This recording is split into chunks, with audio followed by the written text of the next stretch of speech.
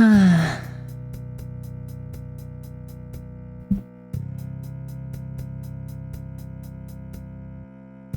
the heck is this game that I made? Why did I do this?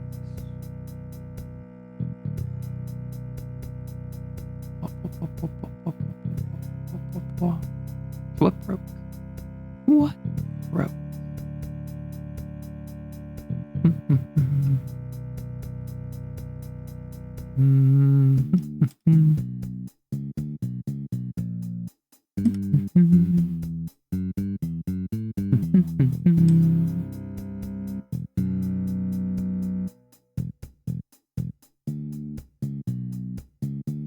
Yes, game dev. Hey. Hey, Spy Fox. You're also writing a visual novel right now, so it's a great coincidence to hear you're writing one too. So, technically speaking, this has been in development for like over a year. Realistically speaking, I have not touched it in like at least 9 or 10 months. So, I've been working on it this whole time, really.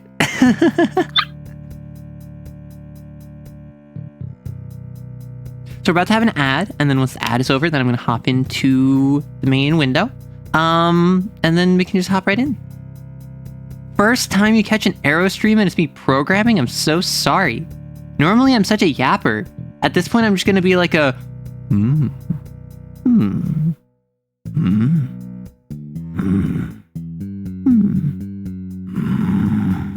then like that's going to be the entire stream because I'm just going to be like thinking as I code.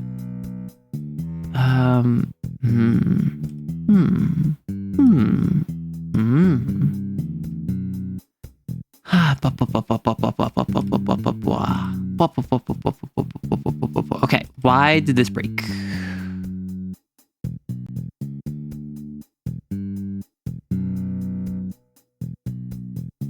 No apologies needed, but also good Siegmeyer/Siegward impression.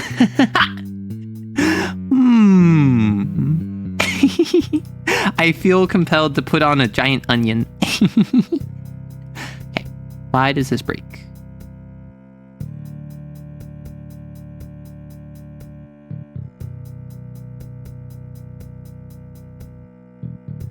Can I skip this?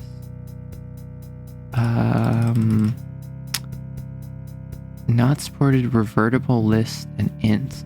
Oh, I have to be smart. I have to know programming if I'm gonna program. Got it. If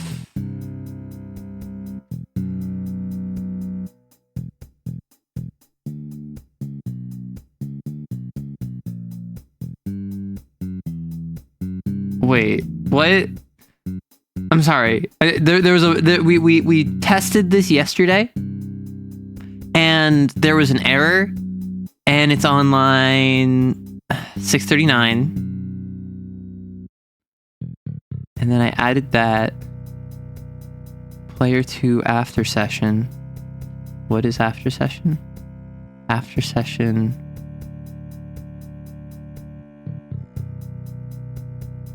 There is no after session. So I can't reference that. What? Okay, what? Okay, so I call here. And then player 1, if... Okay, so this is... You choose who's staying after. If week is not equal to 3... If... Here. Okay.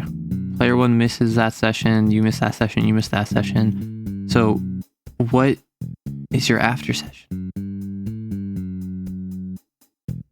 If you need help on the programming part of RenPy, I can help. Thank you, I appreciate it.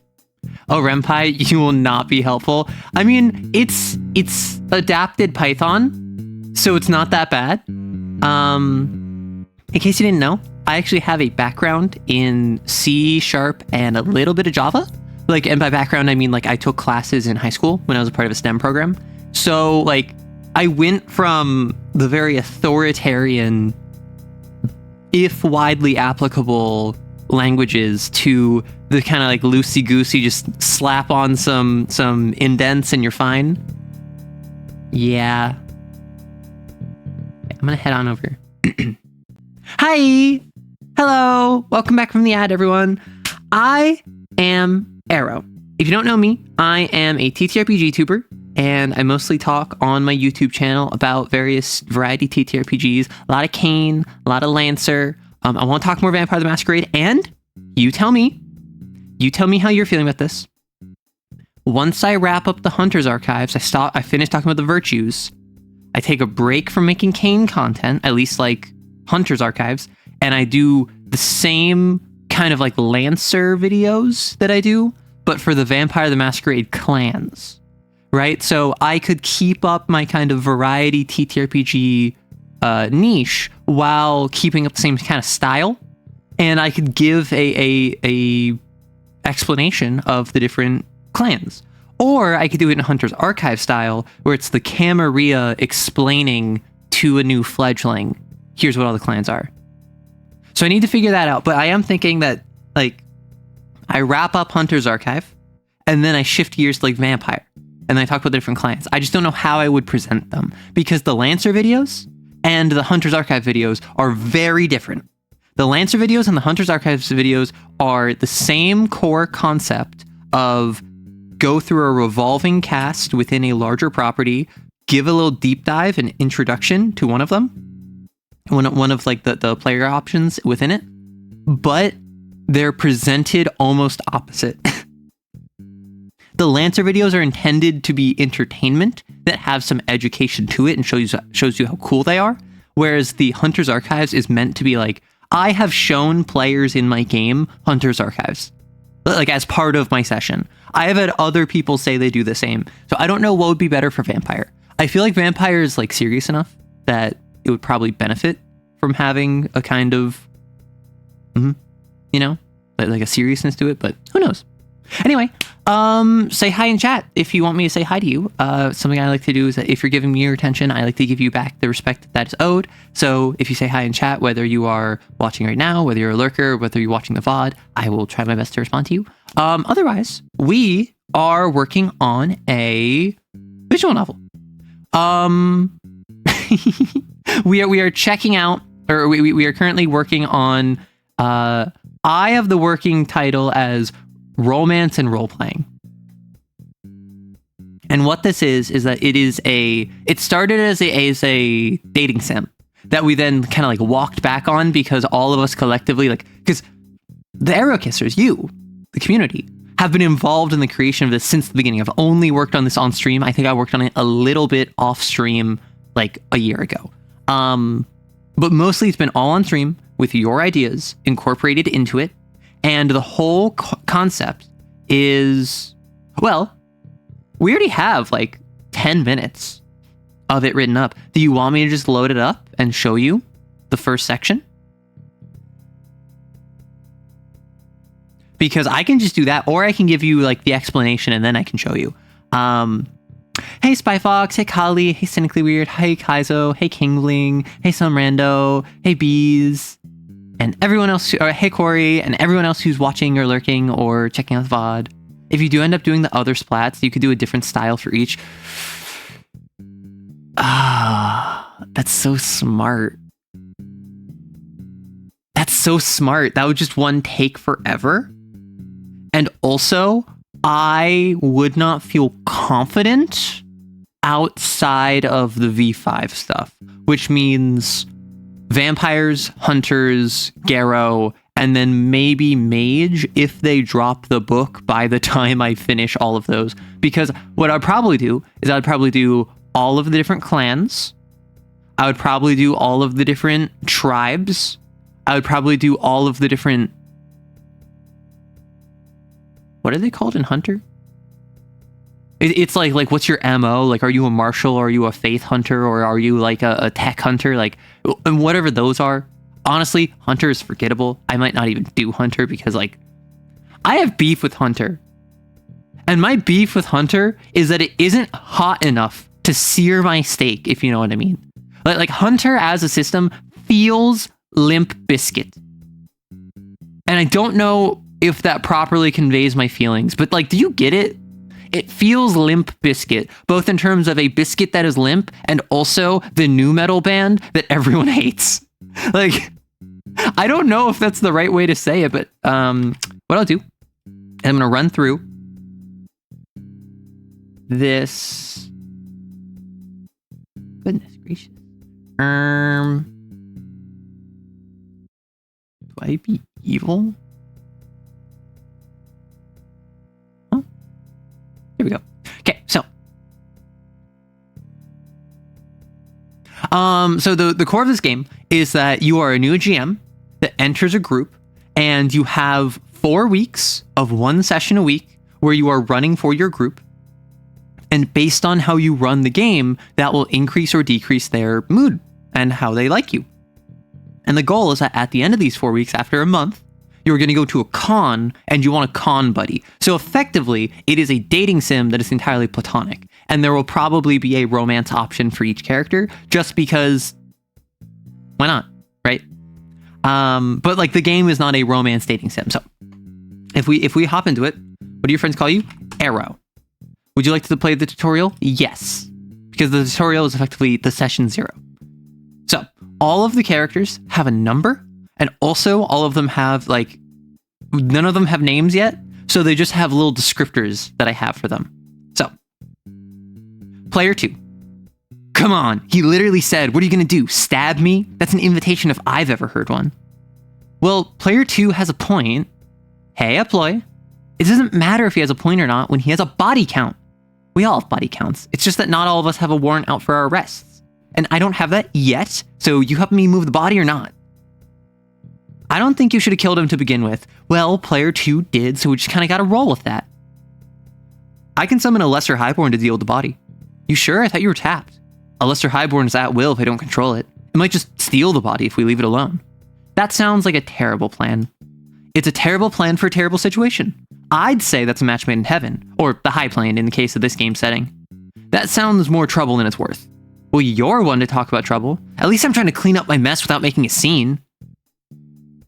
Since the deed is done, I can at least help with that. Player 2 looks across the table at player 6. You think this is a bad plan, right? As attention shifts to player 6, they give a non-committal shrug. I think we just need to get this body hidden. Any way works. The table seems split on this decision. Everyone is on board with hiding the body, but they disagree about how to go about it. Player 1 and player 5 think the best course of action is for player 1 to summon a Lesser Highborn to deal with the body in a natural way. This would be hands-off for good or for ill. Player 2 and player 3 are of the opinion that hiding the body using mundane means would be the least risky. An involved process to be sure, but one where the party knows exactly how it will resolve. Player 4 and player 6 don't seem to have strong opinions, and will just go with the group. How do you want to handle the division in this party? So this is where being a GM comes in. You're not playing the game, so to speak. You are mediating. You are guiding the story. So what would you choose in this situation? If this was at your group, would you step in and mediate? Would you let the party sort itself out? Or would you add an in-game complication? The idea is that you as a GM have 3 different stats, 3 different axes, and it is based on how much you are like an observer that just kind of lets them do their thing, how much you work with the players and like in a back and forth interaction, and how adversarial you are with them. And as you choose these over time, the players will... At this point, I don't think that's much more than dialogue options. I don't think it's much more than how players respond to you when in chats. But I do believe that it is important to keep track of these sort of decisions, because not only is it that they will alter how the session goes and how the players feel and how they like you and whatever, but also it's nice that if you constantly choose the option, which is, hey, I'm not going to say anything, I'm going to let them do their thing, the players recognize like, hey, you're a very like quiet GM. You always like stay out of our business, and I really appreciate that. You're back with a vengeance. Here it is. Is that mewing? Is that the on the jaw, sliding your finger across your jaw to shut up? So we're gonna add an in-game complication. The best way to have a decision reached is to force its hand. Therefore, it's time to ratchet up the tension. As you're discussing this, presumably you're keeping quiet? Yeah, we're whispering in the shadows nearby. As you whisper argue, you hear footsteps from around the corner. The flickering of torchlight licks the shadow's edge and is accompanied by the jingling of chainmail. A guard? Exactly. A guard is patrolling the streets, no more than 10 meters from you. A building hides you from their sight, but they're getting closer. Can we tell which house they're from? Not yet, but if you wait a few seconds, they'll enter your line of sight. Won't that mean they can see the body? If they're paying attention, yeah. Screw the highborn plan, we gotta hide this now. Already on it. I rush forward and drag the body further into the alley. Let the specialist handle it. I know player 6 has some sort of stealth ability. Okay, just do it quickly. I use my tier 1 lowcaster ability to move silently and drag the body into shadow. Player 6 rolls a pair of d6s to see if they take damage from activating their ability. A 7. 1 off. It's only 1 less than 8, so it's only a point of damage. You're fine. How are you feeling? Well, if I rolled Snake Eyes, I'd be down and out, so I'm better than I could have been. Either way, your ability activates and you're now moving silently. So Serious Pog is just a dev key. It's a flag that I'm going to remove as the game progresses that indicates this was a serious encounter. This was an encounter that was more serious than it was silly. Therefore, players that respond more to serious games are going to like this outcome better. Notice how you didn't get the flag, you didn't get the option, you didn't get the dialogue of saying, I want to run this seriously, I want to run this silly, because that's not really how TTRPGs go. But what this is that they're taking this situation seriously, which means players that want a serious game and want a game they can lose themselves in are going to resonate with it. Whereas, if you summoned a highborn, which, even if you know nothing about this, you can probably pick up what that means. Presumably, it would be a bit more silly. Player 6 approaches the body. You built Zerstrata to be a stealth machine, right? Correct. And you tanked your strength to do so, right? This body feels like a rock. Not just that it's heavy, but the guy has stone skin and metal armor on top of that. I sneak back to the group and whisper, Character 2, how did you even kill him? Stabbed him. Okay, well, he's not moving. I can help out. You get the legs, I'll get the arms. I'll support where needed. Okay, well, since you're all specialists, you can do this quickly, quietly, and without too much fuss. Where are you stowing it? Sewer? Nah, the Thieves Guild would have questions. Hide it in a dumpster. And the Thieves Guild won't find it there? Shush, you're not involved. But yeah, what he said. Just trust me. Fine. You stow the body in a dumpster with a soft but audible thud, cushioned by refuse. Are you doing anything special? You mentioned the sewers are from before the town was settled. Yes? Player 3 just shakes her head. She seems to know where Player 4's antics are headed. The town doesn't have any sort of public sanitation, at least not on the same level as a major city. Therefore, it's reasonable to assume that no one would check the dumpster until we're gone.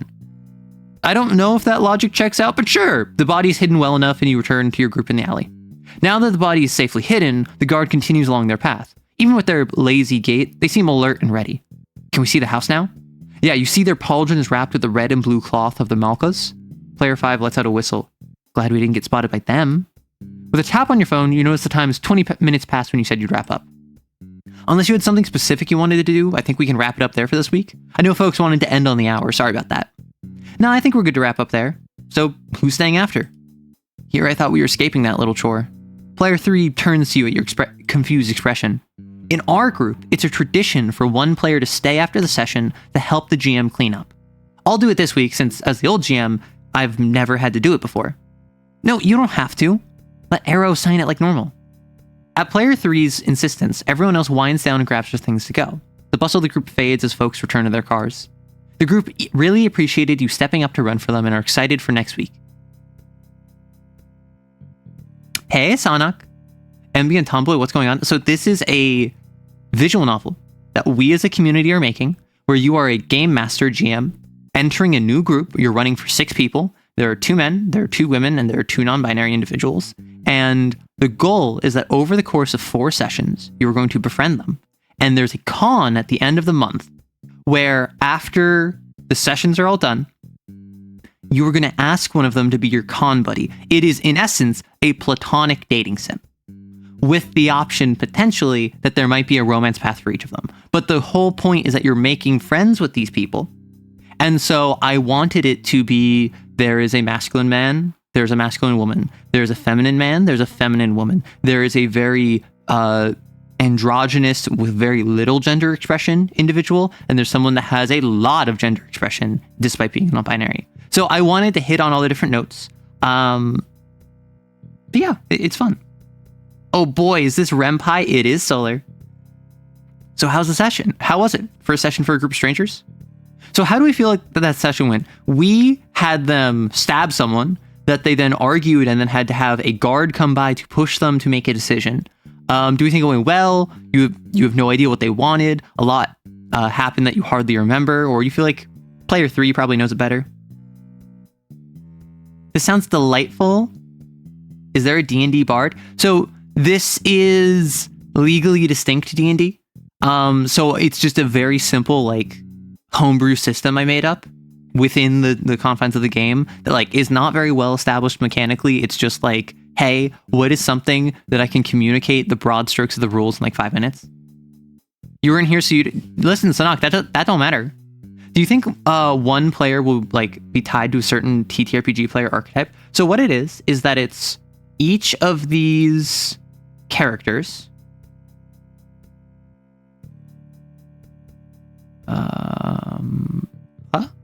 Yeah. Each of these characters has different values associated with them on a 1, 2, or 3. And in order, it is how much do they like combat, how much do they like social encounters, how much do they like exploring, how much do they like a serious game, and how much do they like a silly game, right? So it's less so that they're all archetypes, and it's more so none of them have the exact same interests. So player 1 is pretty neutral on combat versus socialization versus exploration. Which if I do. So like he doesn't really care because he's a 2 for each of them. That's mid-range, but he doesn't really like serious encounters. He really likes silly encounters. Meanwhile, player 2 really likes combat, doesn't really like role-playing, is fine with exploration, but wants a serious game that is not very silly. So this is a difference where like if you run a combat encounter, both of these players will be happy. But if you run a combat encounter that's serious, player 2 will be very happy. But player 1 will be like, eh. I mean, I enjoy combat, but like not that kind of combat, you know? And that's what I was going for. What I was going for in this is less so like, oh, here's the murder hobo. Here is the character who only wants to roleplay and nothing else. But I did kind of have elements of that. Like player 5 is someone who constantly pushes boundaries of what is acceptable in the game, and their goal is they want to break the game, right? They're one of those players. What's the 0? The 0 is how many times they've stayed after session with you. So as we see now, player 3 is currently staying after session with you because in this game, one of the conceits is that you run a session for the entire group. You run it very combat oriented, so the people that like combat like you more now. And then you choose one player to stay after and help you clean up. And that's when you get your classic like visual novel dating sim date, but platonically. It's an excuse for you to have private time with one of these characters and get to know them. So it's the idea of, hey, I choose you, player 2. I'm going to ask you like, hey, what do you do outside of the game? Like, what are you up to, like, in your own stuff? Who's character 2 and character 3? Are they the characters' PC names? Exactly. So, for instance, we have, like, player 1 has no name yet, right? Player 1 does not have a name. However, his character is Tyrius. Player 2 does not have a name, and also player 2's character does not have a name yet. Because really, they just haven't come up yet. There's been a couple references to like player 2's character, and I just haven't come up with a name yet. That's something where because it's a variable, I can very easily just slot that in. It'll be super easy. Drake's in prisons, my beloved. Yeah. So I think we are going to go a lot lot happened that I hardly remember because not everyone was here for the full session. Really? You seemed on the ball the whole session, like you had a plan for everything. But hopefully having at least one familiar face made it easier for you. Having the group's ex-GM in my pocket certainly made things less stressful. After all we've been through, I'm just an ex-GM. In all the years I've known you, you haven't run for me once. To be fair, I was busy running for these nerds. As you can see, they're quite the handful. So player 2 really stabbed that guy. Player 1 immediately tried summoning a Highborn. There was this one ex-GM who was super argumentative. So this is where you get to start being like, oh, not only are these the things the characters did, you get to focus on one character or another character's thing. How easy is RenPy to learn if you have like very little coding knowledge, like a fifth of a Python tutorial level? Easy. Because if you look at my code, so this is just a class. I learned about classes relatively recently, like in terms of when I was honestly probably like a year and a half, 2 years ago, which I have not been keeping up with programming. So like I just have a bunch of variables that I start with, and then I have a bunch of class objects. I made a class and then I made a bunch of objects that have those classes. And then I added some more variables, and then you just start. And it's just mostly dialogue because that's what RenPy is designed around. It is designed around making dialogue and a visual novel as easy as possible. And then it's just a matter of being like, okay, how silly do you want to get with it? For instance, welcome back, persistent name. If persistent games equals 3, it says something special. If persistent games is more than 3, it says something different, or like it swaps around. So this is a start of the game where if you play through the entire game and then you start over the game where it still has saved progress, it will remember you called yourself Sanok. You called yourself Arrow. Right? Why do e-girls have so much of that appeal? I swear, bro, when I see coding, I feel like my life's small. Well, presumably it's because you're the pervert maestro. I'm not going to say that you brought this on yourself. However, if you self-identify as the maestro of perverts, I think the call is coming from inside the house. Oh my gosh. Welcome back, Celador. Always a pleasure.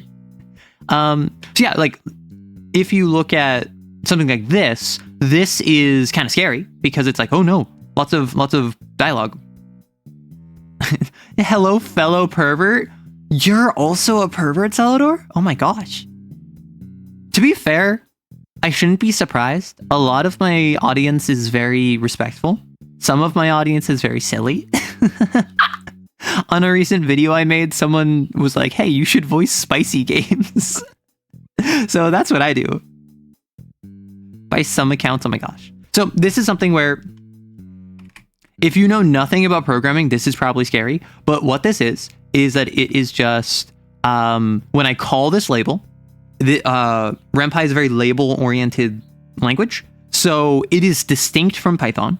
It is related to Python, but it is not Python. It is a separate language. So when I call this label, I chose to assign the mood selector variable to 0. I zero it.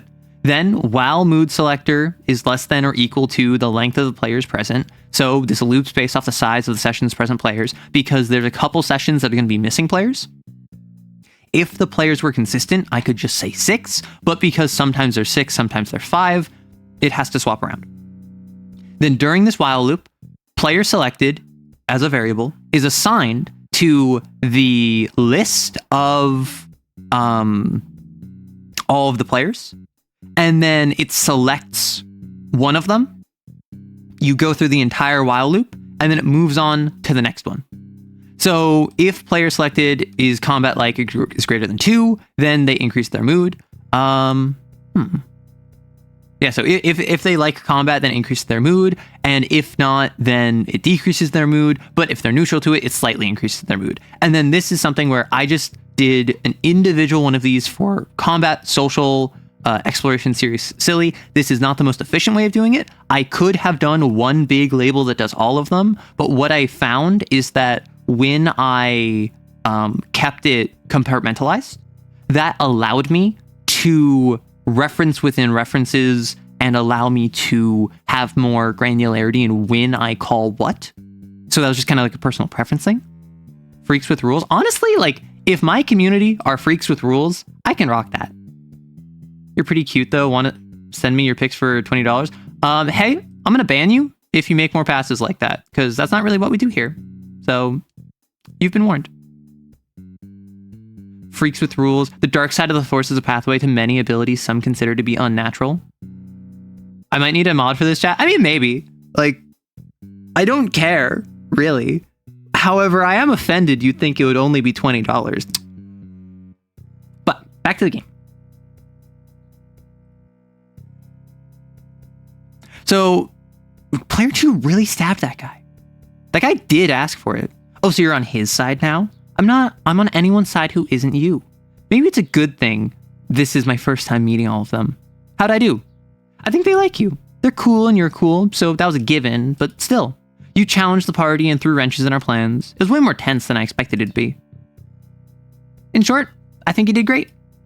I appreciate it, but I couldn't tell. I feel like I don't have a read on anyone yet. That'll come to you in time. Just keep an eye for what players respond to. Can we buy this game for $20? I mean, given how tied into the community this game is, and how a lot of these characters are directly the result of community influence, I feel as though it would be a little mean to charge for this. That's why when I made some TTRPG stuff, I decided to release it for free because I had community involvement. Even if it was like 90% my work, I still feel like, hey, well, if the community is involved, or if I'm not playtesting it or whatever, if it's not in a good state where I feel like it's worth charging, then I'm just going to release it for free. I mean, you can give $20. You can give $20. You can like donate like a couple gift subs or a membership on YouTube or subscribe to the Patreon. Setting up Lego pieces that do things and then putting those Lego pieces together to build a little house is how a lot of programming goes. Exactly. So this is the tutorial.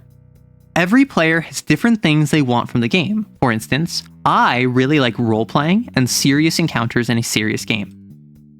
Generally, at least one person loves every style of play, and at least one person hates the same style. How did this group not fall apart already? We're all adults. Just because your session affected someone's mood doesn't drastically affect their opinion of you. It adds up over time, but someone's opinion of you is slow to change. You might ruin their mood for a day, but they won't hate you for it. They'll probably move past it by the next session. But if you constantly ruin their mood, they probably won't have a high opinion of you.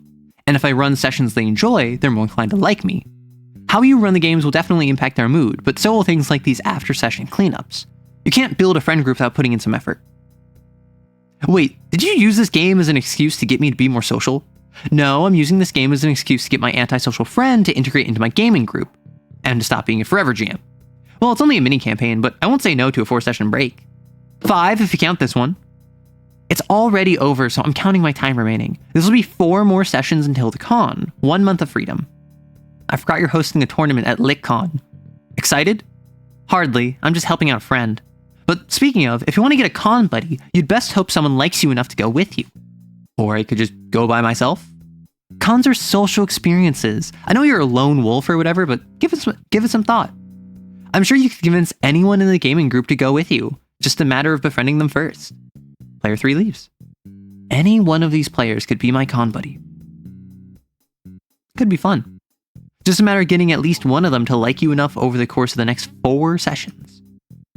And then this goes through the players, which I need to fix this. Gosh. What is this?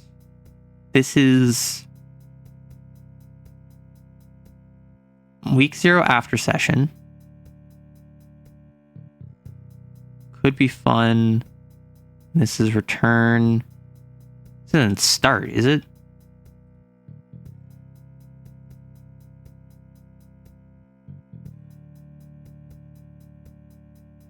What do I hear outside? I hear someone like talking outside. So sorry. After session, where does this get called from? This gets called from there, end of week, and then this is where it's broken. End of week. end of week. Okay, so this is what's broken.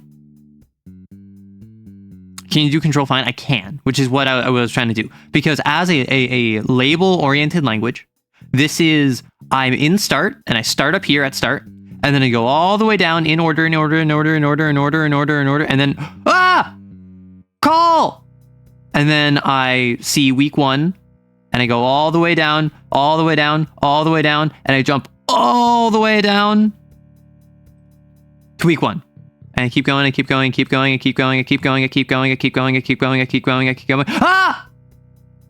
week 1 orcs. And then jump all the way to week 1 orcs. And then that's how this language goes. And then once I hit a return, I go back to wherever I called from. That's why I use calls, not jumps, so I can always return. And the reason I say from X is because that allows me to, even if the save state changes, even if the version of the game changes, it should retain progress between builds. Seems very slow. Well, it's a dialogue-oriented language. So it's a language where literally you will be reading this, and then you will be reading this, and then you will be reading this, and then you'll be reading this, and then you'll be reading this. Like it's as slow as reading is. You're glad you're coding on stream, which is good, and not coding in a hospital, which would be bad. Smooth trick by player 3, the previous Forever Jam. That's the thing, right? Like, I want the characters to not just be like, hey, player 3 is really nice, and player 2 is kind of abrasive, and player 1 is kind of a himbo. Like, I want them to have more depth than that. Whenever I write characters, I like to have them have some degree of depth as best as I can portray. And oftentimes I struggle with that because I'm not the best writer, but I try my best. Arrow screams. Yes, arrow screams. Calls are basically a function or back and forth. I mean, I think they literally are a function. I think it is the call function. It's just not a part of RenPy. It's not part of Python. It's part of RenPy. Tsundere femboy. I mean, yes, Yuzu. Yes, the femboy is Tsundere.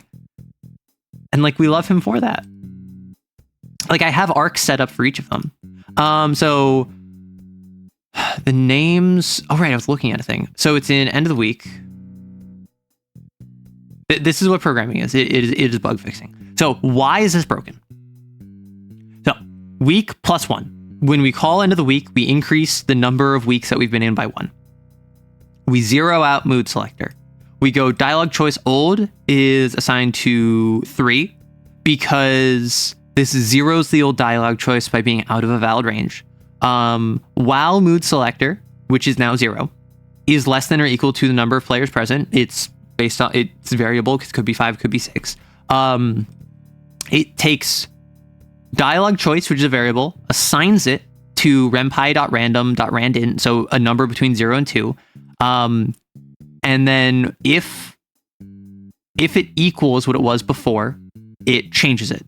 And this is what this is there are 6 characters. And do you see how it says had a bad time, enjoyed the session, didn't have fun, had a good time, enjoyed the session. The goal is that we don't want this enjoyed the session, right? This should say player 2 enjoyed the session, and then I click player 3 enjoyed the session, which so we need to fix the player selected name. Also, we don't want it to say the exact same phrase each time. The goal of this little section that is not working right now is to avoid a circumstance where it just says the same dialogue over and over and over because it's all random chance. Is community going to draw for this game? I mean, I think that'd be kind of perfect, don't you? If the community was responsible for like whoever you liked best, you could draw art for, and then that would be the art that is used for the characters officially in the game. Which is another reason why I would feel uncomfortable charging for the game. If the community provides a bunch of art and a couple of people have said like, hey, I'll voice a character if you want, I don't think I'd do that. I think I might be able to find a way for background voices potentially, but at the very least, like main character voices, I would probably want to keep that restrained to folks that I know in the content sphere. But like, I really like the idea of a community coming together and make this thing. The issue is that if I keep making free stuff, I don't make no money. Can you store the rolled variable and check it, see if like on a subsequent roll it's the same int? So that's what I did. I take a new choice, I assign it 0 to 2. If 0 to 2 is equal to the old choice, which the very first option should not be, because the very first option is always going to be 3, then you increase the dialogue choice by 1. And if it is greater than 2, it's instead assigned to 0. So what it is that it's, if we roll a 2 here, we compare to the old dialogue choice. 2 is not equal to 3. We skip this if, we go to else. Dialogue old is now assigned to the new one. So now the old choice is 2 and is assigned to 2. Then we go through all this, and then we come back to the while loop because RenPy doesn't have for loops for whatever reason. So I can't use a for loop in RenPy. I have to have a Python section of code, which is a for loop, which means I can't access the normal RenPy scripting. So that's why I constantly use while loops when a for loop would be smarter, is because I've tried using for loops and I don't think RenPy actually supports them. But so we go all the way back here, up here. Now, dialogue choice old, because of what happened here, dialogue choice old equals 2. If we roll another 2, what should happen is that dialogue choice 2 equals dialogue choice old. We go into this if statement. Dialogue choice, the new one, which is 2, becomes 3. If dialogue choice is greater than 2, which it is, because 3 is greater than 2, it instead becomes 0. That should be what happens. And then we go like everything else. You can open a Patreon or a Ko-Fi. I do have a Patreon. I just don't really like support it too much. Which I do have some stuff that I've been meaning to post on the Patreon, like Patreon exclusive stuff. And I think what I might do, is on Tuesday, I'm going to be running a TTRPG game of Kane on the community Discord. I'm going to be running it for my player who, if you've been watching streams, I have been running a set game, the Valentines, for another content creator privately for months now. And they have expressed an interest multiple times now, like, hey, I'd be down to like record this or stream this or whatever. People have been asking me to do that. So I'm trying a system where a pre-established game that's already like reaching the penultimate session, I'm going to try streaming that on Discord in a stage. So the goal, I expect no more than 5, maybe 10 people are going to show up to just kind of like listen in. But the goal being is that I'll run a game there, and then hopefully we can edit it down, post it on the channel, but the full VOD might go on Patreon, right? I could just throw the full VOD there. If I were to ask Tato Drudis to voice one of the characters, would that be fine? Or voice quills? I mean, that is something where I'm not going to worry about that until we get to the very end. Right? I would not want to disrespect someone by saying like, hey, here's this project that's like not even in the like placeholder art stage. Would you be willing to voice this? I would want to get to the point where dialogue is like 80-90% done first, and then I'll worry about reaching out to other folks. But yeah, absolutely. If the community has people that they want to voice this, the community can ask them. I'm not going to go around and bother a bunch of other content creators, right? Like Voice Quills is a name I recognize, and that is someone who like, yeah, I would love it if she voiced in this game, but I'm not going to like bother her about that, right? But if the community like ats her on Twitter or Blue Sky, like asks her in comment sections, goes to her streamer or whatever, like, yeah, like that's community stuff. Obviously I'm not going to push for that, and I'm going to say don't bother her or bother anyone for that matter.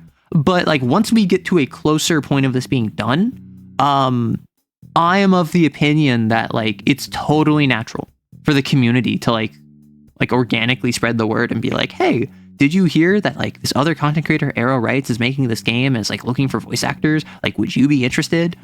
But also part of the issue with that is this would not be a paid position. Unless I'm charging for this game, which I wouldn't feel comfortable doing, and unless I know that like I'd get a return on investment I can't afford to pay, And so I would feel very bad if people are like, hey, professional voice actor, do you want a voice on this project for free? It's like, I'd love to. I need to charge my normal rates. The community could also draw the art for the game if they're willing. I don't mean that like you extort your viewers. And that's something that we talked about when I first started this project, is the community providing art would be very fun. Because like if I'm doing all the writing, I'm doing all of the programming, and I might even do music, right? I've already made some music for games before. The music you're listening to right now is actually for a project I was working on to learn Ren'Py. And I was basically just working on it in order to like learn the language. And like multiple of the songs that I've made that I use still to this day in my YouTube videos and editing are stuff I made originally as BGM for Ren'Py projects. So if I handled all of that, if someone else could do the art, I would love that. Thank you for the follow, Bob. Sorry for not saying that earlier. So, what is broken here? So, player selected name, player selected name, player selected, player's present mood selector. Mood selector is currently 0. Mood selector will then go up to 1, then go up to 2. And it's present players -1 because it's an index. Indexes start at 0. So if it's 5 players, it starts at 0 and goes up to 4. And that includes all of them. If player selected .mood, because the player selected is the player's present list, and it is the indexed option of, so if mood selector is 0, it would be players present 0. That would be player 1. Player selected is the class player 1. If player selected, so player 1 class .mood, which is the mood component of the player 1 class, is greater than 8, if they had a very high mood, their dialogue is one of these, and then it increases their affection, and then it normalizes their affection if it ever goes above 10. And then elif,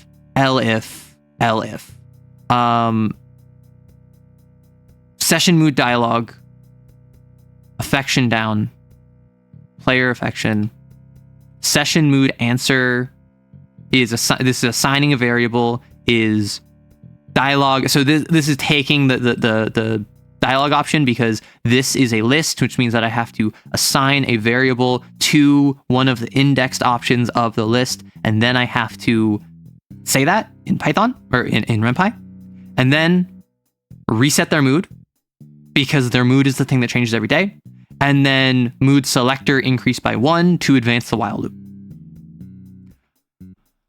What is broken here?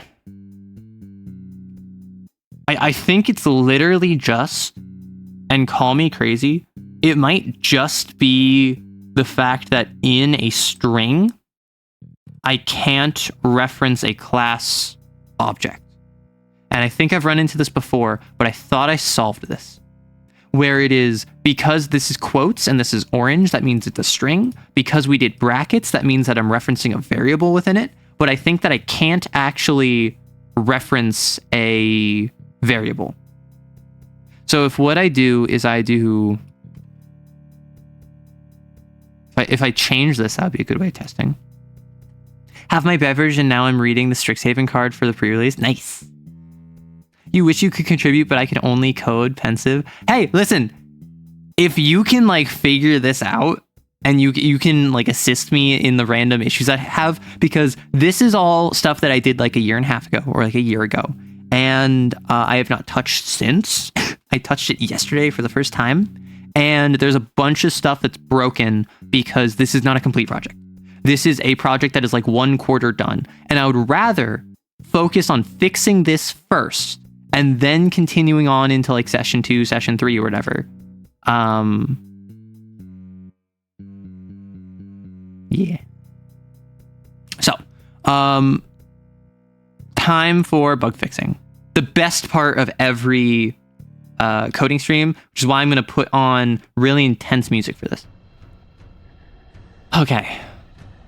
So clearly, the while loop is working, the dialogue choice is working, it's swapping different characters. I think it's literally just a display issue. So what I could do is I could try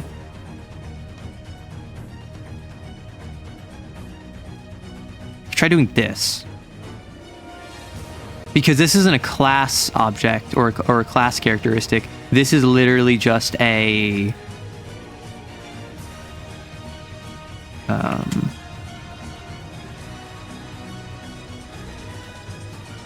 do I reloaded? How do I get it to update? There's a specific thing that I can do. What is player selected name? Is it player underscore selected? Oh, I'm sorry. I just realized that I am still on the code thing. If I do that. So let me do this. If I go here, I open console, and I go player selected name. And then I go, okay. Okay, so like, it goes down the list normally. It goes down the list and it properly is recognizing the fact that we start at 1, we started 2. It was at 6 before because that was before the list started going through. That was before the while loop. I think it's just a display issue. It is just a display issue. So how can I... In Python, there's a formatted text thing, print if, and for that you need a preset of the text string saying it'll be showing.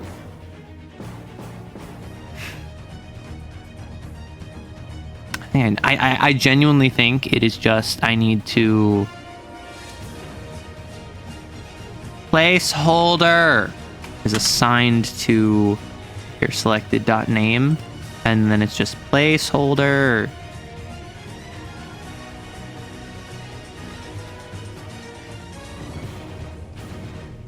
So if I do this, it should not be... Oh, wait. Wait, I'm stupid. Wait. I've solved this before. What am I doing? All I have to do is just that. All I have to do is just take it out of the string. I was overcomplicating this. So if I remove that, and then I put that there, and then I do that, and then I do that.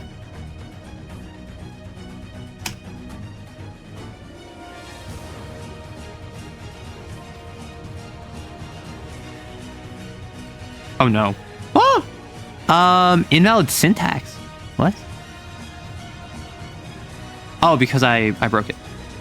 I mistyped. Yeah, so that, let's go there.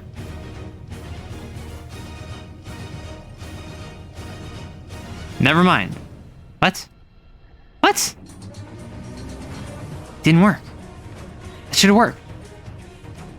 Like, it's still not working.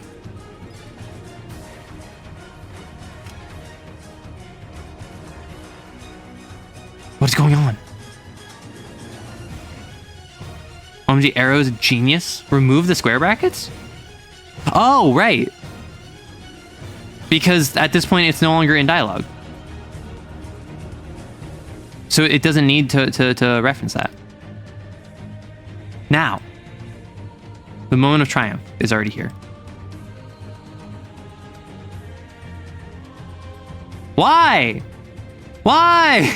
No! It's not working! What do we do? Okay, so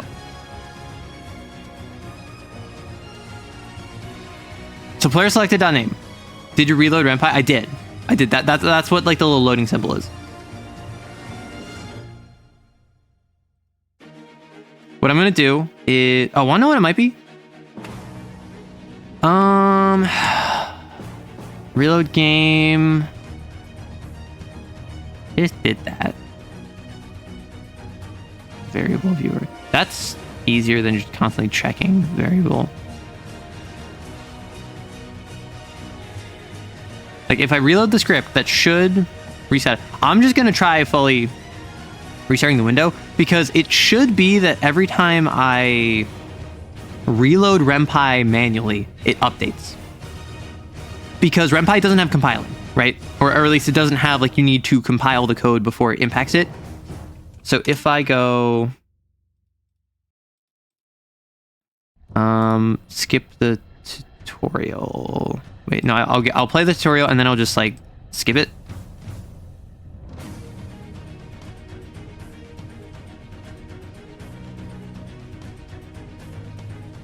It still didn't work. What the hecky? What the hecky?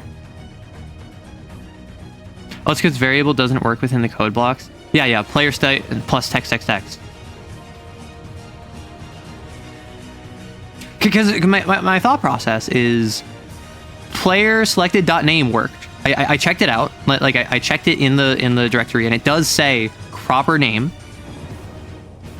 Oh, I'm stupid. Do you want to know why I'm stupid? Watch this.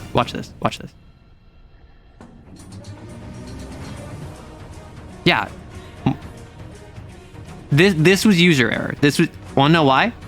Because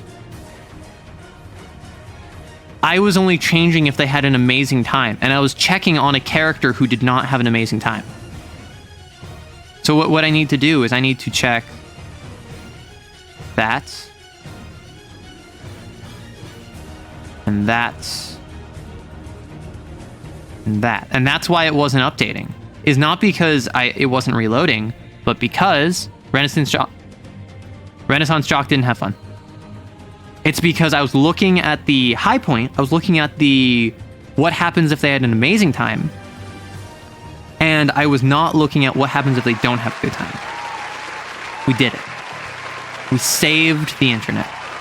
This had happened to me a lot of times doing random programs. Yeah, see, everyone in chat, like everyone keeps recognizing what it is in chat as I realize out of chat. Okay, so now I can just really quickly fix this.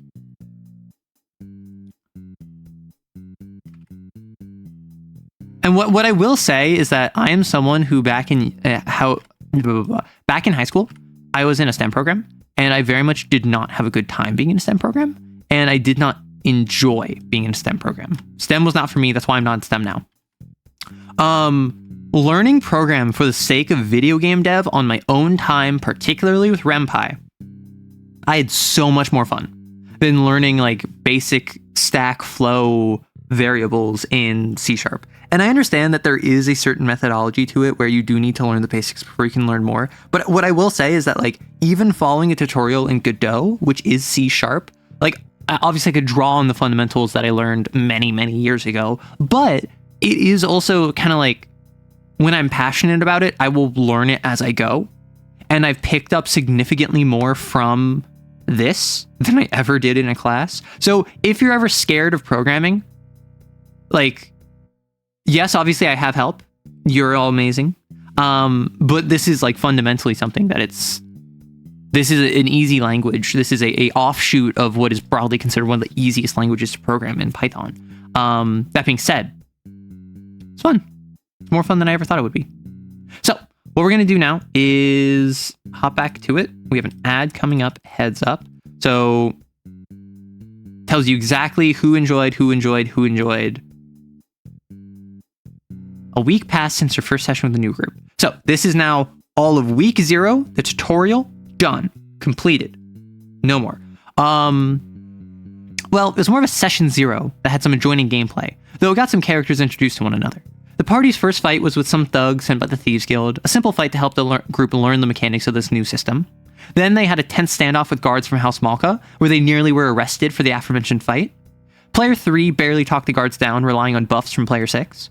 After some time, Player 2 stabbed a guy who he thought was another thug, but it turned out he was just a random drunk. The party opted to stow the body in a dumpster, though who knows how long that'll stay hidden. All in all, a successful first session. Successful. Now, on most of the way through session 2, the party's on the precipice of another fight. I hate swamps. Caves too. Why'd you wait until we're outside of a swamp cave to say this? Not a complainer.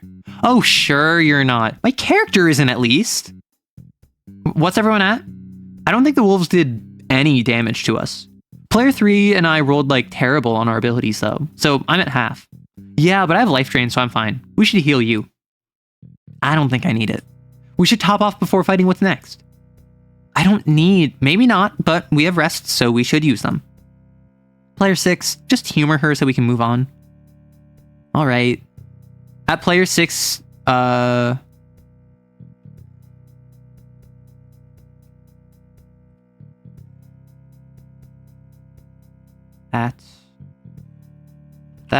player 6 wanted their limited rest to fill their health back up to maximum.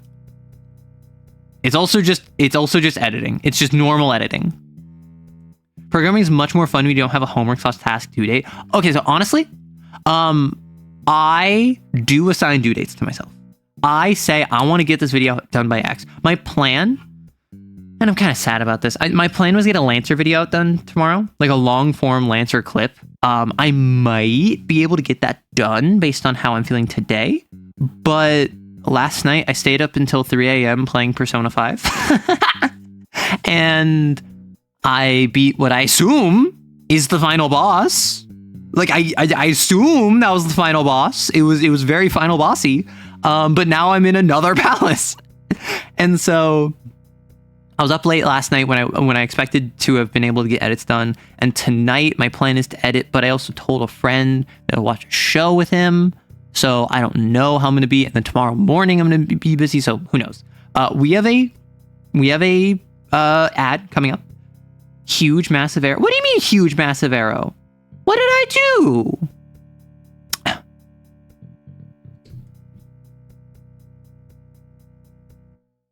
Unless you mean that's final boss material, in which case, I don't know who you are, where your final boss is a giant version of me. Maybe you're that guy from earlier, the maestro who was like, hey, send me pics for $20. Playing P5 is awesome. Yeah. I've been playing P5 on and off for the past like 6 months at this point. It has taken maybe longer. Because I wanted to be able to just like grind through it, but I've been so busy that I haven't been able to. And so like recently in the past like 2 weeks when I got sick, I'm like, I'm just going to play more Persona 5. I want to play a ton of Persona 5. So I've been playing a ton of Persona 5. I'm at like 130 hours. I've been playing this game for like 120 hours and I'm not sure why it's taken me so long. I think it's because I was grinding mementos too long because I went for a bunch of stamps. But now I think I'm at the end of the game. And then this is definitely royal exclusive content, but I'm in a palace post final boss. I'm in end game content. And I am very normal about the situation I find myself in. Boyfriend number 1 is back from the dead and he's toxic and he hates me and taps fingers together. No, Persona 5 is so much fun. Persona sounds fun, but terrifyingly long. Yes, and I would say that one of Persona's biggest weaknesses is the fact that it flip-flops back and forth between combat sections, downtime slice of life sections, and narratively important plot sessions. Like, and when I say that, I mean Persona is a game, and I think its biggest weakness is you will play and you will enter a palace or mementos or a dungeon or Tartarus or whatever it ends up being, and you will have to spend like 6 hours doing literally nothing but combat because the game incentivizes you to enter whatever like magical world there is, whatever shadow stuff there is, and spend 1 day in game doing it, which means you sit down, you play it, you're done, you walk away. But you have to like complete it in 1 day effectively, which means you're going to spend an entire play session or maybe multiple. Like I've had palaces that took me like 2-3 sessions to get through because I wasn't able to play for longer than like 2 hours at a time. And that's so boring. But then what happens is that after you do that, you'll have like another 6 hours of gameplay where it is just slice of life stuff. There is no plot progression. It is just increase your skills, your social skills, talk to people, advance their social links, have the odd, like, oh, you need to work a part-time job to get information on this target for mementos request. Like, broadly speaking, the slice of life stuff is fun, and then it gets kind of tiresome once you've done 10 straight days of it in game, and like you've talked to the same 3 confidants like 2 times each, and they're the only ones you care about. So then you have to spend 4 more times talking to people you don't care about because that's how the schedule lined out. And then you'll have like 1 hour of plot, and you can't pause, and you can't skip it, and you can't save, and you're just stuck there for an hour. Like last night, I wanted to go to bed, but I was unable to pause the game and exit the system. And then the time where I was allowed to exit the system, it didn't let me save. So I had to continue playing until I could save and exit the game. And that took like 2 hours. Granted, that was at the end of the game. But there are multiple times in Persona where it would just be like a straight hour of, hey guys, are you ready to meet up at the hideout tomorrow? Let's talk about our next mission. And then they go and talk about their next mission. And then they break. And then they meet up the next day. And then they talk about something that happened at school. And then you have finals, so you have to go through finals. And then you have someone that has like plot developments going on. And there's someone from Royal exclusive expansion content that gets added in there. And then you have to go on a side adventure. And like you've been playing for 2 hours without being able to save or pause. And it is just like, brother, let me free, please. And that's my biggest issue with Persona. That being said, I think it's really fun, particularly if you're the sort of person who appreciates the slice of life stuff. If you like, I like, my biggest weakness of the game, in my perception, is that kind of like, it's very lumpy. It's very combat oriented, and then it's very slice of life oriented, and then it's very narrative oriented, and then it's back to slice of life, and then it's back to combat, and then it's back to slice of life for like multiple hour long chunks. But the actual narrative itself is usually really good. The slice of life stuff is generally really sweet. The combat, I'm pretty hit or miss on it. I am someone who, I'm actually not the biggest fan of Persona's combat system in its current state. I think if you fought half as much in Persona, like if experience and money drops were like doubled, so you spent half as much time grinding, I would love it, because the entire Persona magic system is elemental based, where you have like wind and lightning and ice and fire magic, for instance. You also have others, but like let's say those 4. And then I'm attacking Spy Fox, and I attack you with ice, and I deal normal damage to you. And then Spy Fox, you attacked me with wind. So because wind and lightning are opposites, I attack you with lightning, and then what happens is I hit your weak point and you hit the floor, and you're knocked over, and I get an extra action. And so what happens is that if I then attack Bees, and then I use ice on you, and then I knock you down because you're weak to ice, if I knock down every single enemy, I get to do this big super attack. And so the actual combat flow of Persona is really interesting when you are exploring weaknesses and able to be like, okay, I hit your weakness, and then I get one more, and then I pass it over to Makoto, who hits you with Nuke, then Makoto passes over to Ryuji hits you with Lightning, and then we do an all-out attack, and then we take out the enemies.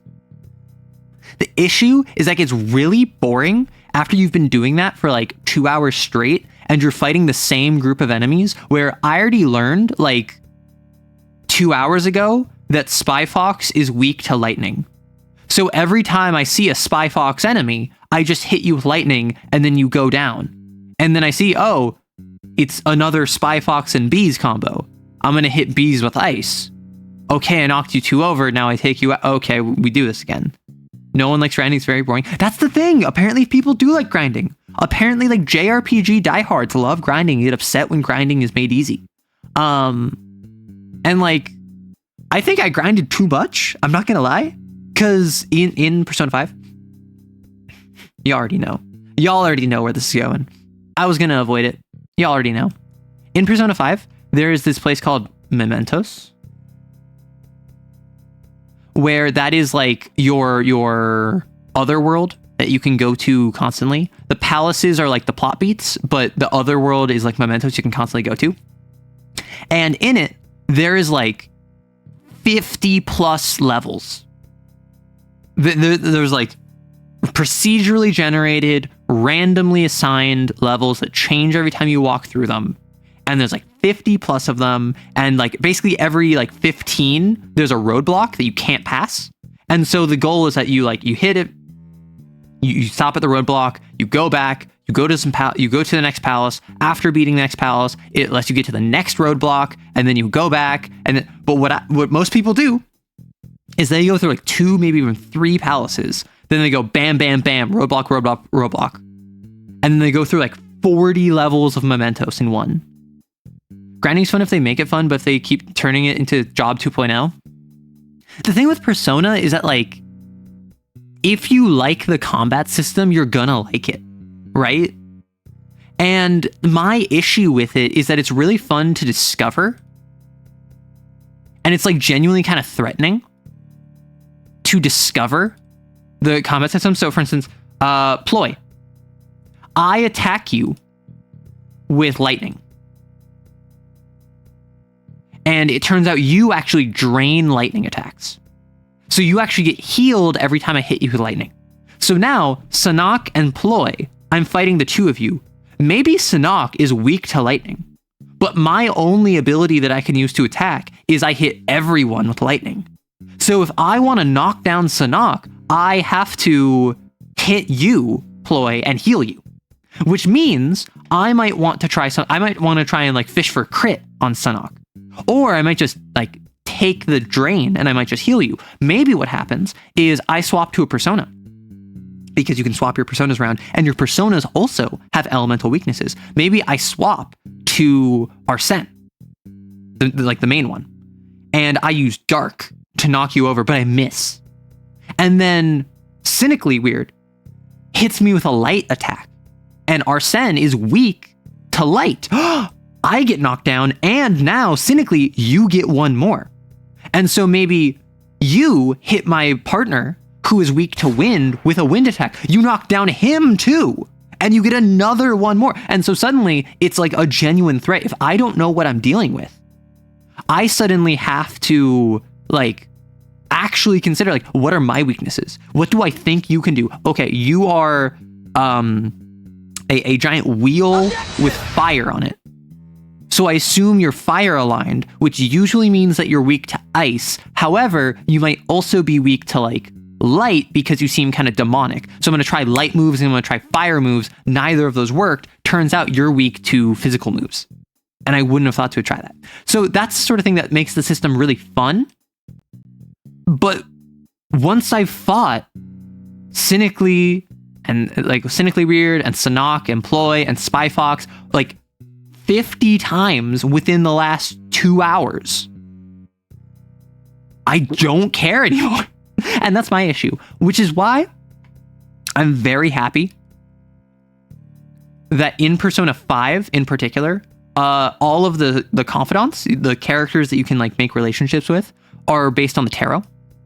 This is the case in all of the Persona games. And the Chariot, if you get him to a high enough level, when you are sprinting, if you sprint into an enemy that is weaker than you, you just instantly kill them. So what happens is that I got to a point where I was high enough level that in the final dungeon of the game, or the second, for those of you who know Persona 5, right before the final boss, there's 2 dungeons. There is the dungeon going up, and there's the dungeon going down. The dungeon going down, I was able to just sprint into enemies and take them out. I did not need to fight like any enemies in the penultimate dungeon of the game. And then the final dungeon I ended up having to, right? Because I don't think I was high enough level. But like, it's so nice. Like it almost makes grinding not suck, because what I could do, I could just put on a stream on my second monitor. I could just play Persona 5. I could just sprint around, hitting into every single enemy, getting a bunch of XP, getting a bunch of money. I went, and this is partially because of the stamps, which is a royal thing that when you get stamps, you can upgrade like the XP drops and the money drops. I went from 10,000 yen to north of 1 million yen over the course of like 20 minutes of grinding, because I was just like bam, bam, bam, bam, just slamming into people. And it was really funny to me. It was very funny to me that I got to the point where I could just like sprint into enemies and just bulldoze through them. All games should have a skip enemy after killing them 10 to 15 times. I don't agree. I think that it should be more interesting. Like, honestly, part of the issue is, oh, it's 2 ploys. Wow, the 2 ploys, when I attacked them, the first thing they did was put my characters to sleep. And then they used a move that gets like times 1.3 damage against enemies that are asleep. Wow, haven't seen that one before. Oh wow, I'm fighting another 2 ploys, and they put me to sleep again. Am I gonna be attacked by the move that gets times 1.3? Oh my gosh, I got attacked by the move that does times 1.3 damage against enemies who are asleep. And like, that's, I think, the issue. I think it would be more interesting if the same enemy like had more varied movesets. And this is something that the older games did, because in Persona 5, all enemies you fight are personas you can summon. So there's actually a really cool bit of info there, where if you create a persona, if I create like Lilith, and then I fight a Lilith, I already know all of her strengths and weaknesses because she is the same as one of mine.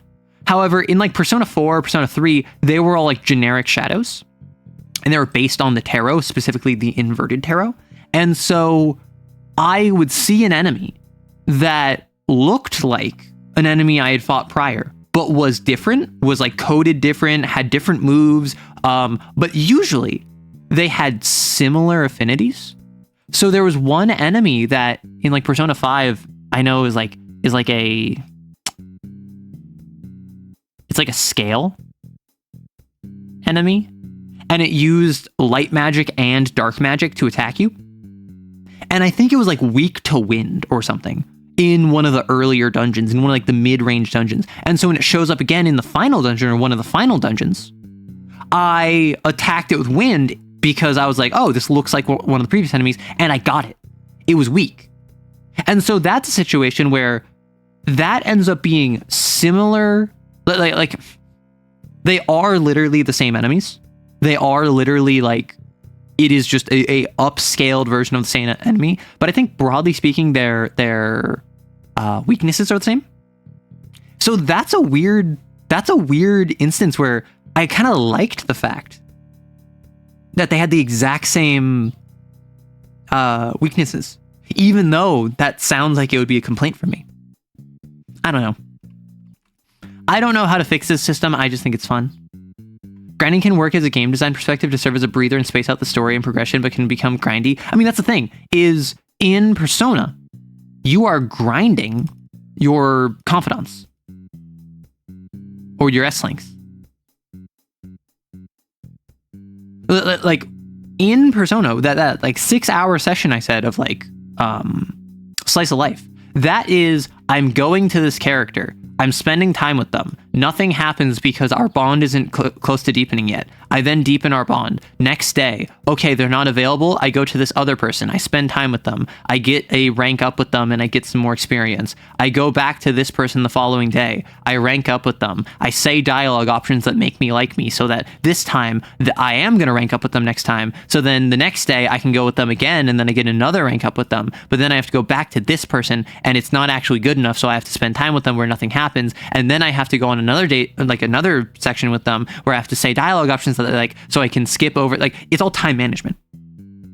And so this is already a grind, is the thing. It's just not a combat grind, it's a social grind, which is very interesting, I must say, to include in a game. The issue is that when you have a combat grind section and a social grind section, and that takes up like 3/4, if not more, of your game, that's what a lot of players walk away feeling.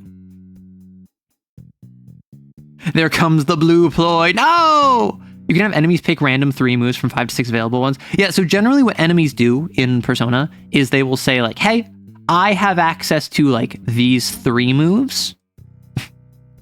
And usually they will... I play on Merciless, which is the hardest difficulty. I think they literally assign randomly. So if I'm fighting an enemy that has like a fire attack, a self buff attack, and a spell that makes all of my party dizzy, I think they will literally like most of the time choose randomly between them. Although some enemies definitely have behavior patterns. So like certain enemies are, oh, they're a support enemy, so they're going to focus on healing.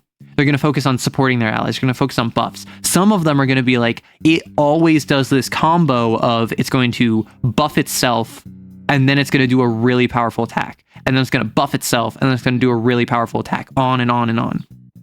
So certain enemies get special attack patterns, which I think it would be interesting if you had every enemy had a special attack pattern, but that showed up like 40% of the time. 30% of the time. So sometimes they're attacking you randomly. Sometimes they're doing specific attack patterns. So I know when I encounter this enemy, okay, I gotta be careful because it might try to brainwash me. And then it will use a special power that gets like super damage against me if I'm brainwashed. Or it might just use its normal psychic attack. And it might also use its like, Dekaja, which removes all my stat buffs. So like, I don't know if it's going to be like the setup payoff one or if it's going to be the standard attack. The issue with that is that in most fights, the vast majority of fights, I win in 1 round. Because as fun as the one more system is, it also means that as long as I have like an understanding of what elements my enemies are weak to,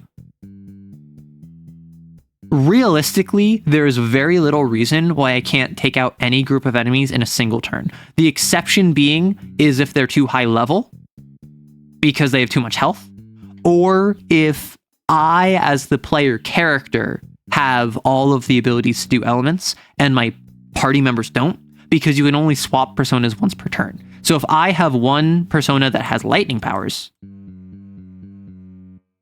and I have a second one that has dark powers, and I have a third one that has wind powers, and I'm fighting enemies that one is weak to lightning, one is weak to dark, one is weak to wind, I can't hit all 3 of them. But like I physically can't do that because I need to swap my persona twice, but I can only do it once. JRPGs are fun until you figure out how to either end every combat or become immortal. Yeah, but like part of the fun is breaking the game. But I'm not gonna lie, I don't really play games for like the power fantasy. Or like, I suppose I do. I do play it for the power of fantasy, but I don't play it to like feel special, right? I honestly get really uncomfortable every time the game starts making the main character like, you're so special. You're the only one that can do this. Everyone else is putting their hopes and dreams on you. You're the anime protagonist. And I'm just like, I'm just a guy. I'm just a high schooler in this game. Why am I special? Why am I shooting God through the dome and telling him to be gone, which is the thing that happens in Persona 5? Anyway, that's my Persona 5 rant. Or that's my just Persona in general rant. What are we doing? Right. All right. At that, player 6 uses one of their limited rests to fill their health back to maximum. So we're good to go. Sounds like it. My character Mew steps forward into the cave, scanning the ceiling with their lantern. Someone else should watch the water. You said the water is knee deep just about? Outside, yes. Inside the cave, it's a wet stone floor with a few puddles that don't reach your ankles. A clammy chill caresses your skin, freezing your hair. But it's not just cold, you feel something else. How descriptive. Is it the monsters we're hunting? The party took a job from House Malka to clear out a monster den in the swamp, despite their previous standoff. The monsters are raiding caravans of every house aside from House Ventor, House Malka's rival. And so, the enemy of House Malka's enemy is their guinea pig. House Ventor specializes in using Highborn, though they've also been known to work with Midborn, particularly those they can manipulate. The only description the party got of the monsters was their large, primitive greenskins. The leader wears an ox skull as a shoulder pauldron. House Malka wants that shoulder pauldron as proof of a job complete, and a bonus for any proof House Ventor is connected. Arrow? Sorry, I was reviewing my notes. I asked if the feeling we had is related to the monsters we were tracking. It doesn't seem directly related to the monsters, though. Mew was checking the ceiling specifically. Yeah, Mew was using their bullseye lantern. You get this soreness in your fingertips, specifically under your nails. It comes and goes in pulses, strongest when you shine the light deeper in the cave. Mew whispers, "What the F?" Tyrius walks up to you and says, "Is something wrong?" Every time I look at the ceiling, I get this pulse of pain. I raise my torch and look deeper in the cave. Do I feel it too? Tyrius feels fine. In fact, you get a warmth to the back of your hands. Not fire warm, but like someone's resting their hand on yours. I don't feel pain, just warm. What? Everyone, get over here. The entire party shifts light further into the cave, reporting their reactions. Player 1's character Tyrius and Player 6 characters Zerstrada both feel somewhat warm to the hand. Player 3 and Player 5 characters each feel that sore, pulsing pain. Player 2 and Player 4 don't feel anything. Do we just press on then? I want to figure out why I don't feel anything first. We can figure that out once we find out what it is. What links these characters together? I used a torch while Player 5 used a lantern, but I also used a torch and still got the pain. It's not gender-based or anything weird like that. It's not class-based. Player 1 is a caster and I'm a specialist, but we both felt warm. You're multi-classed with caster 2, so it could be class-based, but I'm a specialist, and Player 3 is a caster, no multi-classing, but we both felt pain. Maybe it's random? But Arrow didn't roll for each of us. Stop metagaming, man. Oh, sorry. The party starts going off in a different direction, but they're so close. They nearly had the answer. How do you want to handle this? So, how would you handle if your party was so close to getting the answer, and then they just kind of move off of it? They talk themselves out of the right solution. So it could be, and this is where it gets back to the idea of what kind of GM are you? What's your style? How do you interface with them? There's another option where it's kind of like getting up in their face and disrupting them. There's another option where it's like watch and see where it goes. There's another one where it's you act as a collaborator. So what we could do is we could try let's not engage. Let's not interrupt. They're engaging with the game. As frustrating as it is for you, who knows what's going on? This is their game. No point in cutting that short. Though this does slow things down, the party works through some other similarities between them to figure this out. Backstory, order entering the cave, height, how many abilities they each know. They effectively go over every single common connection aside from the answer. Until... Wait, Player 1 and Player 6 are both Highborn and felt warm. The place is tied to House Ventor, who are known for using Highborn. What are you again? Midborn, and I feel nothing. Player 2? Same here. I multi-classed into Highcaster, but I'm a Midborn. I'm a Lowcaster, and Player 5's a Lowborn Specialist. So it doesn't have to deal with your class, but your ancestry. That's the only thing that fits. Despite it not actually being that important, the party feels as though it properly solved a mystery. Exploration. So this is another exploration piece. You let them kind of explore on their own. Finally. Though it appears that slowing the game down to a crawl really frustrated Player 5. They tried ignoring the mystery and delving deeper 2 times. I step forward and follow where my finger hurts the most. I'll follow you within short range so I can tank if something comes up. I assume party order is the same as always? Player 2 and Player 5 both went for melee build, so they're always in front. Player 4 mostly uses equipment with a medium range, which is the same distance Player 3's character's abilities have. Player 1 fights with summons, and Player 6 has ranged weapons, so they both prefer long range. Does anyone have anything they like to do specifically? Activate Brilliance? No roll, I just want more light in here. Where? Can I just choose a rock on the ceiling? You can choose a stalactite, sure.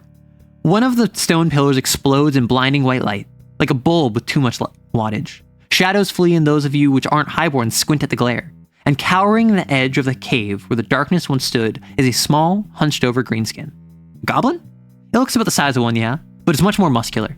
Then you realize it's hunched over, not short. Its knotted hair is tangled into braids with twine. Red paint runs across its neck like a slit throat. Maybe it's a tattoo? And on the left shoulder is an ox skull, bleached and bulky, swallowing its wearer's upper arm. Oh, the leader! I guess we just kill it. Seriously? What? We can talk to it first. We can, sure, or we can just take it and get out of here. How would we tie it to House Ventor if we just killed it? Loot the body? Does it even seem willing to talk? Looks like the group's verdict will hinge on how you present this. Is it willing to talk, or does it defend its territory? And this is just kind of like where does the session go? Like, clearly, this is going to be more combat-oriented. And one is going to be more social-oriented. But does it go anywhere else from that? So if it defends its territory, Combat Pog. The party went into this to hunt monsters, so here's the monster they're gonna hunt. The creature growls, clutching a metal insignia hanging from twine around its neck. In a low, stuttering speech, it spits on the ground. Then it barks. It barks? Like a dog? Kind of. Maybe calls out is a better word. It's calling out to us? No. To the multiple green-skinned figures slowly entering the cave, slowly entering the light from deeper in the cave. Aw, F. Here we go. In addition to the leader, there's 6 others. 5-wheeled clubs, animal skins, and bark plates covering their torsos. Rugged, weathered, and ready to fight. But one of them has a proper sword, banged up and ill-maintained, but a real metal blade. And it's a head taller than the others. But that's not the leader? The one with the ox skull pauldron has no weapons, only that insignia. Does it look like a caster's focus? It does. And you, specifically, would recognize it as a high caster's focus. What are these things doing with a high caster's focus? I think that insignia might be our connection to House Ventor. The insignia glows red, then yellow, then white. The leader shifts it under the ox skull, making the eye sockets shine. It's go time, people. I'm already using quick hands. How about we roll initiative instead? It was a short, punchy battle. Exactly what you were hoping for. The clubbers hit hard and rolled with the punches, but were ultimately just extra bodies. The sword wielder was dangerous to be close to, but went down surprisingly quickly. And the leader used its insignia to burn the party with searing light. But one player got the final blow on the leader and sent the other orcs running. What won that fight? So what won that fight? Because the reason I chose this is yesterday we showed off what the talking option was. And in the talking option, you had the option of kind of like giving the laurel to player 3 or player 5 or player 6. And here it's player 1 or player 2 or player 4. And well, you know, these are characters that are more open to combat. Whereas the other one was players that were more open to exploration and socialization. So obviously I think that it's not the most important thing, but I do like the idea of giving every character the chance to shine. So if you really like player 4, you can give player 4 their laurels. You can give player 2 the ability to be really cool, and it's specific to what they did. I'll probably need to make sure that this is referenced later, like in the after session debrief. But let's say player 2 survived a crit with 1 HP. The orc leader had what was effectively a flamethrower of light, bathing the party in scalding beams, but player 2 tanked it. And then he survived a critical hit with the sword wielder with 1 HP. With their 2 heaviest hitters getting nowhere, the orcs were swiftly beaten by a nearly untouched party. The party lifted a cracked pauldron from the leader's corpse, tore the insignia from the snapped twine around his neck, leaving the cave of corpses behind. And that's where we'll call it this week. This was your first real session running for the group. There's a ripple of chatter that runs through the group as the players decompress. Now they seem to be waiting on you for something. Who's on the chopping block? I stayed over last week, so it better not be me. Oh, right. The post-game ritual where one person stays after to help you clean up. Seems like a perfect opportunity to get to know one of them better. It'll probably annoy whoever you choose, though. Especially if they have to stay after multiple weeks in a row. And then this is where the game breaks. I knew this would break. And we go back to coding. So, 6:39. After session choice. So, 6:39. Is it just that?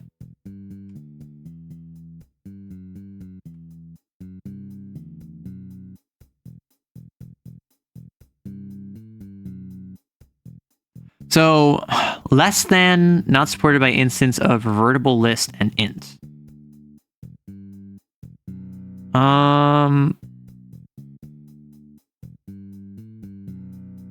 So what this is saying is that this value, player 2 set. What this is intending to do, during session 3, player 1 will miss it. During session 2, player 3 will miss it. During session 4, player 4 will miss it. And as a result, because there's only 4 sessions, there is a limit on how many you can choose on the others. This is saying on this line, this function cannot be less than 3, even though player 2 dot after session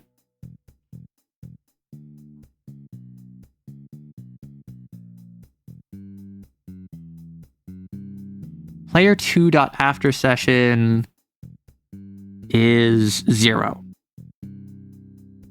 So how do we reference the value of that section?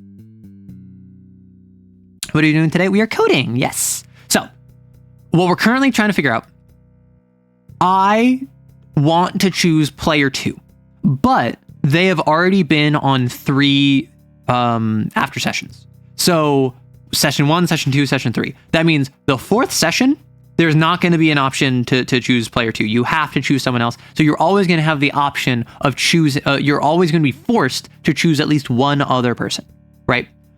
Which kind of gives you the idea of like avoiding tunnel vision a little bit, but also, like it just kind of gives you more breath, right? It's yelling at me.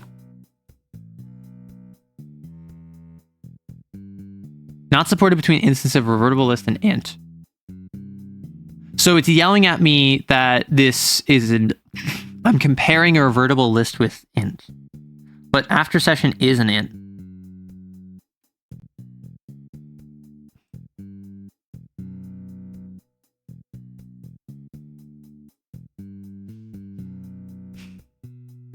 Yeah, like it's a 0. So well, we figured out the last one. We can figure out this one. It doesn't seem to be yelling at... Let's go console weak is 1. So weak is not equal to 2 or 3 or 4, so those are fine. Maybe convert it from one to another. I mean, like, I could.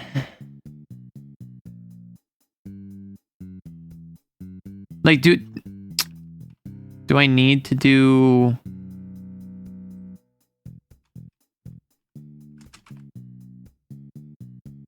And then that would be... player 2 after session pog. This is just a placeholder where I do that and that and that, where that's player 3, that's player 3. Or no, that's player 5, that's player 5, and that's player 6, and that's player 6. Right? And so this would be if this is less than 3, if this is less than 3, if this is less than 3, which all of these should be 0.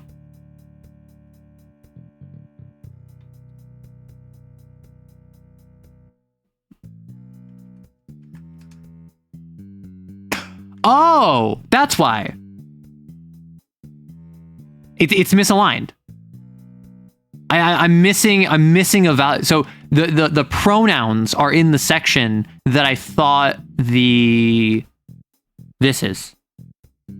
That checked out. Okay, so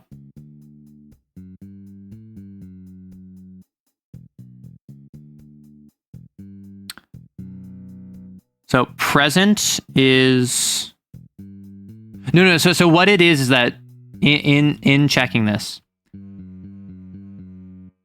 I checked the... So if I look at player after session 2,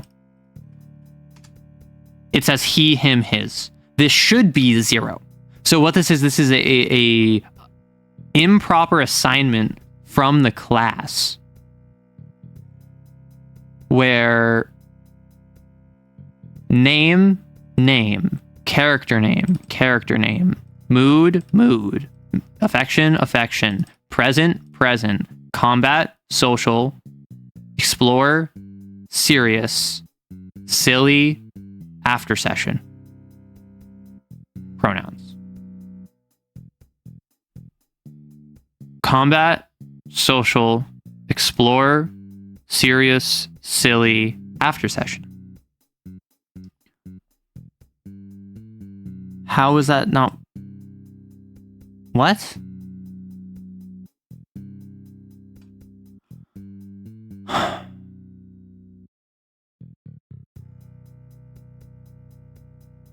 Why?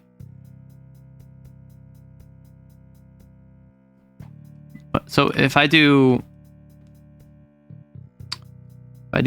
player 2 dot pronoun, there is no player 2 dot pronoun. That's just 0.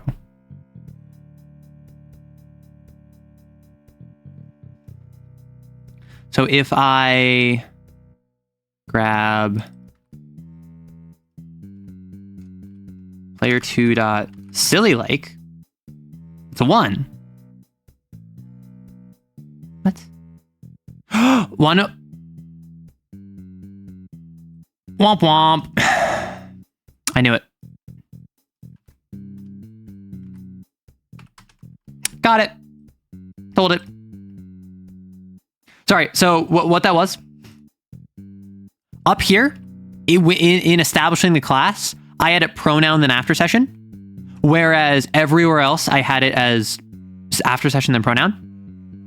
So up here, when I defined the class and all of the parameters within it, I defined the variables in the correct order. And then in defining the parameters of the class, I improperly ordered it. So that should be correct. Or now if I reload and I open console. What? After session.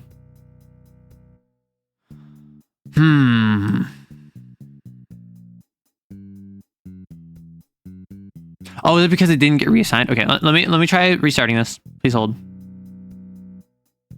It might be due to the simple fact that it didn't get reassigned as a variable, or maybe I'm just coping. Arrow. Yes. Sort itself out. But no, that's not what I wanted. Yes. Complication. All happened I hardly remembered. Stabbed a guy. Don't interrupt. Defense territory. And shrouded crit. We're here? We did it.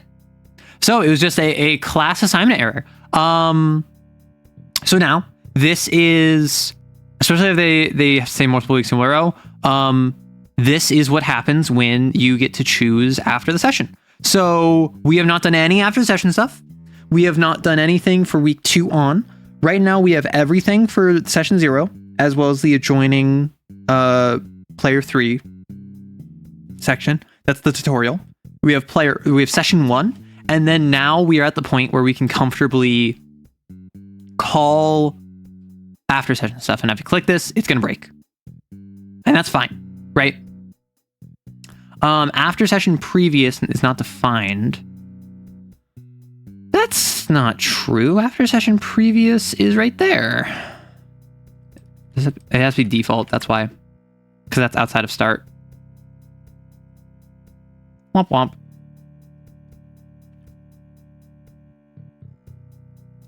Renaissance shock. Yeah, and then so it just skips ahead because. So if I go back here and I choose Renaissance shock now, Renaissance shock had a good time, and it goes through all of them. Erase all save data. Nah. And then if I restart, welcome back, Arrow, because it's persistent. Or is that still what you want your friends calling you? And then this is the idea of if you want to change your name for whatever reason, you can. Do you still go by Arrow? Yes. Just wanted to check. Real quick, how do you handle players? And then I have to do that. And then I do that. I do that. I do that. I do that. Nah. Welcome back, Arrow. Or is that still what you want one of your friends calling you? No. No worries there. No, I'll say yes. Just wanted to check. Okay, let's do that. Let's do that. And let's do that. Let's do that. Let's do that. Nah. Welcome back, Arrow. Or is that still what you want your friends calling you? So, like, this is something where I think if I change the name, I should be fine. So if I go no, and it's like blah. And then there should be a thing that I added, which I don't know if this is actually going to work. Welcome back, blah. Well, you should know the drill by now. Still go by blah. Yeah, there we go. So it's on the third loop is that it says, hey, they call you by your first name, by the first name that you gave. They're like, just kidding. Don't worry about it. Thank you for the follow, Magic. So, back to coding. We are now at the point where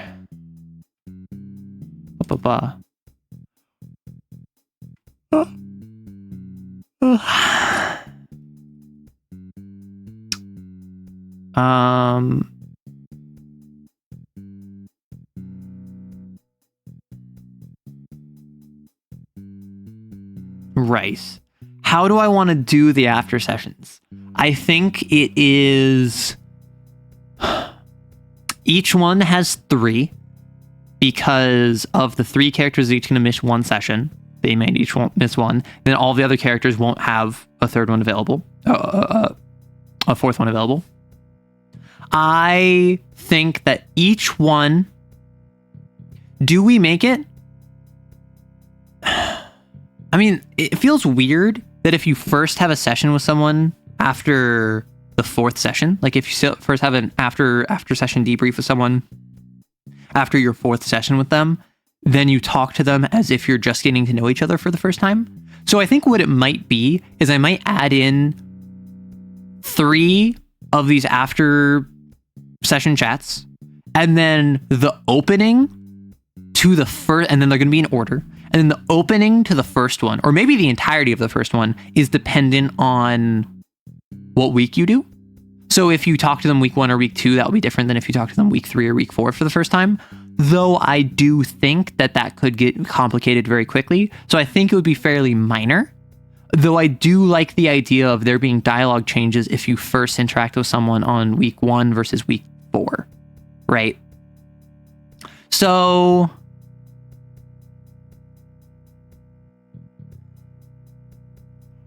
yeah, what it is, there's going to be 1 session for each of them. There's going to be, each one has its own section of 3 sessions. I'm going to make the first one have an opening, or probably the first one is going to be like in bulk, a bit different.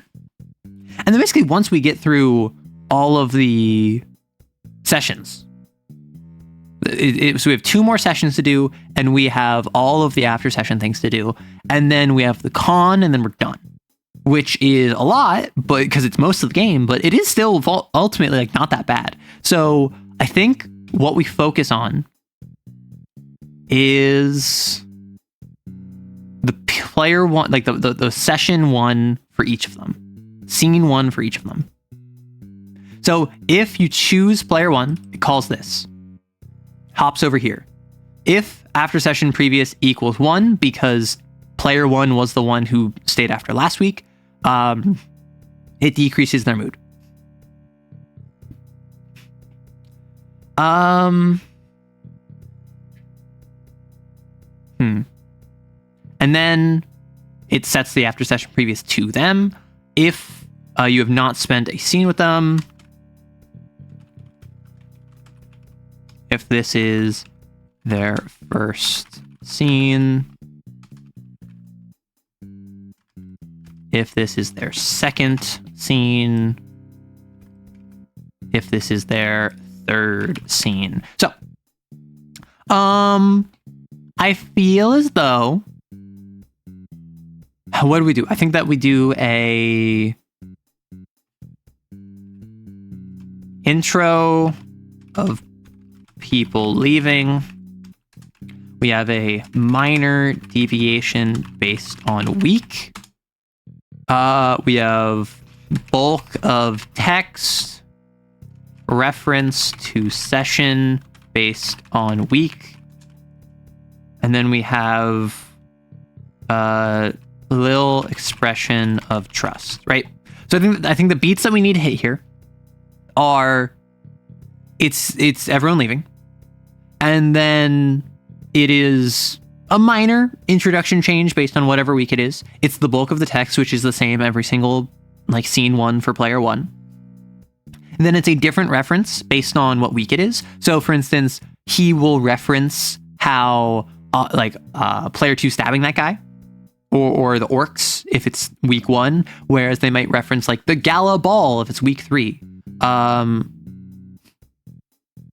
So that's something where sorry, I need to just respond to a call I got real quick and let my mother know that I am busy. Sorry about that.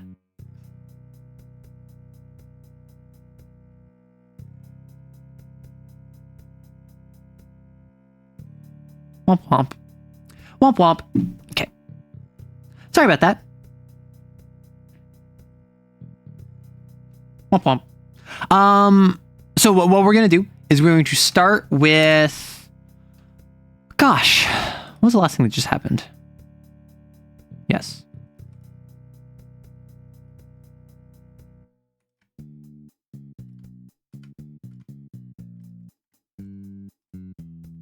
And if I choose this, who is going to get to know better them? It will probably annoy them, especially if you have to say multiple weeks in a row. Who's staying after you choose them? I think it always starts with a, "Aw, man," you know, like it starts with a, "Aw, why's it gotta be me?" And yeah, so what I can do, the words and numbers are making sense now. Exactly. I find it funny that whenever someone says womp womp, I remember a neat oof. Oh my gosh. A neat oomph. I still don't understand calling people oomph. Like, I understand what it is functionally. It's calling someone like a friend. I don't understand like the origin of it in any capacity. Oh, I'm freaking out. I'm freaking out. Okay, so player 1. Aw, man. And then I think someone teases him. I think it's going to be player 4 says, "Well, I can't say I'm set. It's not me." Player 3 says, I think player 3 has something to say about all of them on the very first time. I think the first time you choose someone, player 3 always says like, "Oh, interesting choice," or is like, "Well, you were always helpful for me. You'll be fine." Do I? Well, there aren't. They aren't my friend. So like another word of acquaintance. I feel like they are to me an online friend. Is oomph specifically an online friend? Because I thought that was a mutual. I'm not chronically online enough for this. Oh man. What if player 1 goes, "Oh man, I suck at this. I suck at this."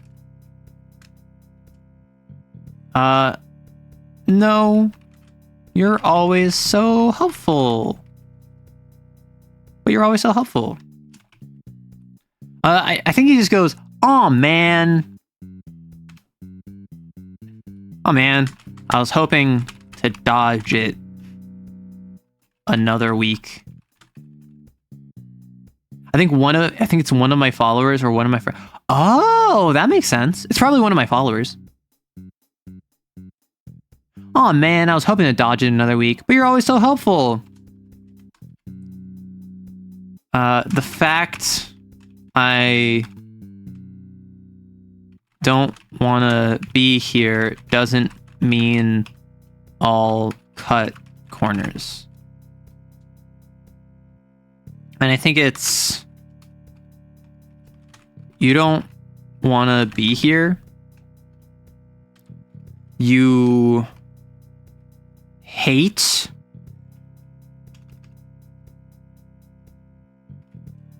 us. And then I think he goes, "No, that's not. No, it's not. Come on, guys. We're clearly not welcome here. The group, yeah, player one getting teased. I think that's very on brand for him. Come on, guys, we're clearly not welcome here. And I think player two would say, you sound like a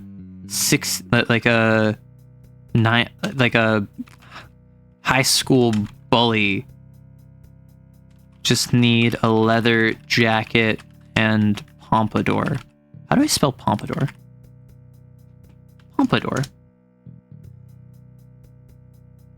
Pompadour. And then I think someone else goes, what high school did you go to if those were your bullies? The group heads out. To their cars, discussing the socio-political state of the modern day greaser. Player one, I think player one gathers the minis and sweeps them off the battle map with just a bit more force than you'd like. And I think this is the menu where it is gonna say anything. And then I think this is a situation where like he kind of like sweeps them off, which is a bit more force than you like, and it's kind of like a, hey dude, please don't. Because core to player one is this idea that he's athletic, he's ambitious, he's confident, and he's a bit of a golden retriever, but he feels out of his element and like he can't connect with everyone else, so he's kind of shy. He doesn't really like understand like how to be a TTRPG nerd, and so he feels like he's not part of the group in the same way everyone else is. I'm gonna say anything, and I think it is point out he's to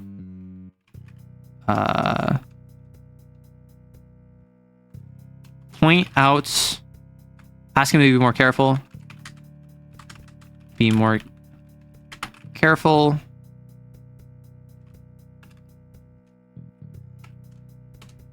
Return, and I don't need to return, I just need to pause and then let him be. Pause. So I think it's like he's just a bit more force, and I think it's ask him what's up. Ask him what's wrong.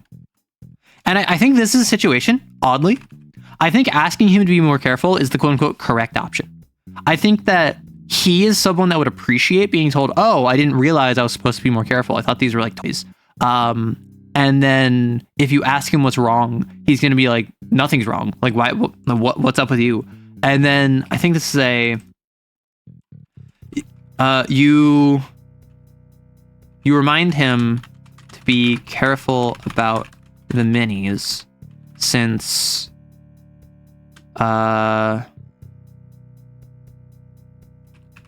they've got fragile pieces to them. Player one frowned.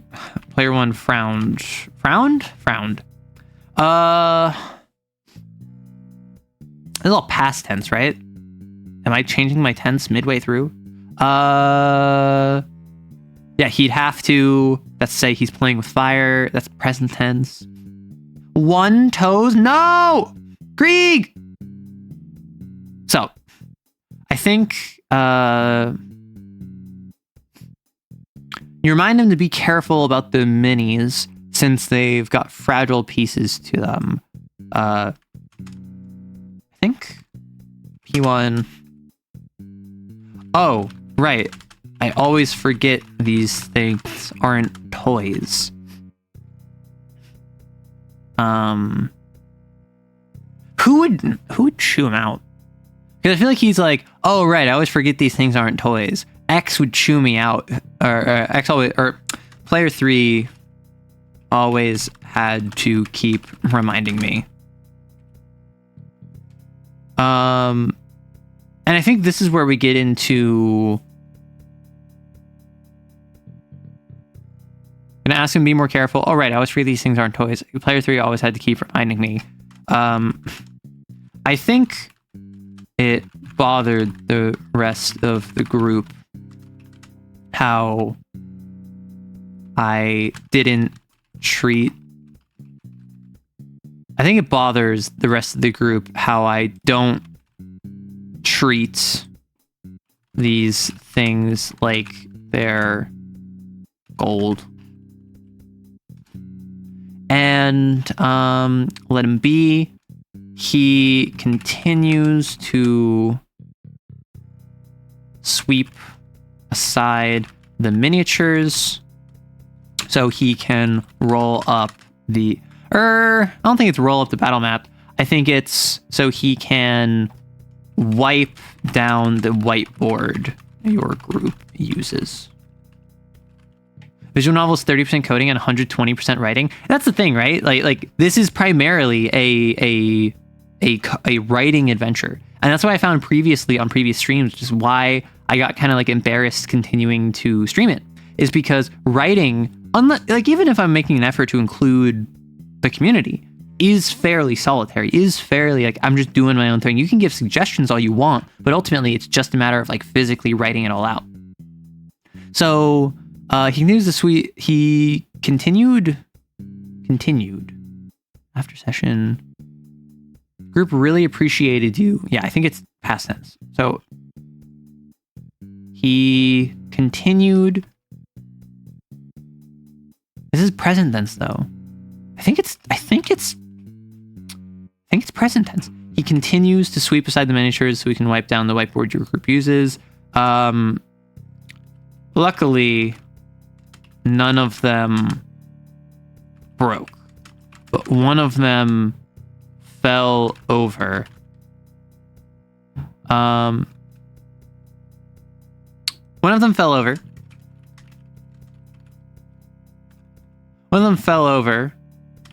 But luckily none of them broke.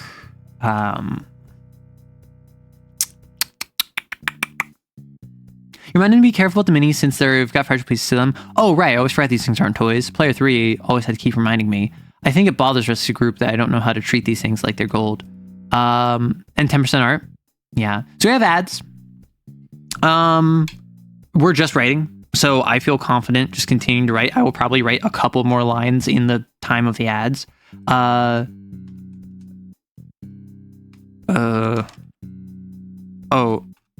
Whoops. I think this is where it's, oh, whoops, I always forget these things aren't toys. And then it's player 3 always had to keep reminding me. Because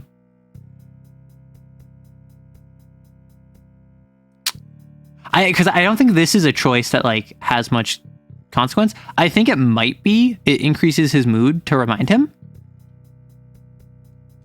I think, what is it? Player 1.mood assigned to plus equals 1, right? So increase his mood by 1. Are you the only one getting ads? Maybe.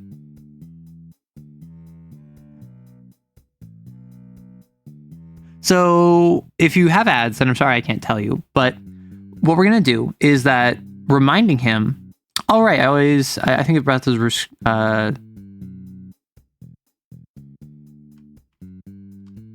I think it's just actually. Well, no, not before the menu. No more ads! Yay! So I'm just currently coding, or I'm just currently writing. So I don't really think I'm gonna pause for the ads because not much to pause for. Let him be. You focus on grabbing the snack tray.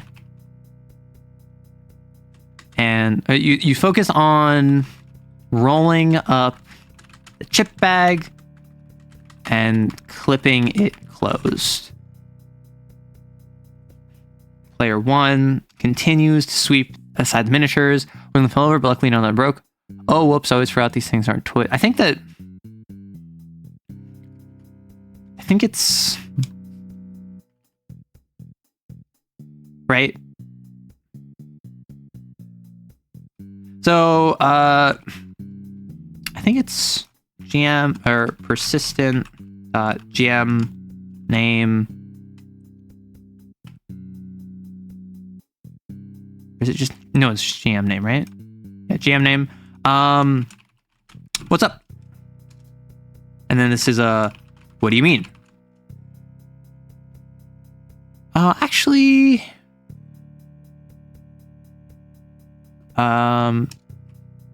you set aside the fallen miniature. You set aside the fallen miniature, or you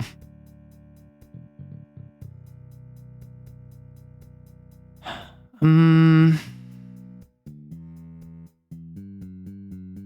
I think it's just it fell over. So what do you mean? What do you mean? You seem quite forceful with these minis. Got some pent up aggression you want to take out on them? And I think he goes, oh, whoops, I always forget these things aren't toys.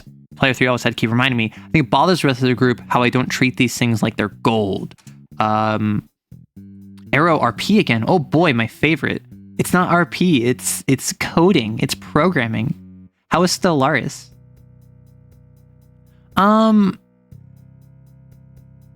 So he thinks that the rest of the group is bothered how he doesn't think that they're gold. And I think this is an if statement. If weak is less or equal to 1, then it's pause, then it's an elif. Weak is equal to 2, pause, and then it's an elif. Weak is equal to 3, pause. Because I think this is like a 1-2 line reference to how the session is and how he feels like, oh, like I feel like it doesn't really fit in. We went mad with power and declared war and everyone stole their artifacts. So normal, right?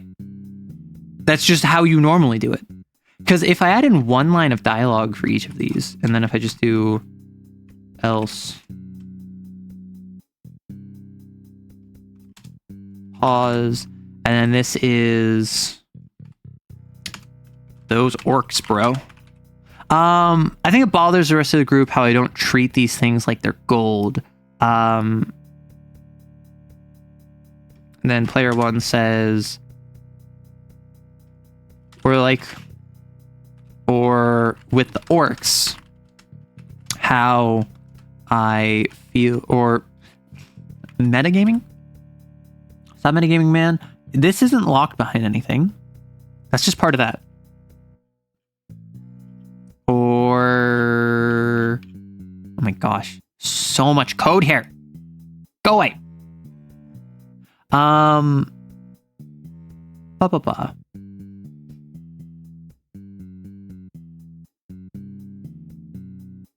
If we go all the way up here, or with orcs, how, or with today's session, how I don't really get what metagaming is. Or with today's session, how I don't really get what metagaming is.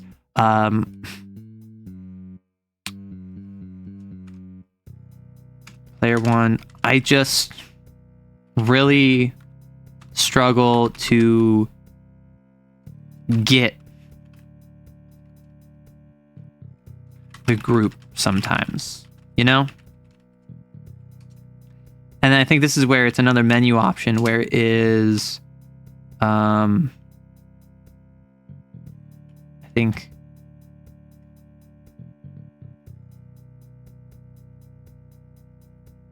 I'll do that. What if I just repeat the same dialogue option and then I say, you're telling.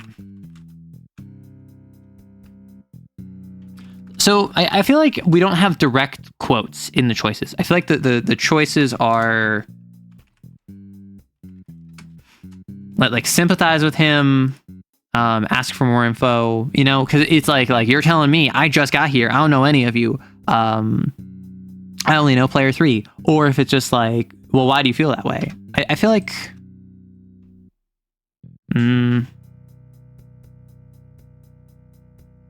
Hi, Rorson, there's only place for one VIP. Well, so Rory gets a special VIP because I know him. However, that does also mean he gets a special button to be removed. And I appreciate you using it liberally. So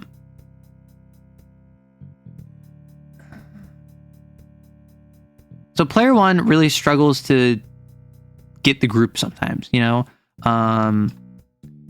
Ask what he means by that. Say you feel the same. Sorry, kind of. It is very funny. I include it because I think it's funny. So, say you feel the same. GM name. You're telling me. I still don't feel like I even know any of you that well yet. Player 1 would then go, I guess you're not the one to complain to, huh? DM would go, I think I'm exactly the sort of person to complain to, actually.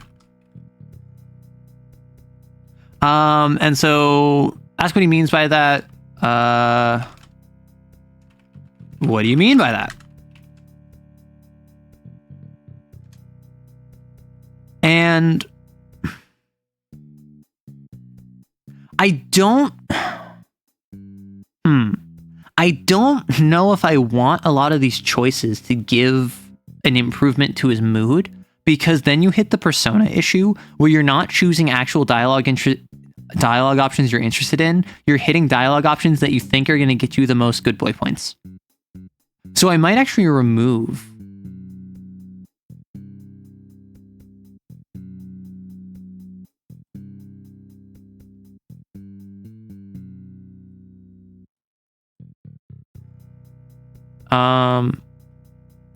I might actually remove that.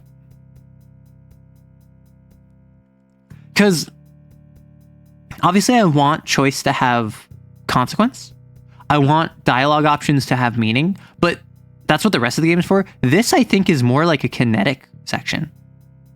And I think that you get to interface with him a bit, but I don't think that this is where you get like the big mood changes. I think the big mood changes come from just kind of like interacting with him. And so I think ask what he means by that. What do you mean by that? And like this is a little bit of cop out, but I think I'm exactly the sort of person to complain to, actually, given how I'm not in bed with the rest of the group.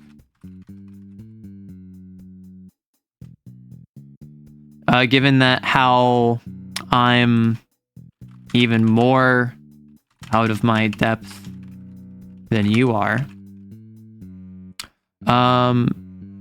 What do I mean by that? I don't know. It's just... And then I think this is where he explains that player 1...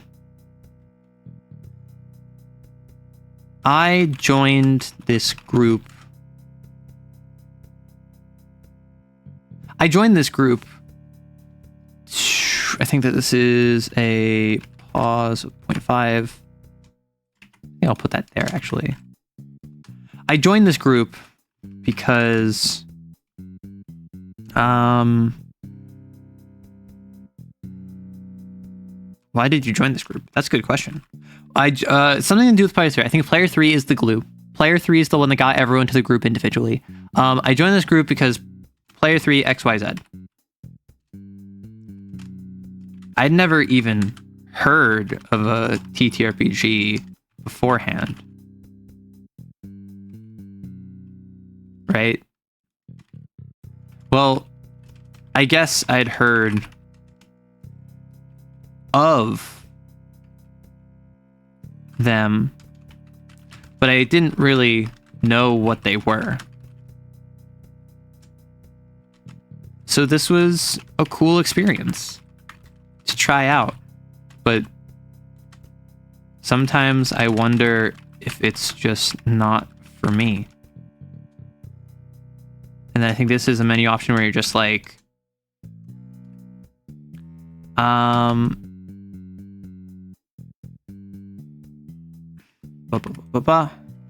then I think this is where you go, did you not have fun?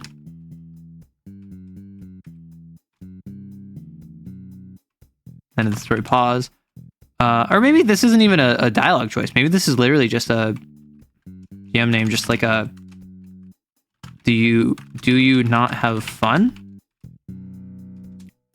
Player 1, no, I do.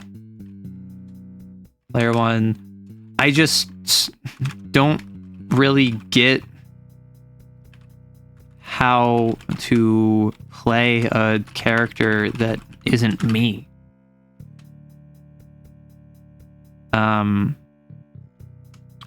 Everyone else seems so into it. And then this is where you do a menu, and then this is where you draw attention to one of the other characters, where I think that you can say, I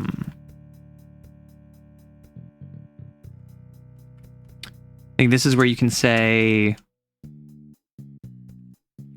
player 3 accommodated that, right? Pause, and then I think this is where we go, who's another person that doesn't roleplay? So out of these modifiers, this is combat and role-playing are right up here. So player 2 is another one who doesn't really do that, and player 4 is another one who doesn't really do that. So I think this is where we go, player 2 is just here for combat. Pause. I think this is where player 4 doesn't seem too interested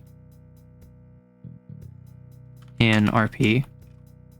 And I think this is where it's kind of just like pointing out that the rest of the group, like, he's not the only one that's like alone in this. Not everyone is like super social and super into role-playing circumstances. So like, I think this is where it's GM name. When player 3 was running for you, she made sure to work around that.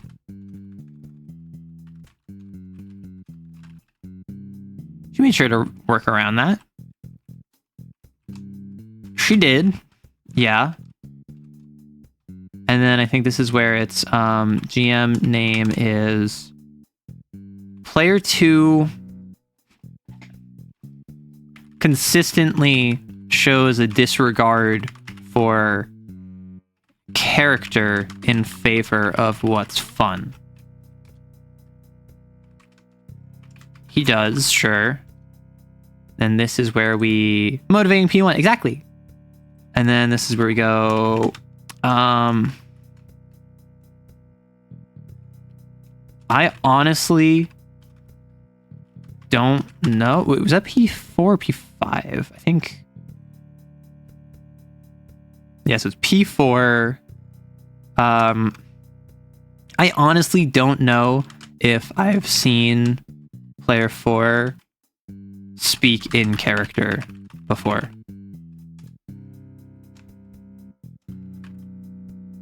I guess he doesn't. And then this is where we go, but that doesn't mean I feel any more confident in my abilities as a player. I don't feel like they don't welcome me. They're all great. It's just, and this is a, you don't feel like you belong.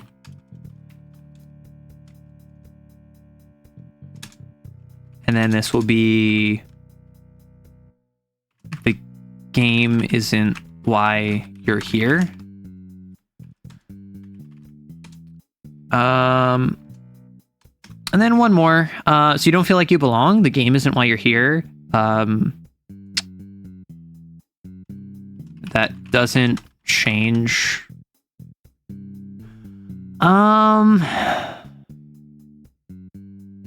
It doesn't change how you have imposter. So like, I don't want to say like you have imposter syndrome, because that's just the same thing as you don't belong. So like, you don't feel like you belong. The game isn't why you're here. That doesn't make you feel more confident. It doesn't make you feel any more in character. It doesn't make you feel any more capable.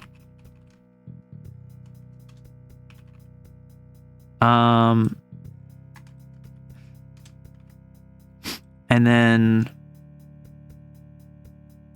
I think this is literally just like, you just ask whatever this is, and then he says, exactly. Player one, no matter how nice the others are, that doesn't change the fact that I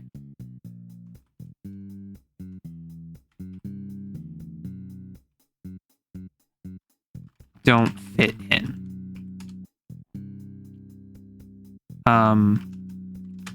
Which isn't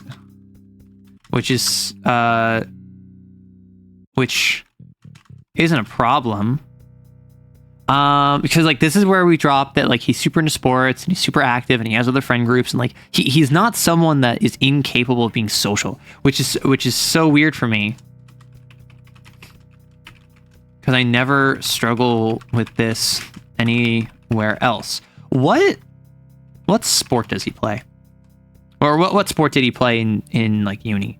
I think he played university lacrosse, because I was just talking with Rory actually about lacrosse the other day. So, which is so weird for me, because I never struggle with this with anywhere else. Back when I played lacrosse in university, I could be best friends with anyone else who joined the team. At work, I'm the one who asks my coworkers to go out for drinks.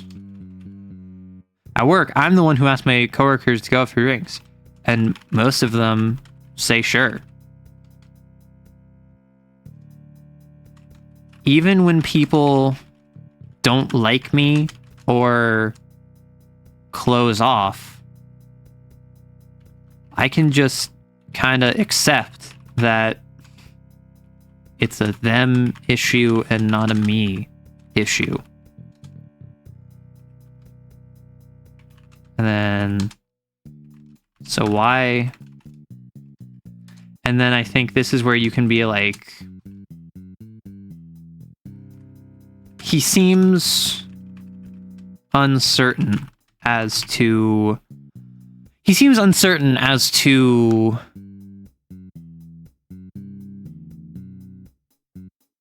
so like, this is trying to represent the fact that like, he's athletic, he's capable, he's social, he's confident in himself, and it's just in this one aspect of his life he's completely out of his depths. So he seems uncertain as to why he might feel this way. So why? Because you're like because you're new at this. Pause. Because you're new at this, because you don't want to disappoint them. Pause. Because maybe this isn't for you.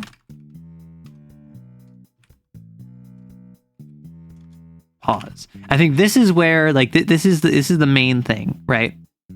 This is like the main stinger of the little after session. So it's, he doesn't know why he feels uncertain this way, and he seems uncertain as to why he might feel this way because you're new at this. And I think this is a situation where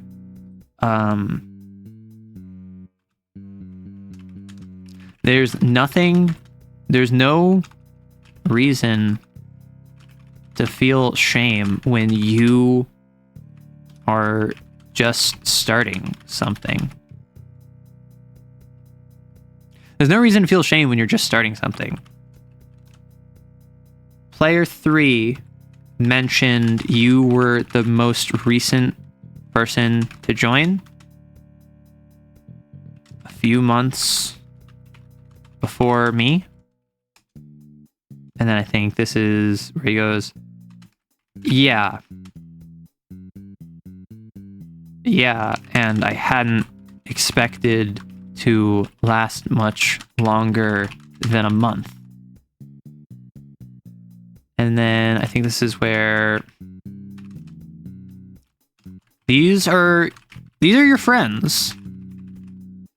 So it's only natural you're worried about living up to their expectations. Though that doesn't mean your conception of their expectations are what they actually feel. GM name. So player 1, GM name. Player 1,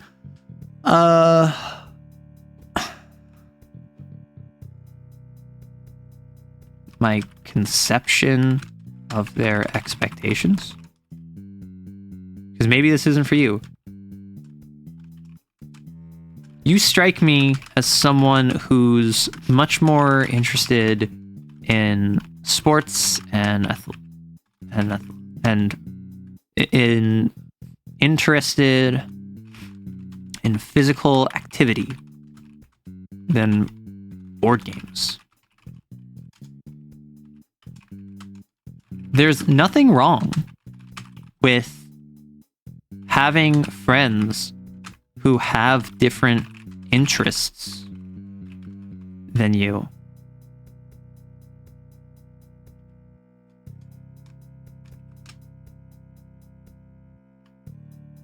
But I do enjoy the game. But I do enjoy the game. I just don't feel comfortable in it. Is that because you are trying to force yourself to conform to that doesn't interest you? I think this is where player 1 just goes, I don't think that's it. Because I think this is like, it's wrong. Because I don't think that's what it is. My conception of their expectations. You aren't in their head. And last time I checked, you weren't a low caster in real. You weren't a low caster out of game. A low caster? Low casters have an ability that read minds. Low casters have an ability that read minds.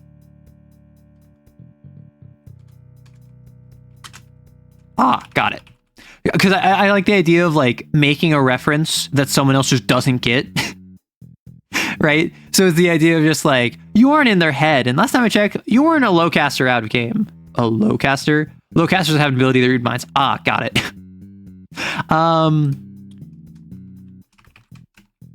Well, you've already been here longer than I've been. Well, you've been here longer than I have. Well, you've been here longer than I have.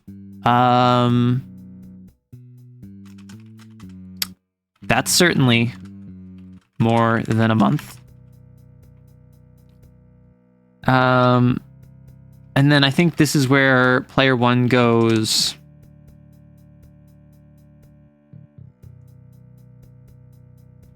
I guess I'm just nervous. That's all. This is where our GM goes, and there's nothing wrong with that. I know.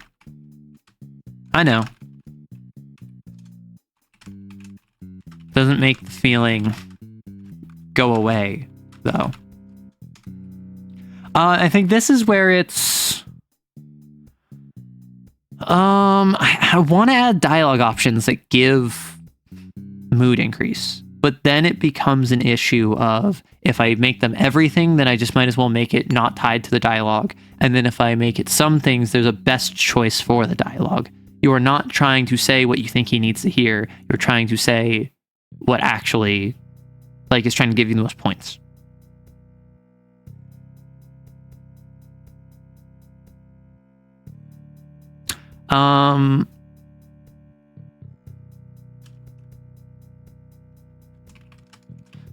Well, if you need some more, if you need some coaching, I got you. I got you. What, like...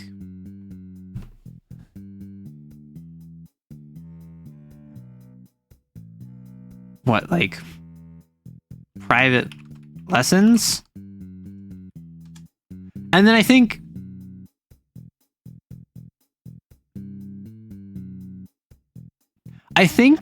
what we do is I probably add a romance flag where I think over the three after session things, there's going to be one option each time where if you say something that's slightly more flirty, then if you do of two of the three of those, then they will be open to a romance with you at the con. So I think that what I might want to do is because like I think that the point of this game is not to date your players. I think that that's weird, but I think that that should be an option because I don't think that that's like inappropriate or anything. So I think that that could be an option where it's like private lessons. I more meant like a theater teacher.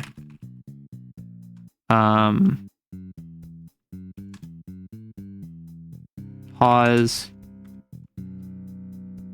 Like, and I'm not trying to like have it be like dirty talk. It's just a matter of just like what, like private lessons. Would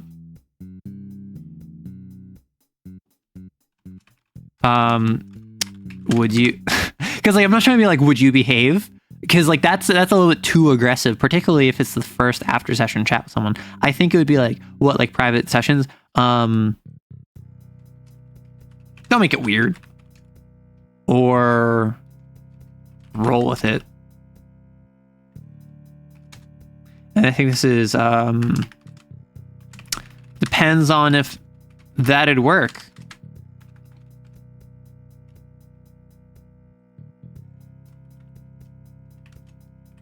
Don't make it weird, dude. I think this is where he goes, what do you mean weird? I think that this is where he goes, I had a tutor most of high school.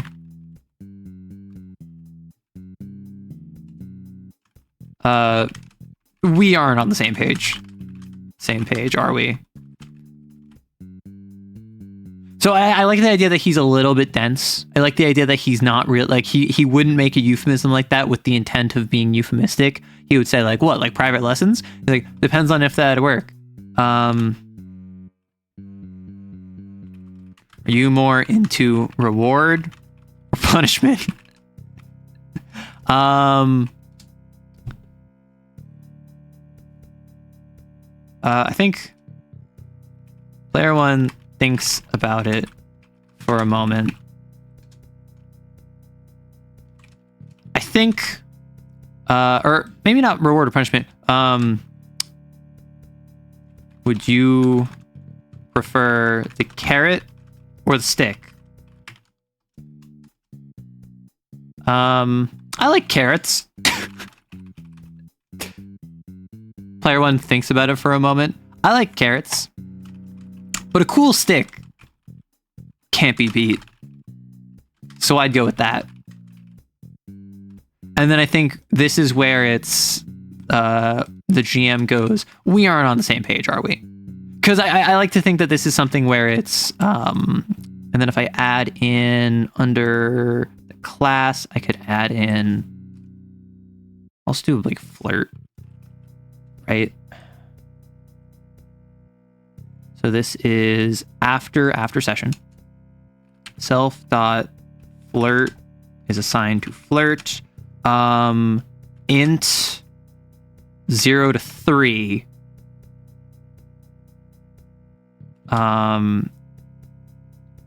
2 plus required to pursue a romance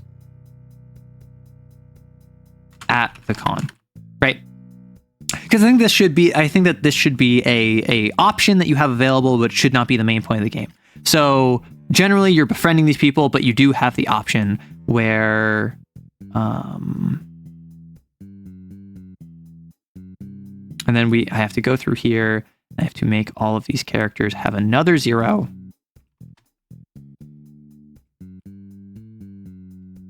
Because none of these characters begin attracted to you up to and including your friend.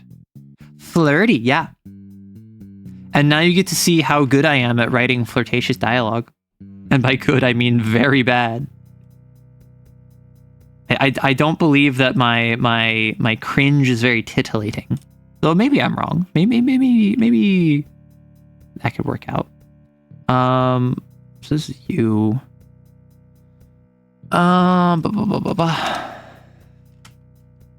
First session, first after session scene of player one.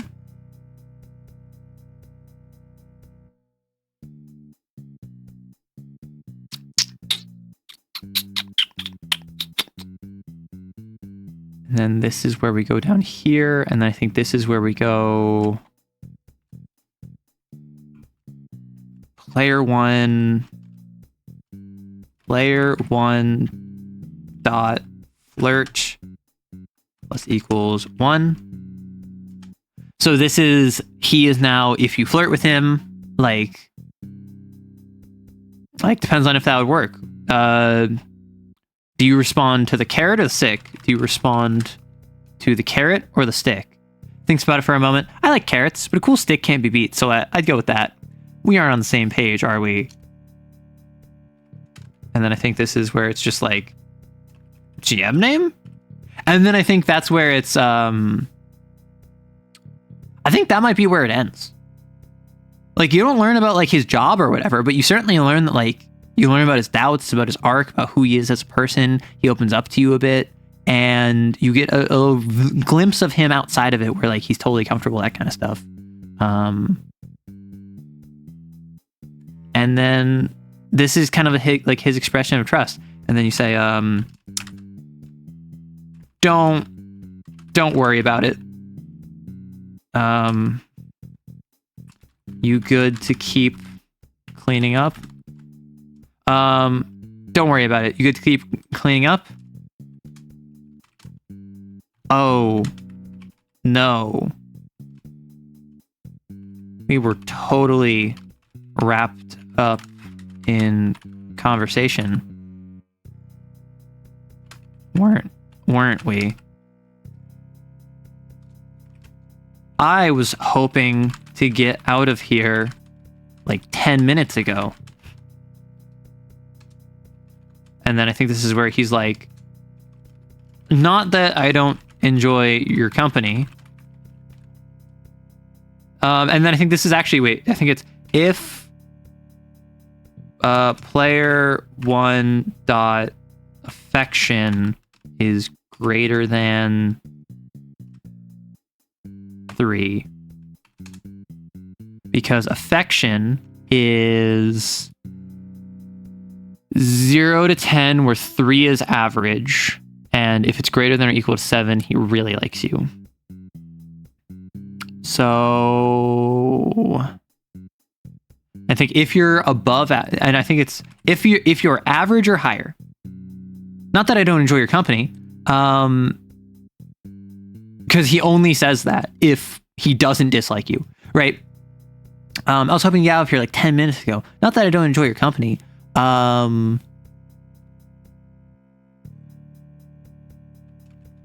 then I think this is a you head out then. And then I think this is a then let's hurry up. I think this is where his mood will increase if you let him go. And I think you head out then, and it's do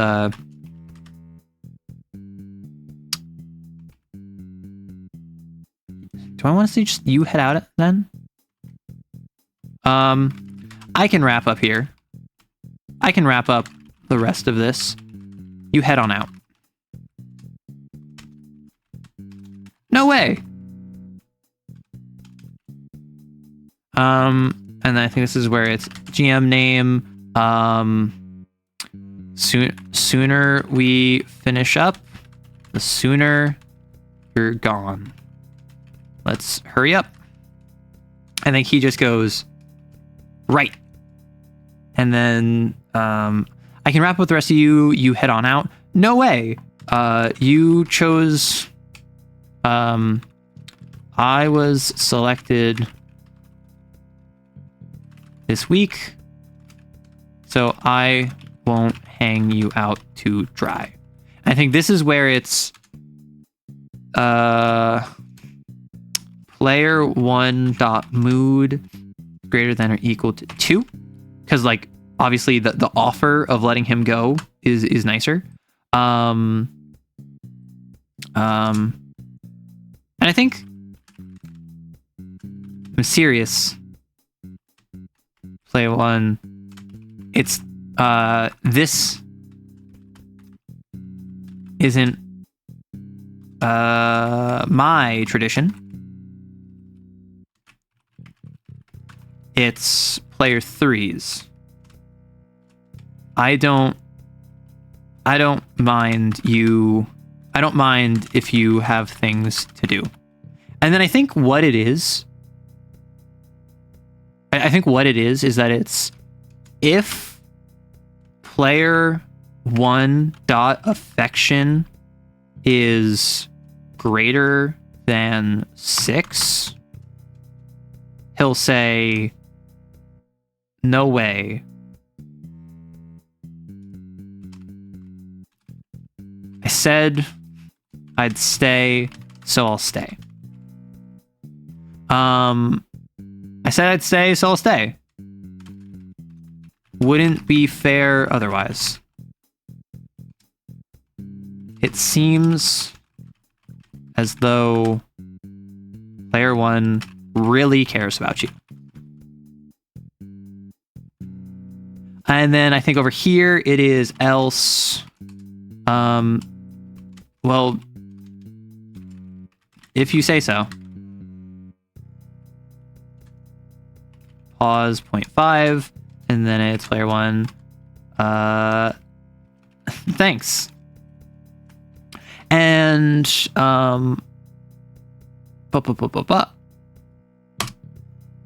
So this is where it starts out with a minor reference to what the session is, and then it continues on to the main bulk of it, which is him saying that he doesn't feel really comfortable with the group and he doesn't really feel like it fits, and you're just kind of talking about him with that. And then at the end, it's a little bit of a flirt. You have the option of flirting a little bit, as well as like, can he leave early? And if he can leave early, gives him a mood boost. And like ultimately, this is something where I don't know if this has any mechanics. Like, I don't think this would be mechanically tied to anything, but very much so. It's a, hey, you can like just boost his mood a little bit, like boost mood by 1, and then it is. I was hoping to get out here like 10 minutes ago. Not that I don't enjoy your company. And then I think what we do is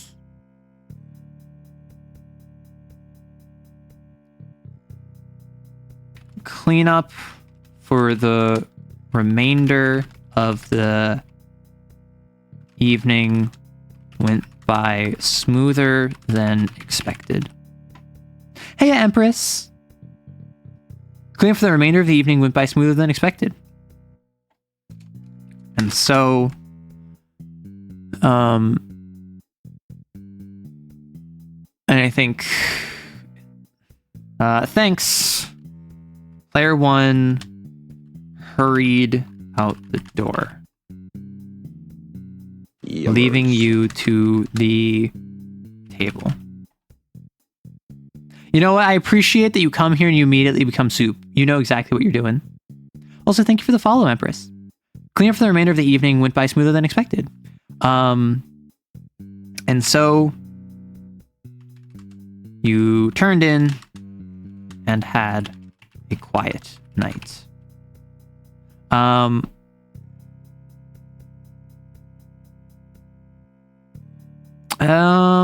Like, do I add in something about him leaving? Because like, if he already left here, I think it's hurried out the door, leaving you to the table. I think I just return here actually. So what I do is hurried out the door, a bear soup. Aw.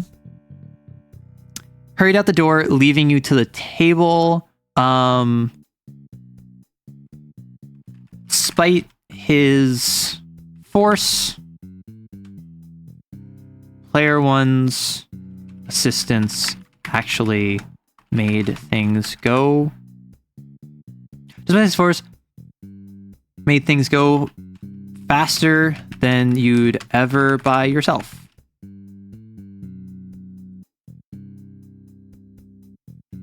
I think what I do is... What game are you making? So this is a visual novel that you are a game master, like a dungeon master, that is running for a new group, and you have 4 sessions to get to know the party before a con, and you're trying to find a con buddy. Imagine a platonic dating sim. So the idea being is that you're trying to get to know all of these people and then have this big final like date, effectively. But it's all platonic. It's all friends. And there's a romance path. But the big thing here is that you're running for all these different people. So despite his force, he actually made things go faster. So his absence made the final cleanup an absolute crawl. And so you turned in and had a quiet night. And so his absence made the final cleanup an absolute crawl by comparison. Eventually, though, you manage to turn in and have a quiet night.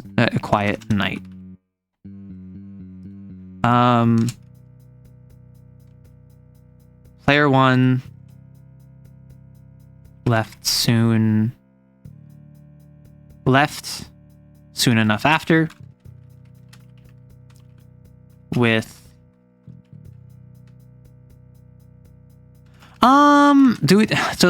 despite his force, player 1's assistance actually made things go faster than you ever be by yourself. He soon enough, I think it's soon enough he left, and so soon enough he left, allowing you to turn in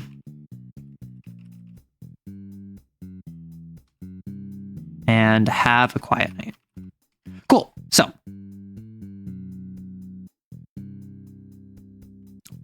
we're going to do here, you're going to you make a visual novel and visual script. Yeah. So I'm making a visual novel and we're doing Ren'Py. So if I do this, oh man, I was hoping to dodge it another week. But you're always so helpful. The fact you don't want to be here doesn't mean I'll cut corners. You don't want to be here? You hate us? No, that's not. Come on, guys. We're clearly not welcome here. You sound like a high school bully. Just need a leather jacket and pompadour. What high school did you go to if those were your bullies? The group heads out to their cars, discussing the socio-political state of the modern day greaser. Player 1 gathers the minis and sweeps them off to the battle map, which is a bit more force than you like. I'm going to say, ask him to be more careful. You remind him to be careful with the minis since they've got fragile pieces to them. Oh, whoops. I always forgot these things aren't toys. Player 3 always had to keep reminding me. I think it bothers the rest of the group how I don't treat these things like they're gold.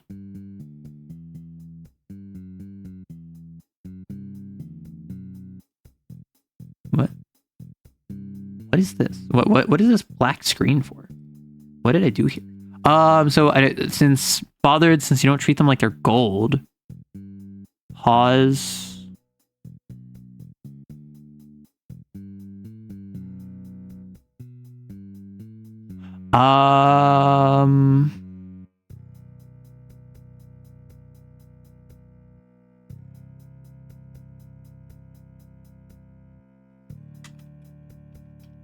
Guess that.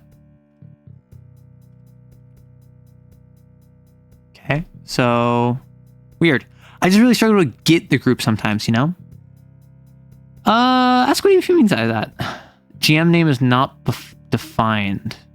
What is the GM name that I have? It's you! Ah, understood.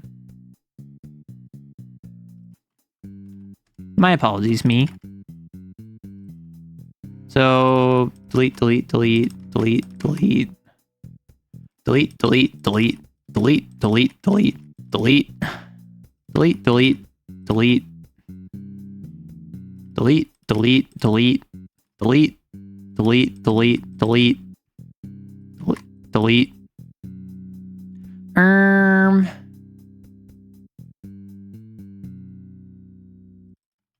You.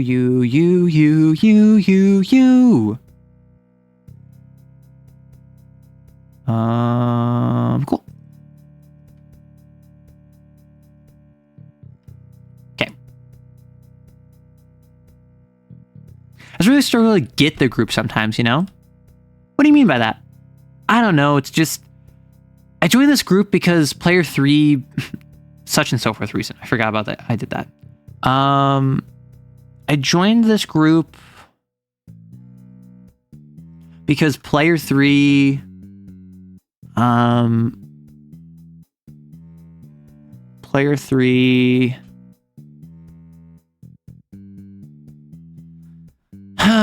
think it's like a friend of a friend situation. Like player 3 I joined this group because player 3 invited me on a whim. You just write as you go, or do you have like something planned and you lead up to it? So what I do is, welcome back, Vet. I have an idea of what arc I want them to go on. Up here in my little notes section, a Renaissance jock who is athletic, ambitious, confident, and a bit of a golden retriever. But he feels out of his element and as though he can't connect to everyone else, making him shy. And so that's what I came up with. But like, that's all I have on him. I don't know what his story is going to be. All I know is that at the con, it's going to be cosplay hijinks where you have a chaotic but good time. So he is someone that is fine with combat and socialization and exploration. He likes a silly game. He's kind of like a bit of a himbo. I'm a discovery writer. I figure it out as I go. So with this, I'm very much, also, I don't know if I'm swapping back and forth. I'm sorry if I wasn't looking at it. I very much so have like characters in mind and I have plot beats in mind, but the actual like A to B, I don't worry about too much. So if I do this. I don't know, it's just... I joined this group because P3 invited me on a whim. I've never heard of TTRPG beforehand. Well, I guess I'd heard of them, but I didn't really know what they were. So this was a cool experience to try out, and sometimes I wonder if it's just not for me. Do you not have fun? No, I do. I just don't really get how to play a character that isn't me. Everyone else seems so into it. And so this is where you can address one of the other characters. Player 4, like, I honestly don't know if I've seen Player 4 speak in character before. I guess she doesn't, but that doesn't mean I feel any more confident in my abilities as a player. I don't feel like they don't welcome me. They're all great. It's just, you don't feel like you belong? There's another pause that I had. I had another pause added in. And so I thought pause was just a momentary thing. Which I suppose makes sense. I have to add in time otherwise. Ooh, I struggle with writing my visual novel and never thought of writing notes within the actual code. Yeah, so what I do, I just have like little notes on the game lore so I can just like keep the mechanics all straight because it's very simple. And then I have little notes on the players because it's just little comments about each character class. And that just tells me like, hey, who are they? What do they do? What's my general plan? I very much so don't have an outline. I don't plan. I just kind of write. And then I have really nice coincidences that come up. For instance, this line about, I don't know how to play a character that isn't me. What did I say his con exposure was going to be? Cosplay hijinks. What is cosplay if not playing another character? I think Renaissance, like going to the con with player 1, is going to be basically getting him to the point where he feels comfortable playing a character that isn't him, and he's going to try cosplay. And it's going to be cosplay hijinks, and it's going to be silly, and it's going to be wacky, and it's going to be a fun time with him because that's just the kind of person he is. But it's going to be tied into his arc of not feeling comfortable, like being a nerd, not being comfortable putting himself out there. So like you don't feel like you belong? Exactly. No matter how nice the others are, that doesn't change the fact that I don't fit in, which is so weird for me because I never struggle with that anywhere else. Back when I played lacrosse in university, I could be best friends with anyone else who joined the team. At work, I'm the one who asks my coworkers to go out for drinks, and most of them say sure. Even when people don't like me or close off, I can just kind of accept that that's a them issue and not a me issue. So why... He seems uncertain as to why he's feeling this way. Paws are the things that cats can have. You're telling me this arrow writes? Yeah. Because you don't want to disappoint them. These are your friends, so it's only natural you'd be worried about living up to their expectations. Though that doesn't mean your conception of their expectations are what they actually feel. Like conception of their expectations? You aren't in their head, and last time I checked, you weren't a lowcaster out of game. A lowcaster? Lowcasters have an ability that read minds. Ah, got it. I guess I'm just nervous is all. And there's nothing wrong with that. I know. Doesn't make the feeling go away, though. Well, if you need some coaching, I got you. What, like private lessons? Player object. Did I just say player, not player 1? Flirt. Player 1 has no flirt? I added flirt. I added it to the class. Player. Flirt. I definitely added it. It's right there. So flirt. Flirt. Maybe I misspelled it?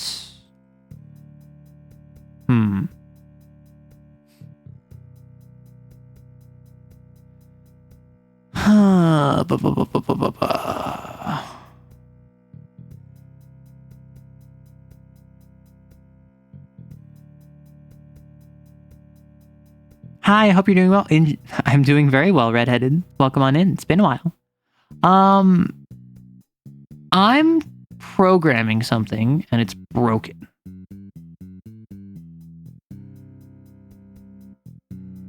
Hmm. 778 player flirt plus equals 1. Player object has no attribute flirt. It does have an attribute flirt. It does, which is why I'm confused. Because the flirt option is right here. Unless I want to change the name of it to romance.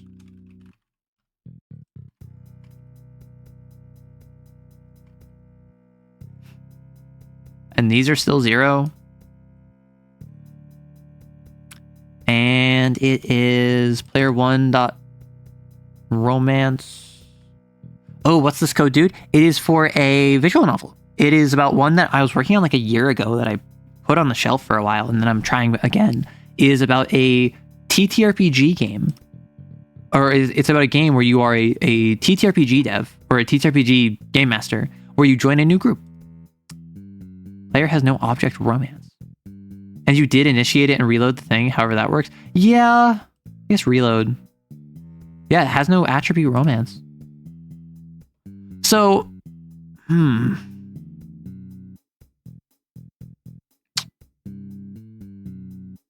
these are all characters in the Python class for player. I added romance. I added romance here. It could very well be that I just need to restart the entire thing.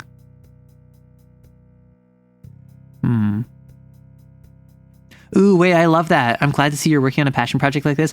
I've gone through some passion projects recently. I've released a couple of TTRPGs recently. I'm working on another one. I'm going to work on a setting doc for another TTRPG that's not one that I made. So I've been doing a bunch of passion projects recently. It's been very fun. It's also been very stressful, but that's just how it goes. And I love being busy, right? I love being busy with stuff that like nourishes me, right? I'm just that kind of person. Romance. What is... So, attribute player.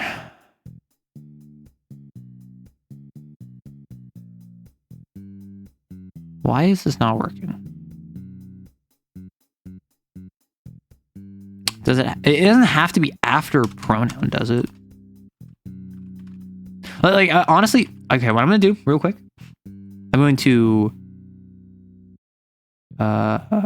reload, quit. I'm just gonna restart it. I'm gonna run through.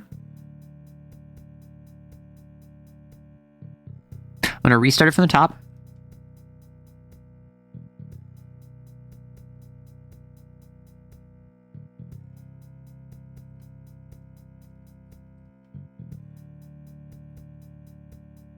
Let's be more careful.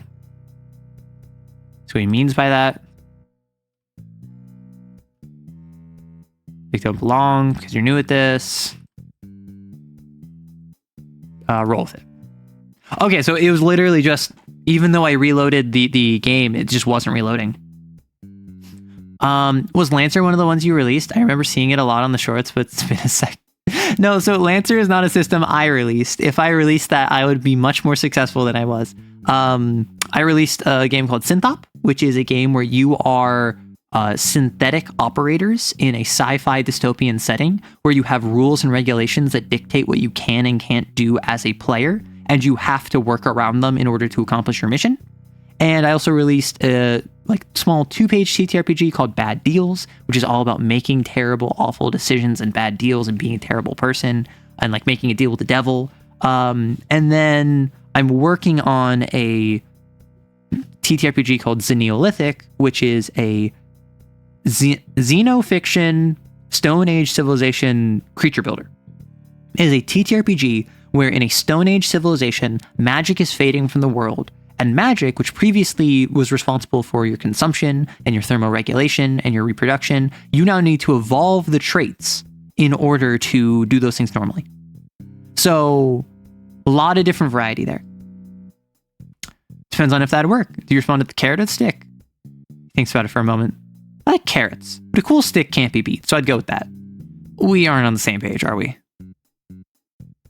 Right, and then this is where I made the mistake of GM name instead of you. Crank that soldier boy.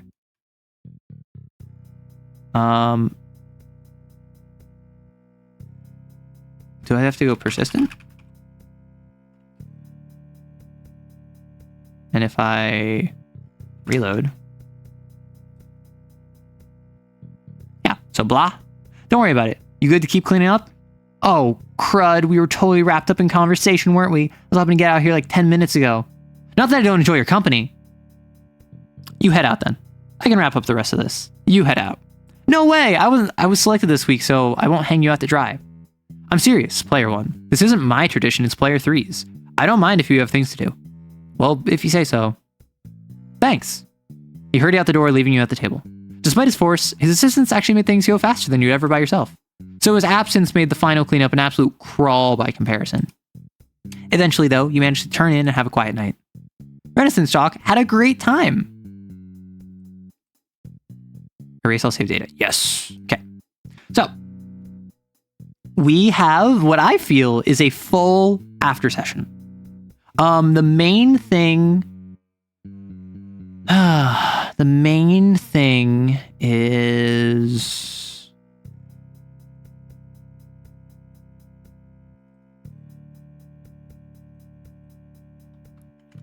where is this? Call this, then return. Return this.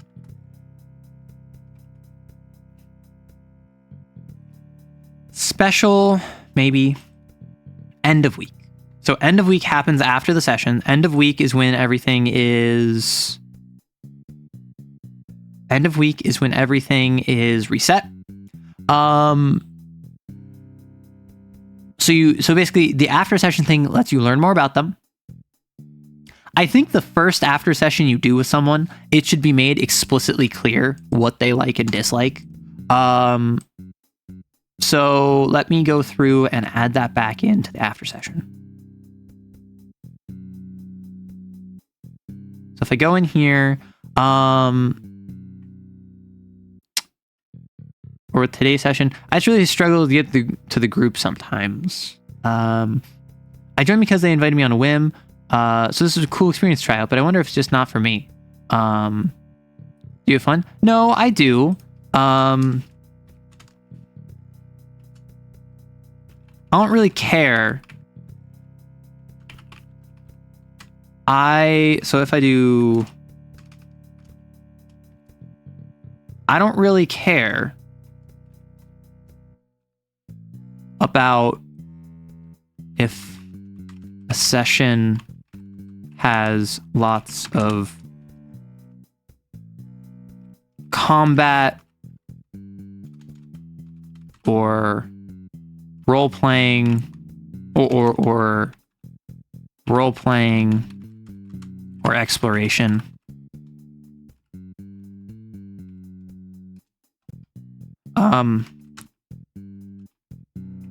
I just want to have fun with my friends. I'm not looking for a serious game. Right? So I don't really care if a session has lots of combat or role-playing or exploration. I just want to have fun with friends. I'm not looking for a serious game. But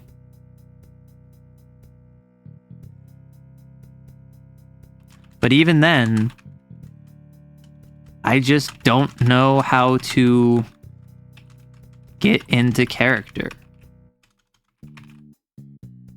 Everyone else seems so into it, right? So he's someone like, he's here to have fun with his friends. He's here to have a silly time. He doesn't want a serious game. He doesn't care if it's combat or role-playing or whatever. But even then, I just don't know how to get into character. Everyone else seems so into it. And then this is where we go back up. And then... Okay. Gosh, my nose is so stuffy. Yeah, so that's almost full week 1.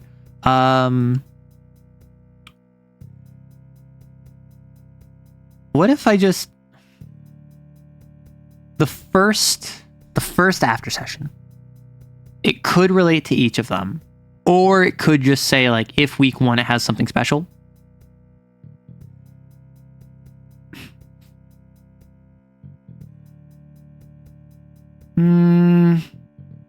This doesn't really matter. We'll wait on this. So, that was player 1. I think that's a successful little after session. I think that we can bang, bang, bang, knock out the first after session for each of them. Or we can move on to session 2. I think that I'm going to knock out bang, bang, bang each of them. So I think player 1, player 2.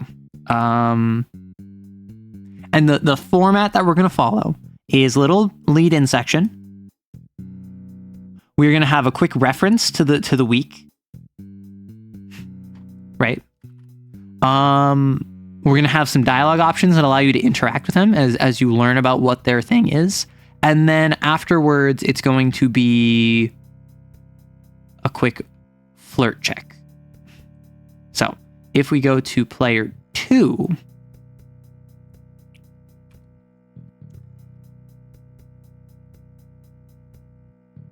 then we go there, X, Y, Z. We go, somehow I knew it would be me. You say that every time you're selected. I think this is where player 4 goes, or player 6 goes. In fairness, you kept it on a cycle. And then this is where player 1 goes, it was on a cycle? And then I think player 3 goes, or player 2 goes, it felt more like you just chose on a whim. And then player 3 goes,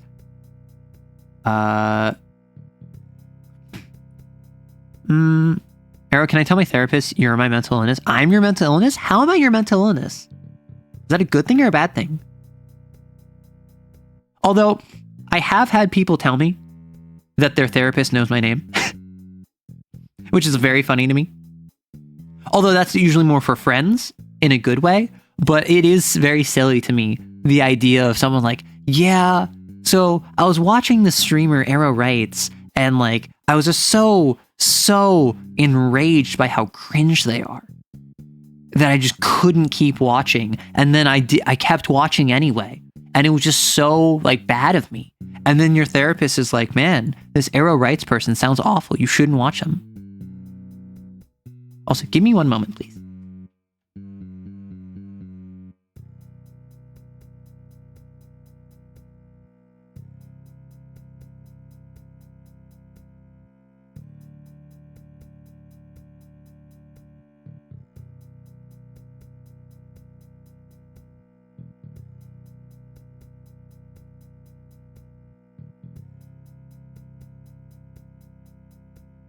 My nose is so stuffy.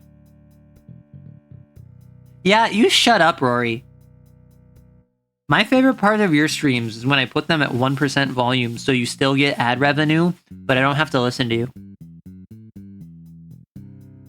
Oh, sorry. You want peace and quiet? Is that what you want? Is that do you want peace and quiet? Is that what we're looking for? Are we looking for peace and quiet in our times? Is that really what we want here?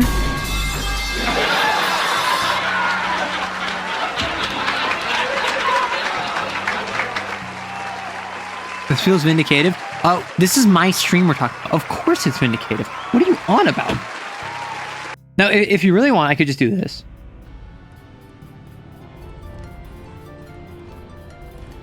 I just put on every single music track that I had.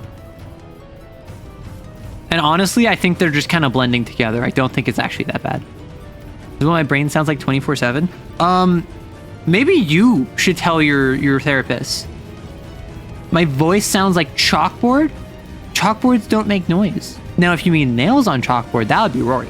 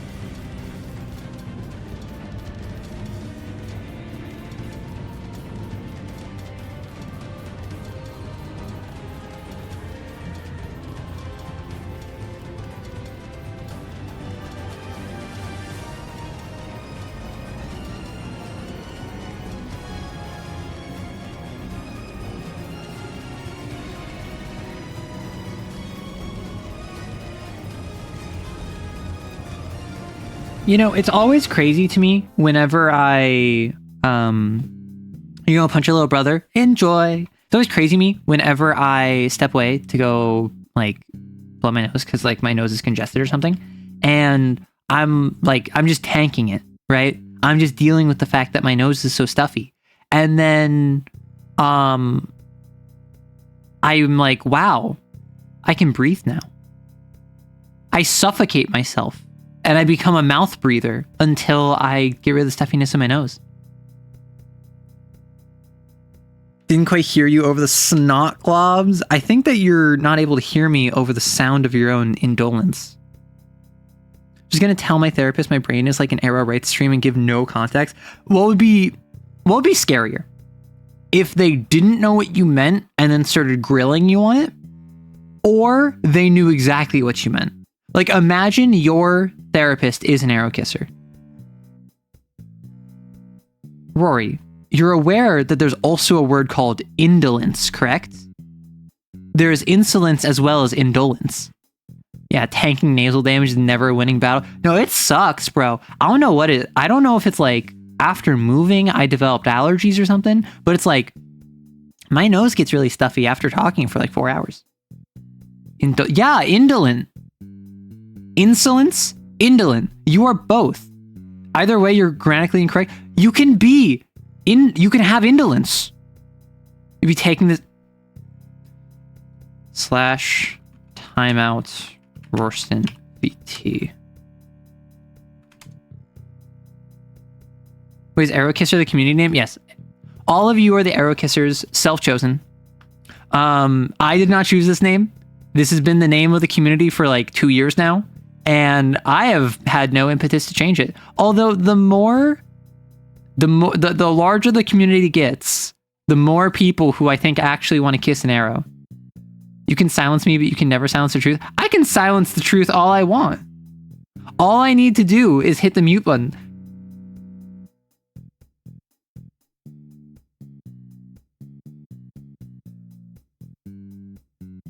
See, I can mute the truth all I want.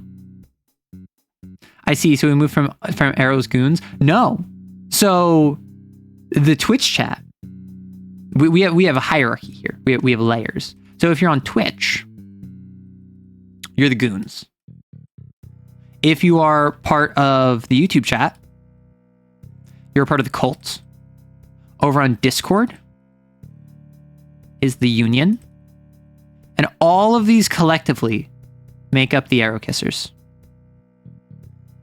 I did not decide on any of these, by the way. The community decided on each of these. May I silence? Can I goon, kiss, and unionize? 2 out of 3? I'll give you 2 out of 3. Or will Arrow have an issue with this? No, I'll give you 2 out of 3. You just need to tell me which 2. Arrow, yippee! Hey, a waffle. So, back to programming. Or by programming, I mean writing, because this is just writing. Somehow, I knew it would be me. You say that every time you're selected. In fairness, you keep it on a cycle. It was on a cycle? It felt more like you just chose on a whim. Well, her whim was based on an emotional cycle. I resent that on multiple levels. And then I think this is where they all walk out, and now instead of talking about the greasers, so like in this, just like the group heads out to their cars discussing the socio-political state of the modern day greaser, and then I think this is the group heads out to their cars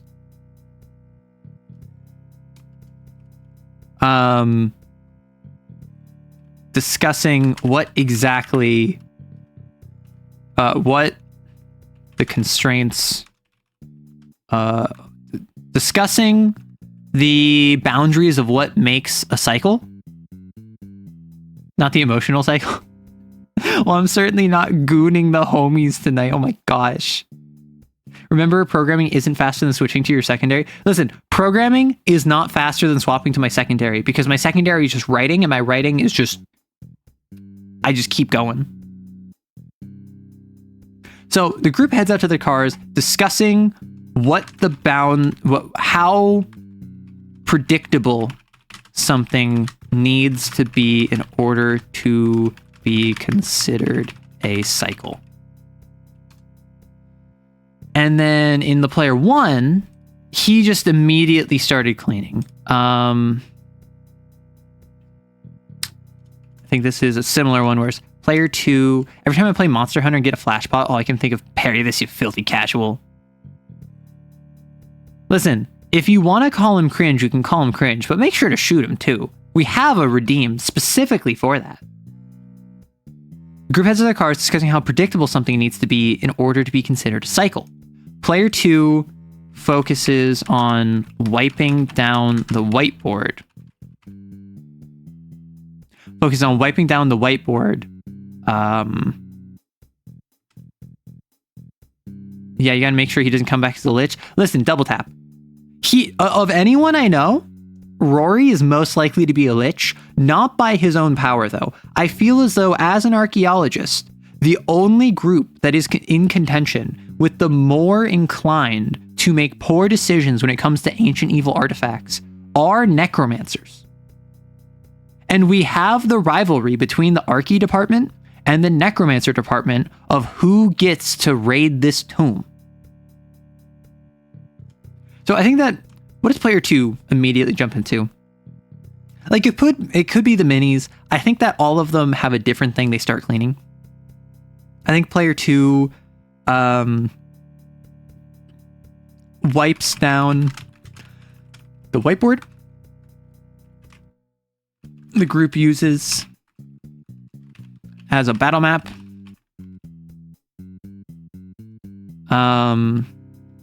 Picking off or sliding minis out of the way when necessary. I've actually seen that post so many times and it never gets any less funny. It's very silly. And there's a effort to be made where why would you need archaeologists when you could just divine answers from the beyond? But also I think it's funny, right? I think it's silly. So that means that it's okay. So player 2, what's player 2's arc? Player 2, he's the group guard dog who is friendly with the group but will throw hands on anyone's behalf. But he can't stand up for himself in the same way he will for others. So this is as someone else said, a tsundere femboy. And he absolutely will fold at the soonest application of attention.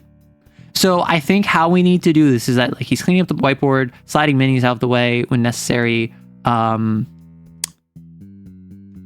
It seems as though he just wants to clean up and move on and get out of here. Menu. What do you do? Do not have to be wizards. I mean, technically speaking, I think they have to be an arcane caster.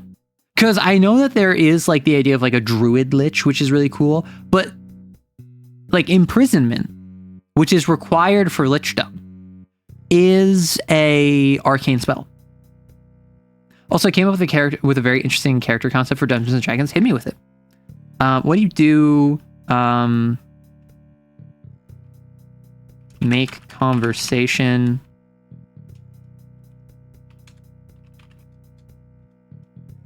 Clean in silence. And I think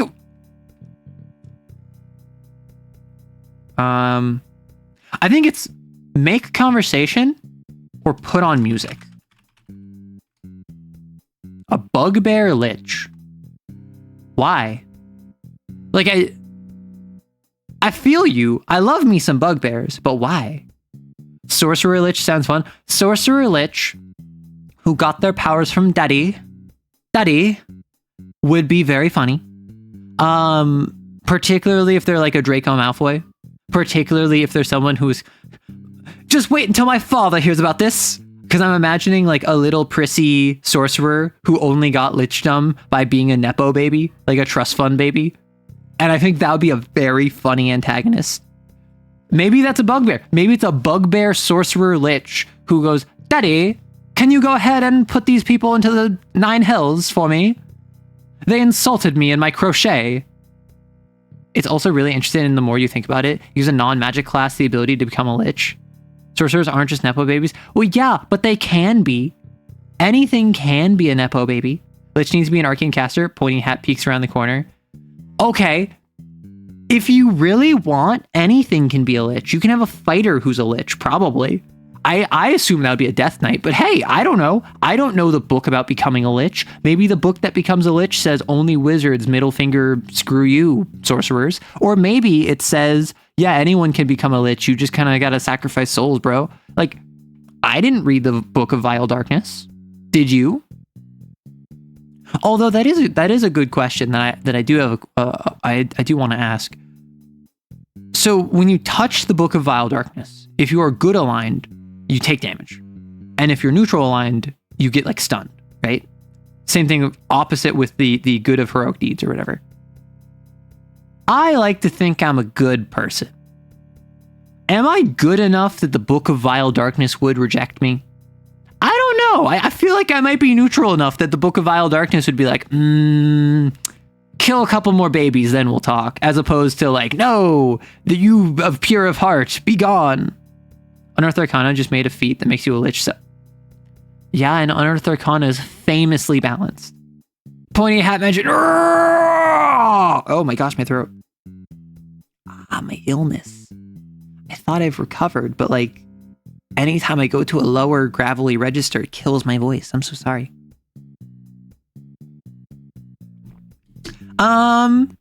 Question.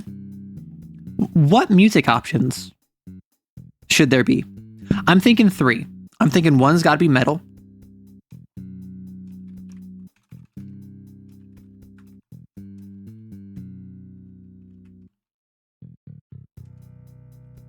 Well, I should have been recovered already.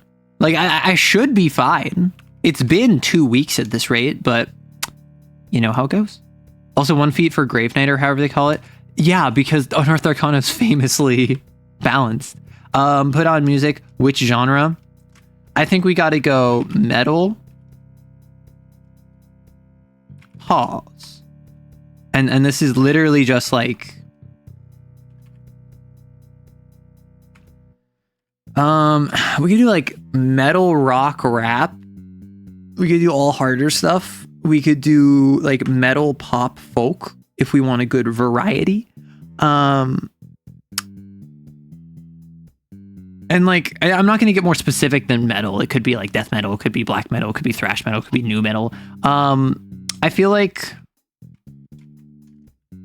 pop.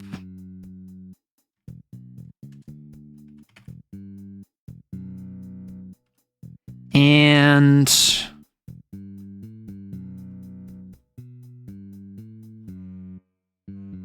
I mean, we could do metal, pop, folk.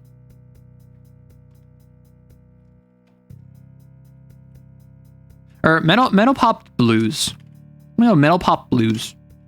Because this is a good enough range, the good enough variety of choices that I feel like if you are the average player, you like at least one of these. And if you don't, then sucks to suck, right? So I think it's put on music, which genre, put on music,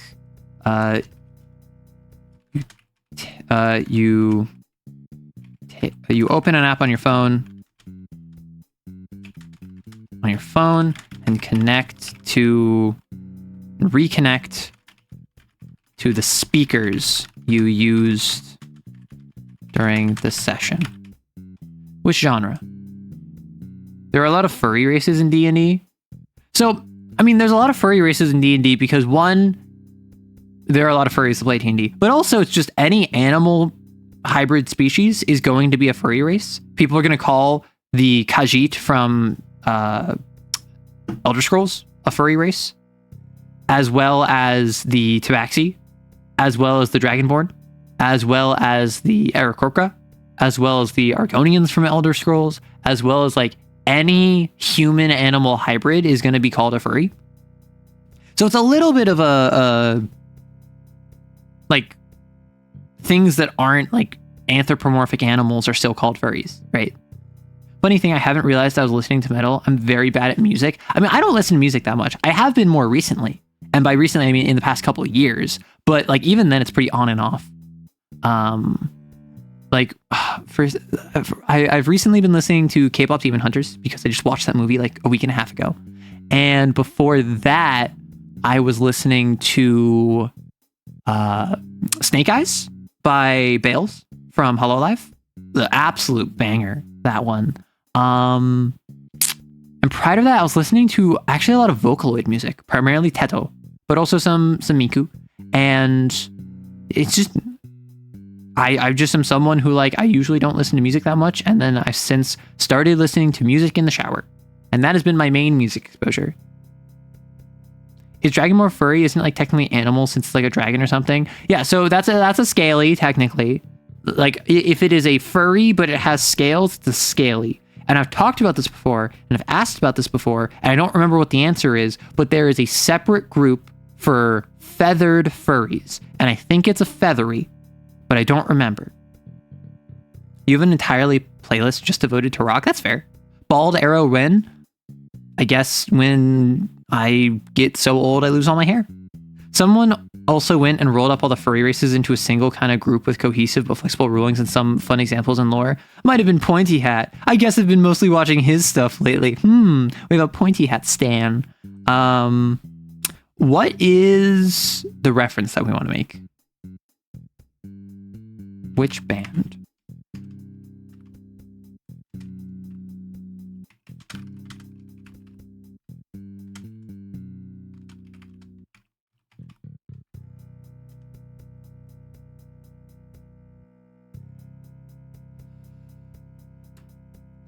So what if instead of genre we do a band and that we do a nice little like it's not the real one. So I don't know if I want to do blues. I don't know a lot of blues.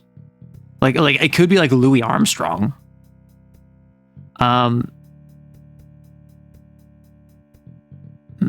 Blues I prefer red. Scooby-Doo is infinitely more funny if you give Shaggy a gun. I mean, a lot of things are infinitely more funny if you give a character a gun if they don't normally have a gun. However, that's mostly due to the circumstance of, that character has a gun, rather than actually being like humorous. I think it's just, you open an app on your phone and reconnect to the speakers during your session. Which genre are you playing? I think we go metal, pop, blues. And I think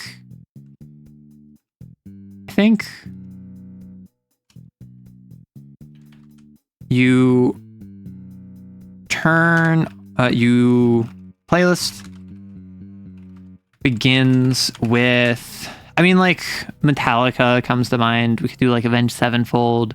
What like I'm trying to think what's a good like parody name that's very clearly recognizable. The playlist begins with, I do love me some Disturbed. I do rock me some Disturbed. So it can be some with Bothered. The playlist begins with Inflicted with Sickness by Bothered. Down with the Sickness by Bothered. Pop.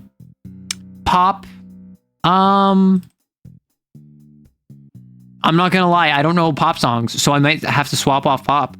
I don't want it to be metal pop blues. It could be like metal rap blues.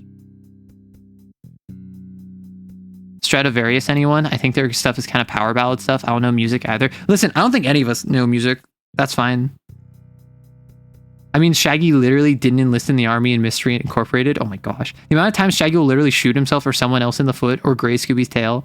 Listen, I think it would be that he fires the gun and it comedically bounces all around the entire building and then it hits someone in the butt and they go, yow! Like a Tom and Jerry character. And then they go like, oh, I think you just grazed me. And then they turn around and like their butt has a flap of fabric that got knocked off and now it's hanging out so you can see their underpants. Like, I'm thinking old school classic cartoon nonsense, right? That's what I'm assuming would happen if you gave Scooby or Shaggy a gun. The playlist begins with Inflicted with Sickness by Bothered. Pop. Listen, I've been listening to K-pop Demon Hunter. No, I feel like if it's pop, we must pray. The playlist begins with by Migu. do you think that Migu is enough of a change that we don't need that we can have the reference? The playlist begins with Die Die Die Die Die Die Die by Migu. The playlist begins with it's like a blues song.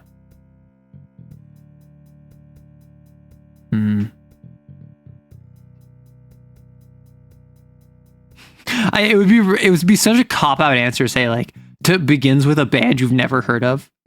Also, you literally stole time. Listen, the Shaggy lore goes crazy. Shaggy lore is like dad lore. Louis Armstrong song. What? I mean, what a wonderful world. Hello, Dolly.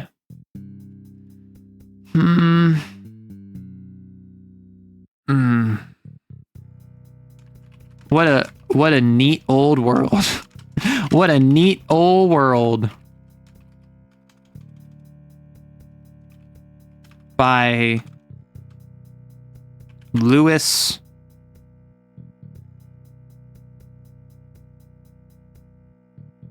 Bicep Flex. The playlist begins with What a Neat Old World by Louis Bicep Flex. Arrow doesn't know blues songs, not very woke. Leg week? Oh, it has to be leg week. Because I can't say to know very much blues. I ain't gonna lie. Like I enjoy blues and I enjoy jazz when I hear both of them, but I do not say that I know either of them particularly well as genres. And so, for instance, I know Louis Armstrong, and I know that I've heard What a Wonderful World and Hello Dolly, but like I don't think of them when I think of those genres because I'm not very well versed in them. Add it to the Google Docie. Okay, so the pumping drum beat leads up to a wicked vocalization that startles player 2.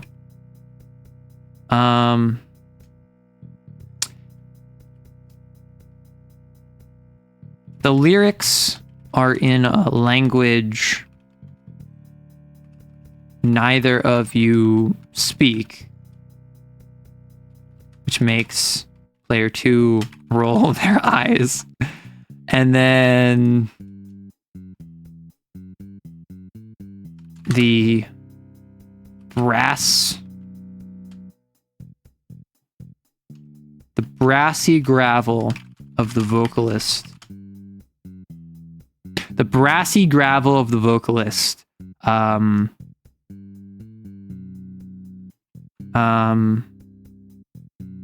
has just enough build up that player 2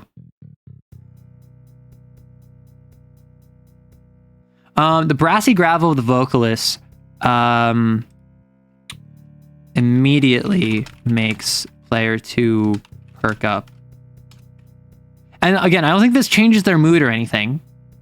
Google Docie grows yet again. So I think that this is so this is not a setting with Jesus. So I can't say, geez, dude. I mean, oh my, holy, what's a good exclamation that you can do that's kind of like divorced from real world lore, so to speak? I can just like, shoot. Oh my, that's a little bit too soft. It scared me with that. he frowns at he leers at the phone, reading the band name upside down. I haven't heard this song in forever. Bazinga. Wowee! I think player 2 is gonna call you a weeb. Didn't know you were a weeb. Deuces. Didn't know you were a weeb. I think that he...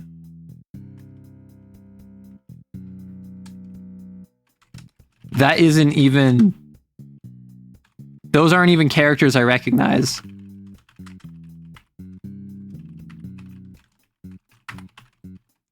I think that it's just like getting absolutely slammed. But I think that the blues, player 2 goes...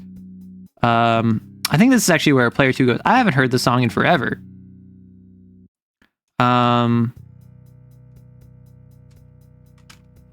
You a fan of Leg Week?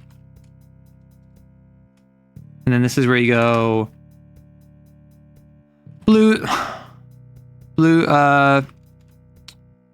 fan of the classics, certainly. Calm me down and help me focus. I think those aren't even characters I recognize. Not a fan. And then player 2 goes, haven't heard this before, so I can't say. And then I think this is just noise. And then I think this is where you go, too much for you to handle. Where he says, never said it's a bad thing. Right, so you get a little bit of like, maybe what it is that it's, instead of trying to talk to him, you go,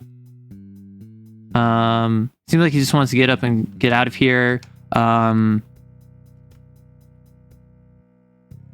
So instead of bothering him, you decide to put on some music for the cleanup. And I think this is something where, what genre is it? And this is where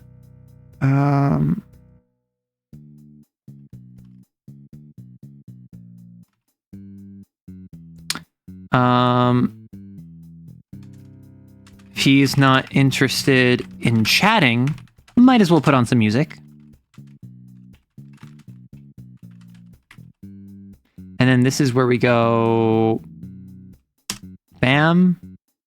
And then this is bam bam.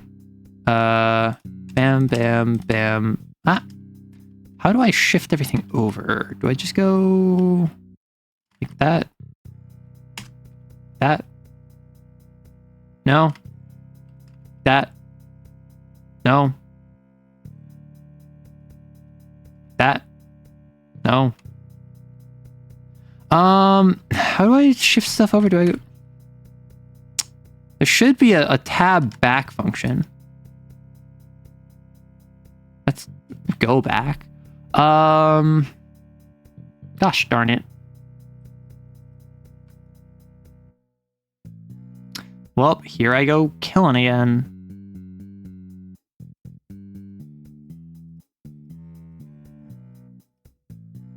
It's not that bad. It's only a couple of lines.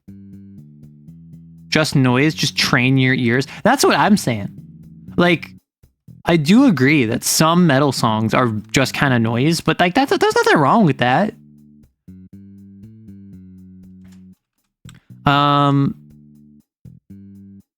Oh, this has to be one more further. Boo! Boo! Shame! Shame, Harrison! Shame!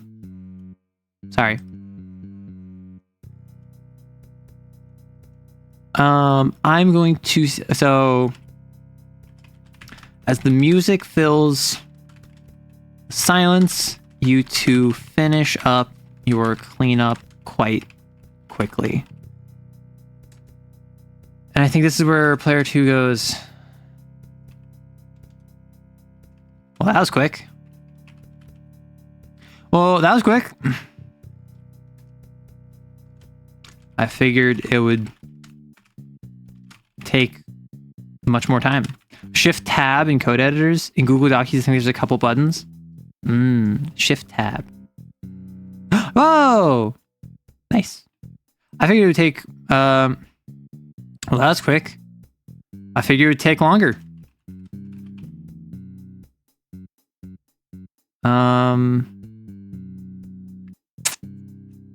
I figured it would take longer.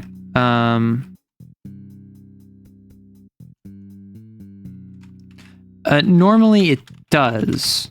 Player 3 would always talk about the session with me.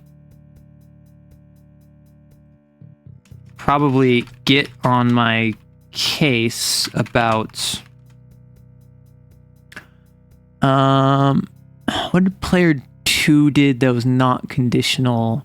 Because the issue with this is that in some of these circumstances, player 2 did something awesome, and others, they didn't. So if I want to reference that, I would need to add a variable for it. If I added a variable for it, I would need to reference that variable. If I reference that variable, then it would be a qualifier within a qualifier within a qualifier. It would be a bit too specific to be worth it. Which would be cool. I would love to do that kind of stuff, but not what I need right now. So if week equals 1, what did you do during week 1? Week 1 orcs. Player 2, what did you do? Probably just mention the thing beforehand. Talk about the session with me. Which I gotta ask. What's the deal with that weird Ventor symbol? Right? So player 2 is asking something about just the plot in general. And then I could add a little dialogue. I could add a single dialogue split where it's add a variable, and then assuming you did combat.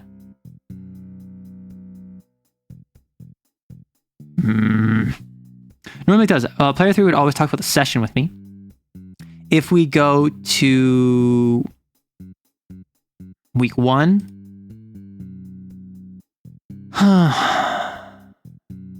week 1 orcs.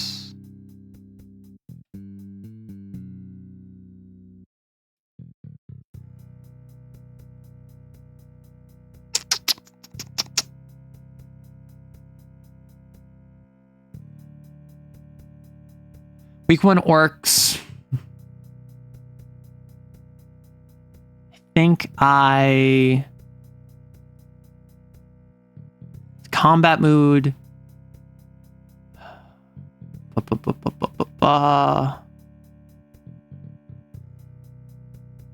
Versus they talk to it. I think I add in a variable here. Where I think I go week 1 orcs talk true. And then I go all the way down here, and then I say week 1 orcs talk false. And then I go up here and I say default week 1 orcs talk is going to be false.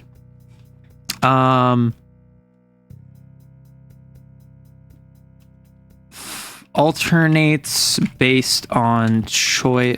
So used in references to week 1's resolution with the orcs. So all that matters is referencing, was there combat or was there not combat, right? So that's what matters.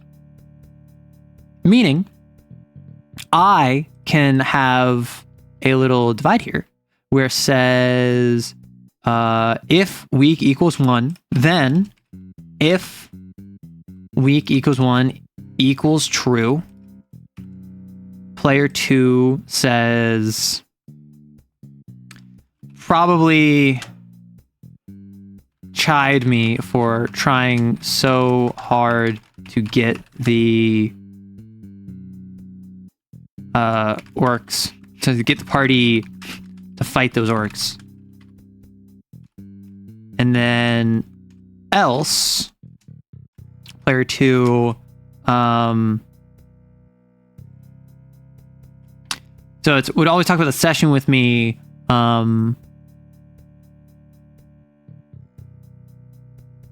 probably ask my thoughts on how that combat with the orcs went. And then I think that's just a... After that, it's... You say... Well, I can't say I don't plan on doing the same. And I think this is... Does player 2 like check their mood and then they say how they enjoyed it? And then, or I think this is where player 2 says, you should have picked up by now that I'm most interested in combat.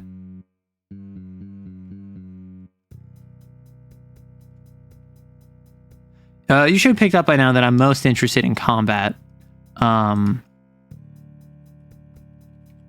Particularly the sorts that are serious. Seriously in... You should know that I'm most interested in combat, particularly the sorts that are serious, like that are life-threatening. Right? Because I want all of the first after sessions to tell exactly what it is they want. You should have picked up by now that I'm most interested in combat, particularly the sorts that are serious and life-threatening. Hello, Yogg-Sothoth. So you should have picked up by now that I'm most interested in combat, particularly the sorts that are serious and life-threatening. And then I think this might be a check of how high up your combat is. Your combat encounter. Are you doing evil arrow? I am. I am horrible.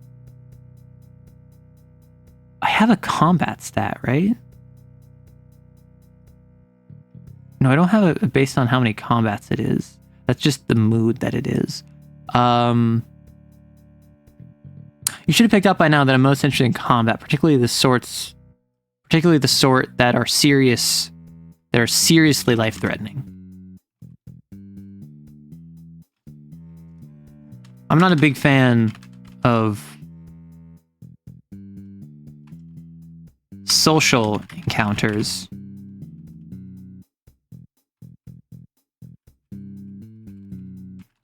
Which is why player 3 would constantly hound me about them. Would constantly ask me about them, or constantly hound me about them.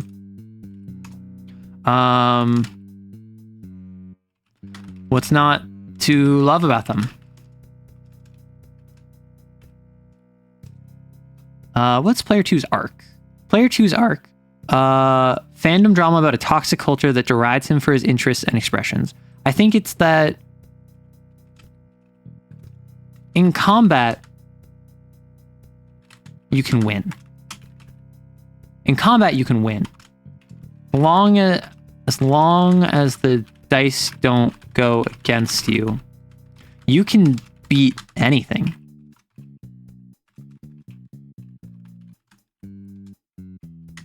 With social encounters, I just...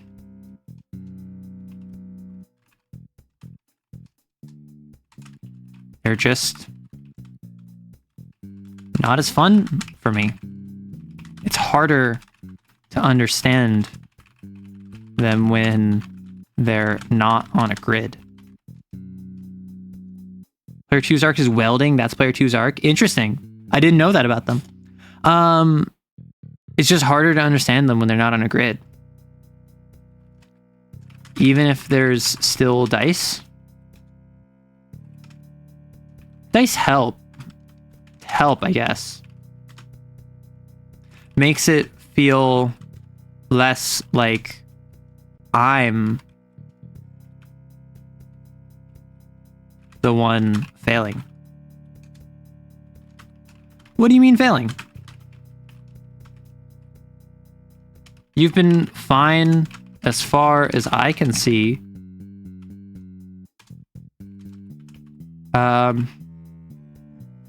Bad joke. Oh, arc welding. Understood. What do you mean failing? You've been fine as far as I can see. I don't think maybe. I think it's just not as fun for me. It's hard to understand. Even if there's still dice. Dice help, I guess. Makes it feel less like I'm the one failing. What do you mean failing? You've been fine as far as I can see. Now you're just making stuff up. No, seriously. I don't know where this is coming from.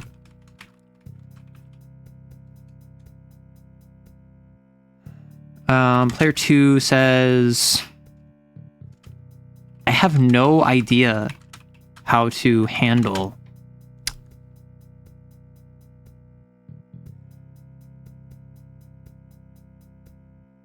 a conversation, an argument. Because player 2's thing is they can stick up for anyone else. They don't know how to stick up for themselves, right? So it's, I have no idea how to handle it.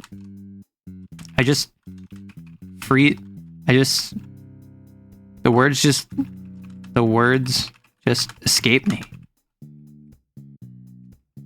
whenever I'm on the spotlight.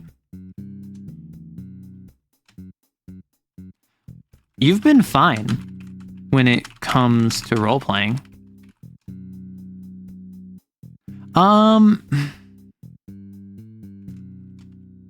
That's because that's not me.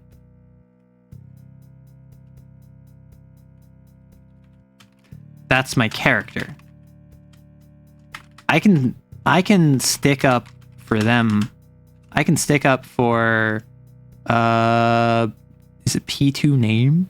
Gosh. I can stick up for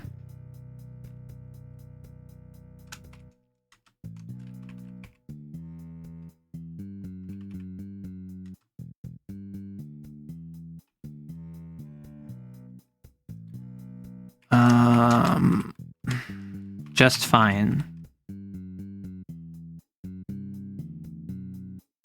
Oh, right. I can't do that here because it is not in that, right?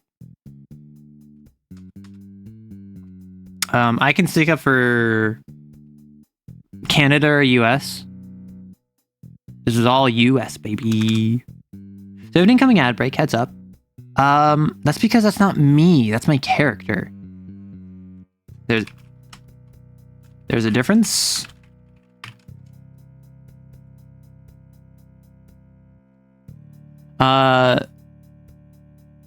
Even if this dice help, it makes me feel like I'm the one failing. What do you mean failing? You've been fine as far as I can see. Now you're just making stuff up. Nope, seriously, I don't know where this is coming from. I have no idea how to handle an argument. The words just escape me whenever I'm on the spotlight. I have no idea how to handle an argument. You've been fine. You argue plenty well with the rest of the group. Some would say too well. That's because that's not me. Yeah, Canadians apologizing, trembling in their boots. I have no idea how to handle an argument. you argue plenty well with the rest of the group. Some would say too well. That's all jokes, though.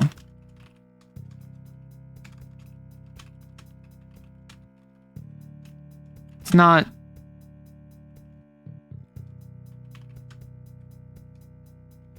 Forget it. I should be heading out. I think this is a menu choice where it is...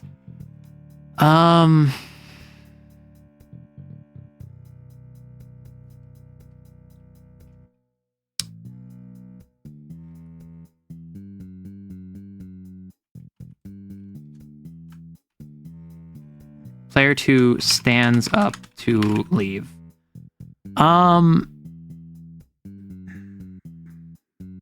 Yeah, this is just him not being able to express himself properly. This is him being like, I have no idea how to express this.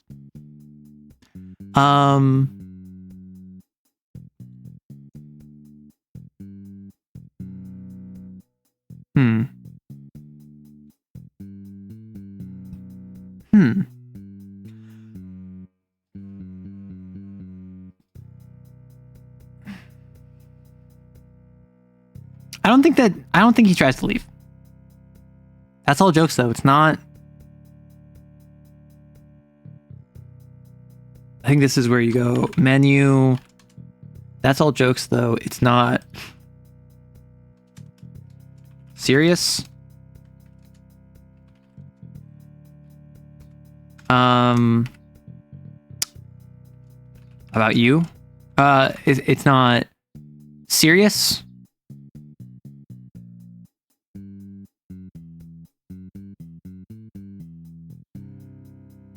I want to add more choice to this.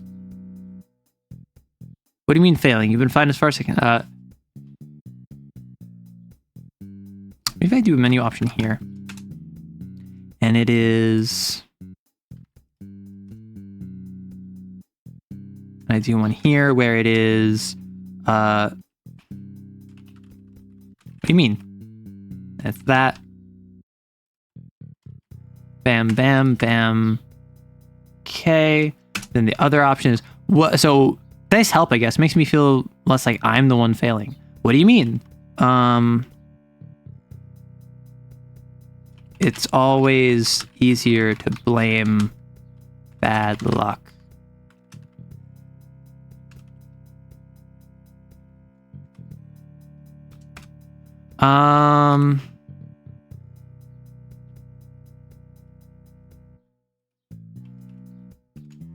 I know what you mean. I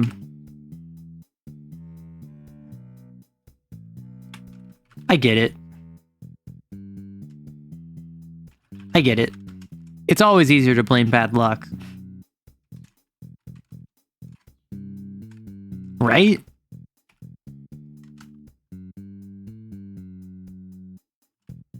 Right? So where is it leading? That's my question. I know the end result of the arc, and I know the whole point of the arc is not being able to stick up for oneself despite being able to stick up for others. What do you mean failing? You've been fine as far as I can see. Now you're just making stuff up. No, seriously, I don't know where this is coming from. I get it. It's always easier to blame bad luck, right?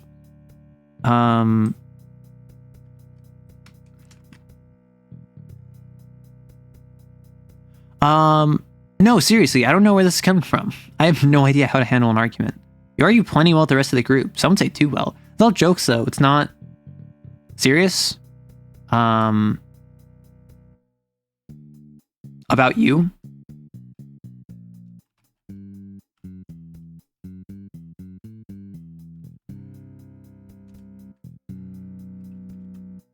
Or is it pass? No, it's pause. Pause. Pass? Pass is what I was thinking of this whole time. Where are the other things that I like? I filled it up where it's... I put empty choices that only had pauses in them. It's supposed to be passes. Pass is what I was thinking of.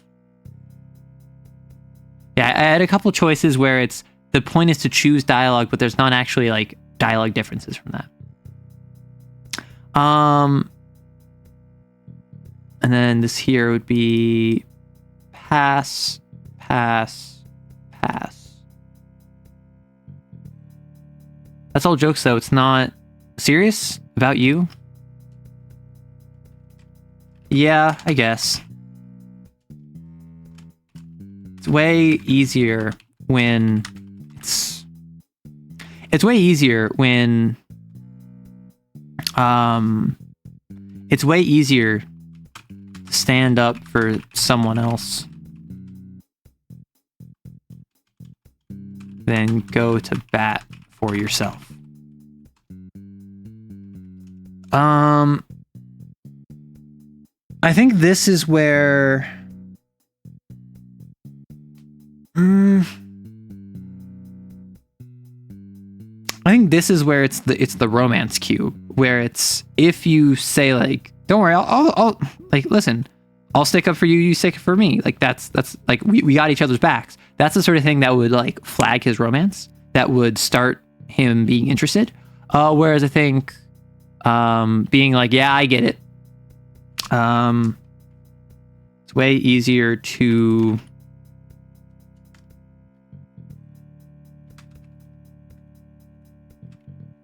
I can stand up for you.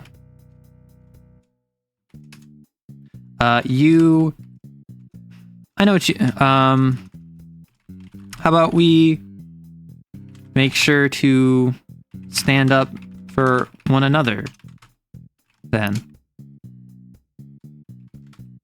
I'll watch your back, you watch mine.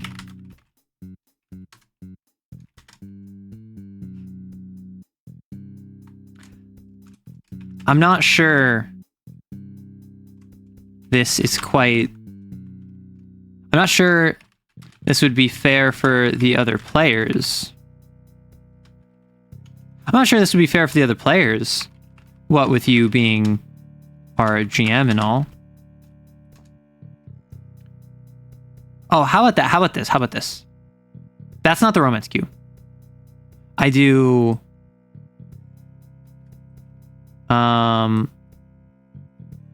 Okay, so that is... I can stand up for you versus... I know what you mean. So it's... I can stand up for you. How about we make sure to stand up for one another then? I'll watch your back, you watch mine. I know what you mean. I always find it way easier to go to make a fool of myself on someone else's behalf.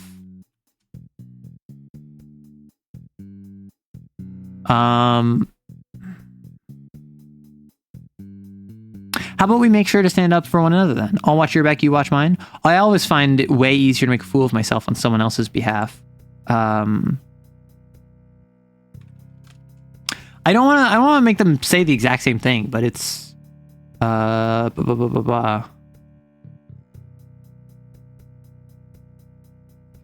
about make sure to stand up for what do you mean? And then I think it's I wouldn't say I'm making a fool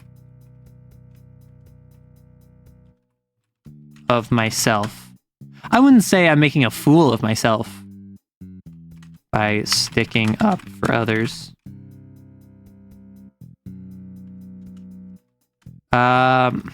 Well, I would. But there's nothing wrong with that.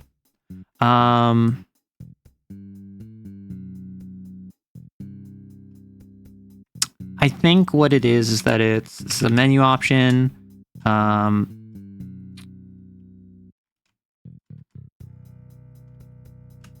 And this can be, it can be our, so I think roll with it is the romance flag in all of these. Roll with it can just be our little secret then. I think this is player 2 dot romance equals 1. Did I fix that? Is there something else weird with it that I had to fix over here in the player 1 after scene? What was the issue here? Nope, that's fine. I had to fix it in the class is what it was. Can this be our little secret then? Can we just when the group decides to gang up on me, you just gotta step in.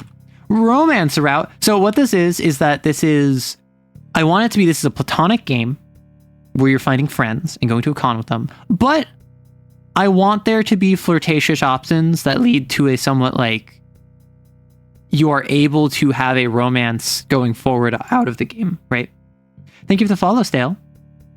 So what I'm thinking is that each after session chat with someone, you have a romance flag. Binary, yes, no. And generally it's going to be pretty obvious, but not necessarily. And you need at least 2 of the 3 of them in order to romance them. So you need to have 2 after sessions with them. After each like TTRPG session, you need to like keep them over twice. And then you also need to choose the right option. When the group decides gang up me, you just got to step in. And what? I get special treatment. I get special treatment, like free magic items.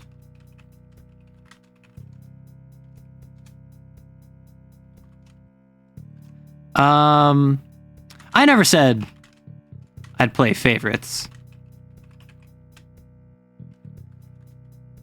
So I'm not sure this would be fair for the other players, with you being our GM and all. Can just be our little secret then. I don't like the phrasing of that. Roll with it. When the group says gang up me, you just gotta step in. And what? I get special treatment like free magic items? I never said I'd play favorites. Twitch is so lucky I can't post that one Sukuna hand rubbing meme. Oh my gosh. Then what's the point of... And then I think this is where you, outside of this, go blah, right? Because the idea of this isn't intended to be like romance. This is just kind of like you're a little flirty. You are a little like expressing interest. We'll figure it out.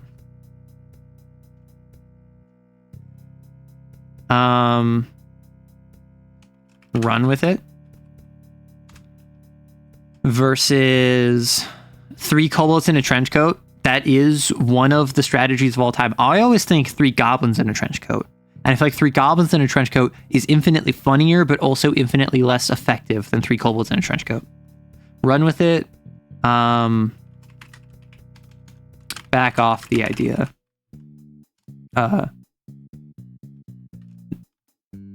No, not in game.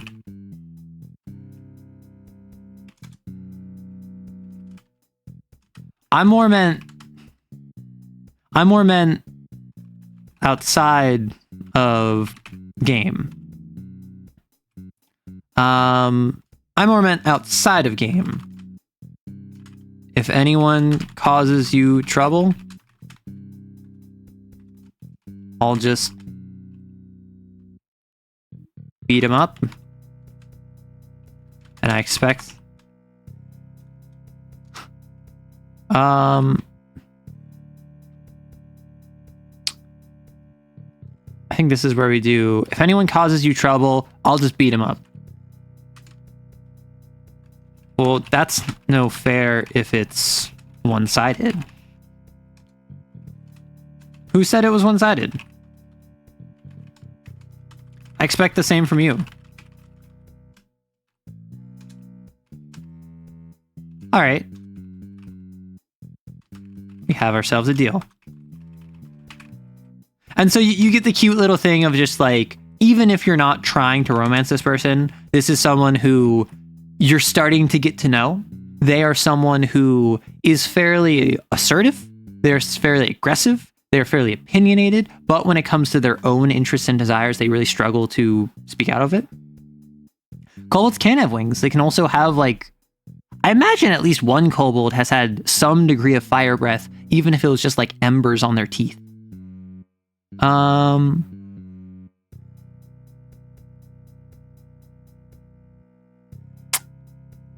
Even if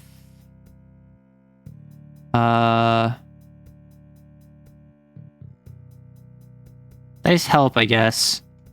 Being in character too.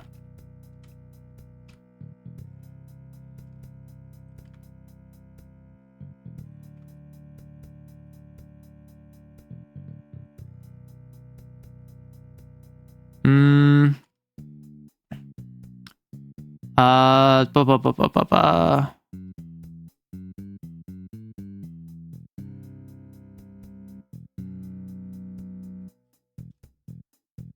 So I can stand up for you.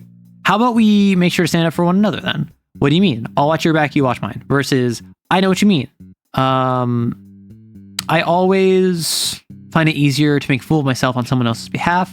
I wouldn't say I'm making a fool of myself by sticking up for other. I wouldn't say I'm making a fool of myself. Well, I would, but there's nothing wrong with that.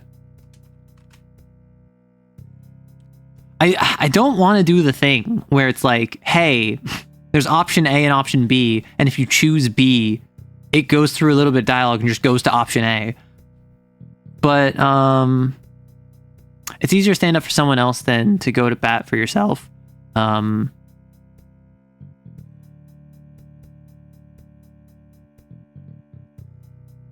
Kobold society is basically just one giant cult. Well, yes. However, they also are cults to like dragons, which of all things to make a cult around is not the worst option. 3 halflings in a trench coat could work. Kobolds in Pathfinder have an elemental breath? I didn't know that. Like, I actually never knew that. I knew that kobolds obviously had like different traps and tricks and whatever. I didn't know they had elemental magic or like elemental breath. Like, I assume that they have like dragon magic, but...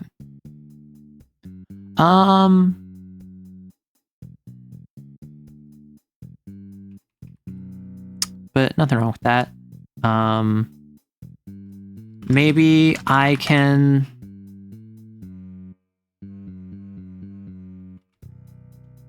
help show you...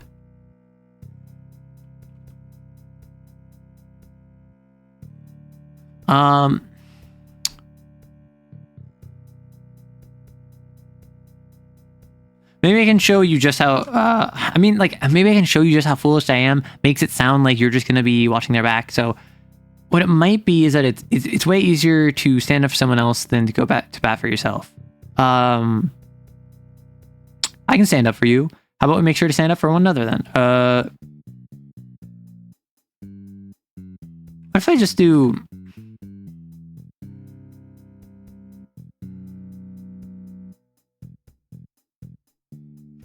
Let's watch each other's backs. How about we make sure to stand up for each other then? What do you mean? I'll watch your back, you watch mine. Versus, I can stand up for you.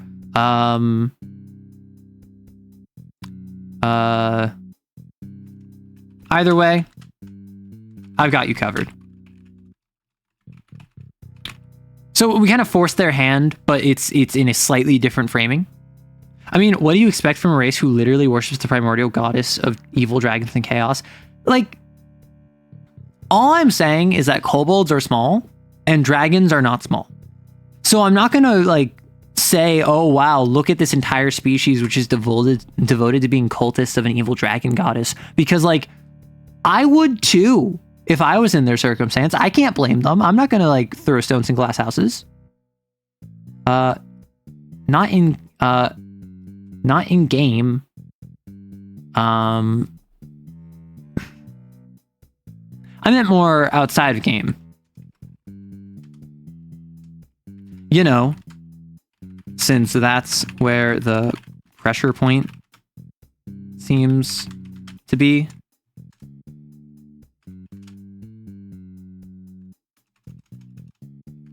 And then this is where it's, if anyone causes you trouble, I'll just beat them up. Well, that's no fair if it's one-sided. Who said it was one-sided? I expect the same from you. All right, we have ourselves a deal.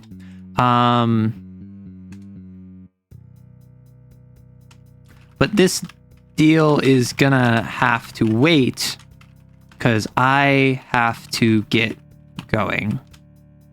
Really wasn't planning on getting grabbed after the session. And I think if week is not 4, if week is less than 4, I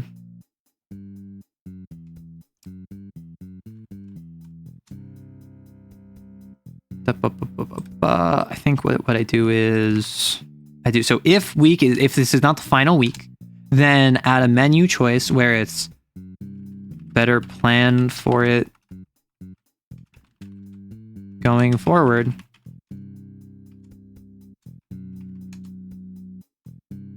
Sorry about that. And then this is where you can be like, better plan around it going forward, since I imagine you'll be selected, better plan around it going forward, since you can always be selected again. Player 2. Seriously? You've got 5 other choices. But how can I choose anyone else now? But how many of those choices is my personal bodyguard?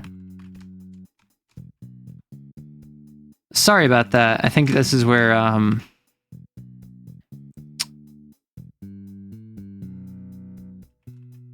sorry about that.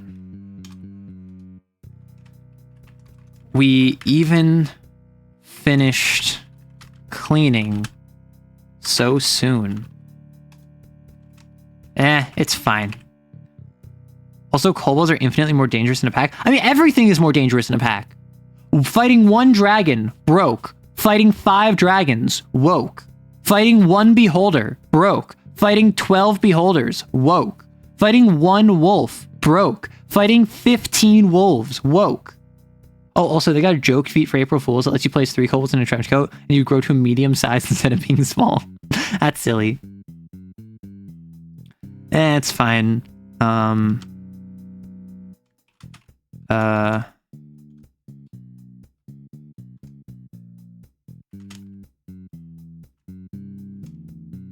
regretting this already. And I think this is where we go, it's fine. It's fun. It's, I really gotta go.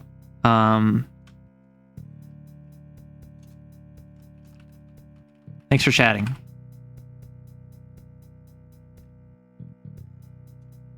And then I think, how did player 1 exit? Player 1 exited by... Soon enough he left, allowing you to turn in and have a quiet night. I think having a quiet night is the thing, right? Every single time you have a quiet night.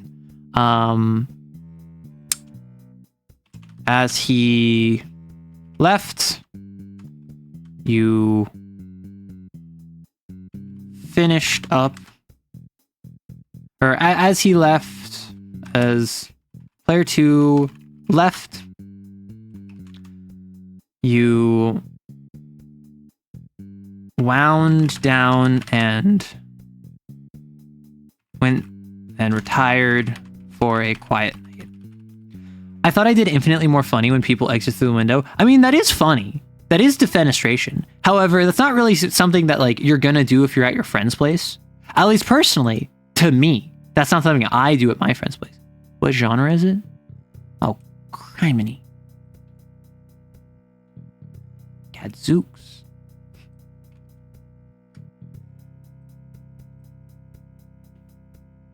Okay. Arrow. No. Okay. Guard dog. Somehow I knew it would be me. You say that every time you're selected. In fairness, you kept it on a cycle. It was on a cycle? It felt more like you just chose on a whim. Well, her whim was based on an emotional cycle. I resent that on multiple levels. The group heads out to their cars, discussing how predictable something needs to be in order to be considered a cycle. Player 2 wipes down the whiteboard the group uses as a battle map, sliding minis out of the way when necessary. It seems as though he just wants to clean up and get out of here. If he's not interested in chatting, might as well put on some music. You open an app on your phone and reconnect to the speakers you used during the session. What genre is it? Metal. The playlist begins with Inflicted with Sickness by Bothered. The pumping drum beat leads up to a wicked vocalization that startles player 2. Ah, you scared me with that. He leers at the phone, reading the band name upside down. This is just noise. Too much for you to handle? Never said it was a bad thing. As the music fills the silence, you two finish up your cleanup quite quickly.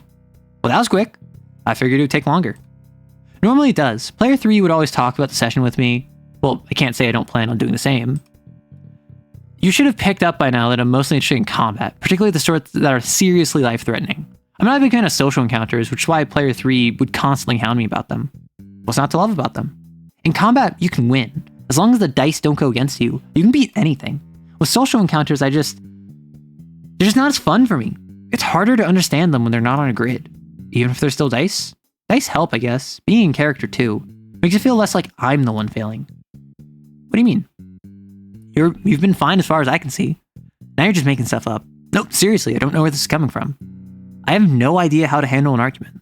You argue plenty well with the rest of the group. Some would say too well. That's all jokes, though. It's not... Serious? Yeah, I guess. It's way easier to stand up for someone else than to go to bat for yourself. Let's watch each other's backs. How about we make sure to stand up for each other? What do you mean? I'll watch your back, you watch mine. I'm not sure this would be fair for the other players, what with you being our GM and all. When the player decides to gang up on me, you just gotta step in. And what, I get special treatment like free magic items? I never said I'd play favorites. Then what was the point of, if anyone causes you trouble, I'll just beat them up. Well, that's not fair if it's one-sided. Who said it was one-sided? I expect the same from you.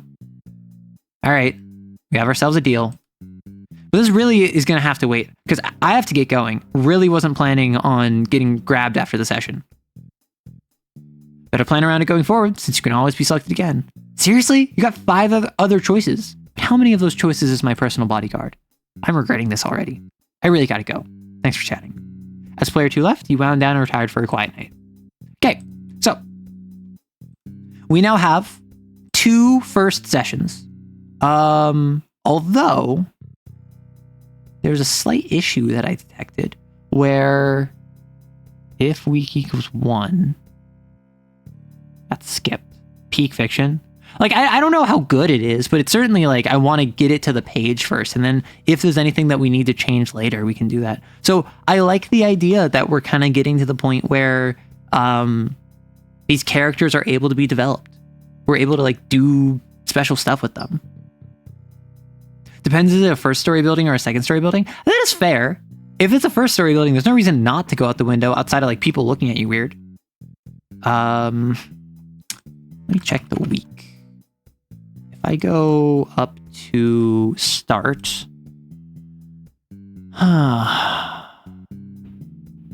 would you like to play call?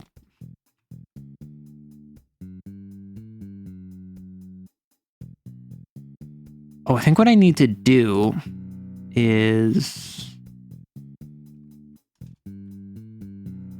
week +1. I think that's what the issue was. I skipped the tutorial. Because week starts at 0. And so you skip ahead to week 1 because the tutorial is at session 0. So that means that week is 0. Understood. I think we go for player 3 now. Because it's only been 4.5 hours. I do kind of want to wrap up soon because I have editing I need to do. But I think I can do one more after session scene and we can pog.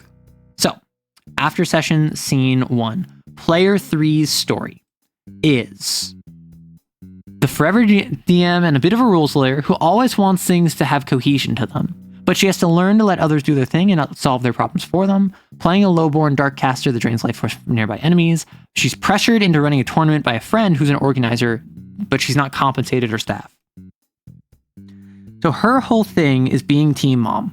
Her whole thing is that she is effectively needs to chill, needs to stop putting herself out there, needs to stop being someone that is trying to like push herself on the world.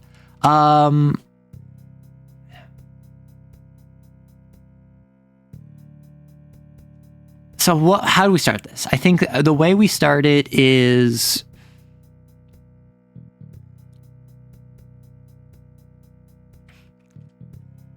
I suppose it's only natural.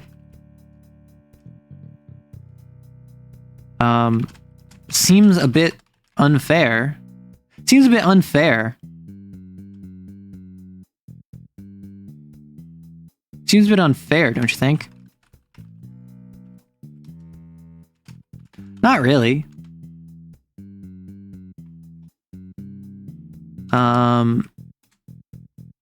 I think what we do is, do I add in a section where you're allowed to swap? Do I add in a section where you're allowed to swap to someone else's scene? Because what if I do like... Also, where do I increment? Where do I increment this? I don't ever increment this, so I need to increment this on all of these. So after player 1,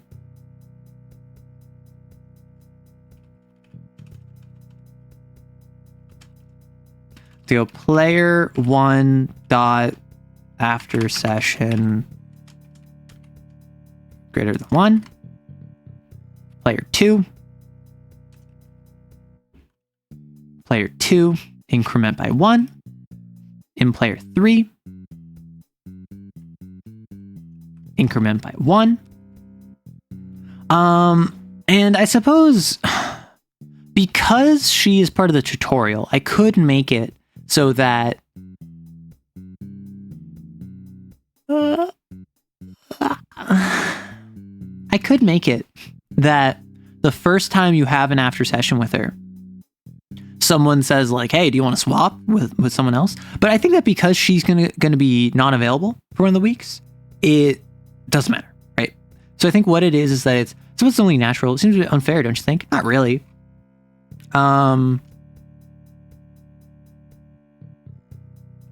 You must have cleaning up down to a science at this point. You must have cleaning up down to a science at this point. Seriously? She'd always make us do the work. Player 5. What are you on about? I'd always have to fight her just to help out.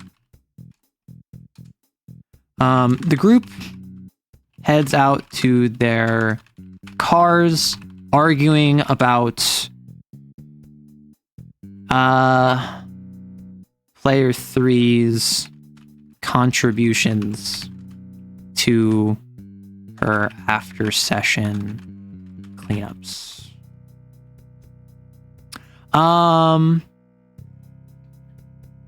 Player 3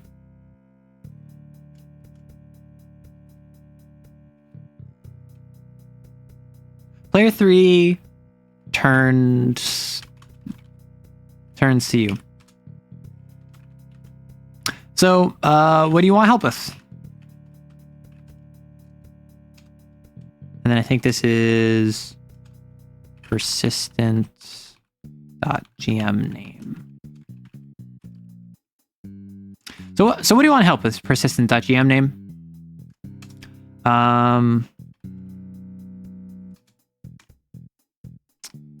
think this is... Can you clean up the battle map? Can you clean up snacks?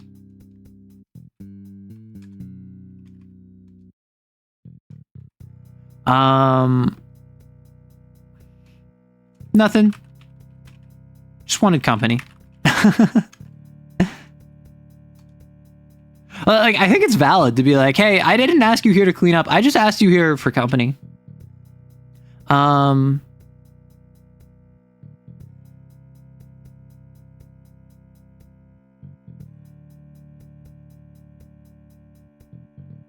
you clean up the battle map? I think this is... If you start with the minis and battle map, I can put away the snacks. If you start with the snacks, I can clean up the minis and battle map.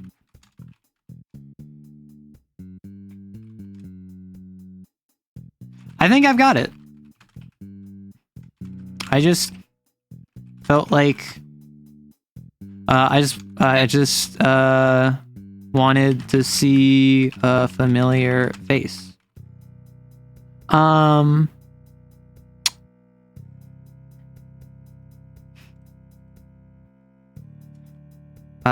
think player 3 goes, really?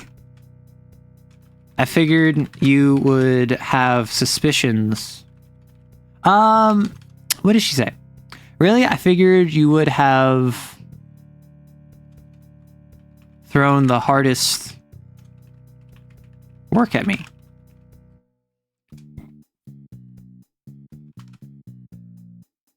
I think you're forgetting you've yet to run from me. I think you're forgetting you've yet to run from me. I don't resent you yet. And then player 3 goes, ooh, then when can I start resenting you? And then I think this is where you get a dialogue where it's just like, when I kill your character. When I kill your character.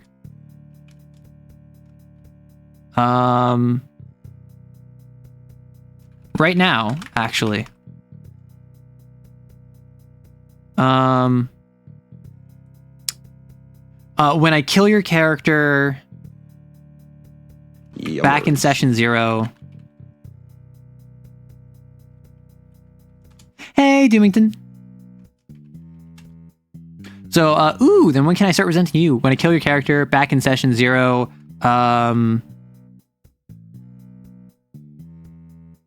Nope, not allowed. And then, so I think this is, as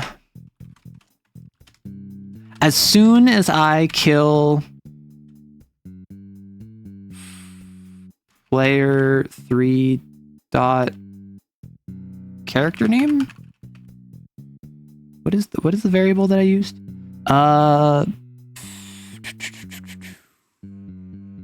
That is it character name? Character underscore name.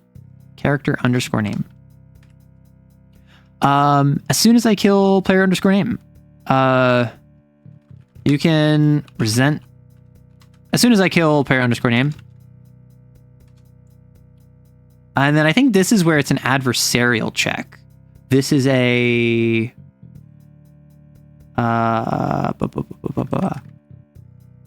if how do I handle the adversary? Because there are 3 stats that you have. You have if you're adversary, participant, and observer. And the way these work is that every time you make a choice that is like adversarial, yeah, I think that what we do is, I think that this is what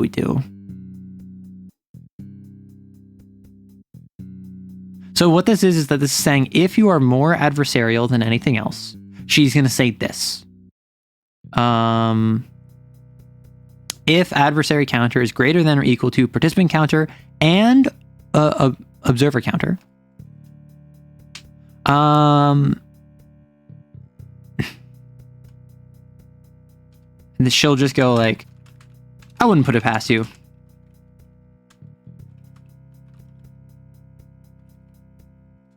I think else is just, you wouldn't. Because if you're more adversarial as a GM, she's more inclined to believe that you would kill her character. Whereas if you're not, she's like, you wouldn't. And then I think, I wouldn't put it past you. How else will you care about life if not in fear of death? And then bold words for someone in killing range. And then this is where she goes like, nah, I know you. You're not the type. And then, how else will you care about life if not in fear of death? You're cold-blooded. And then I think that's, you're cold-blooded. Persistent.gm name.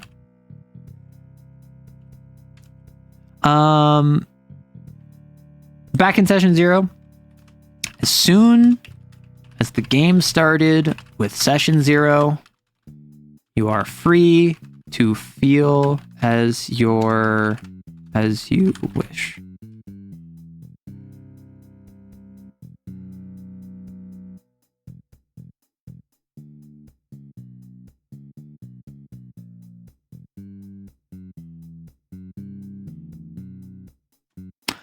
As soon as the game started with session 0, you're free to feel as you wish.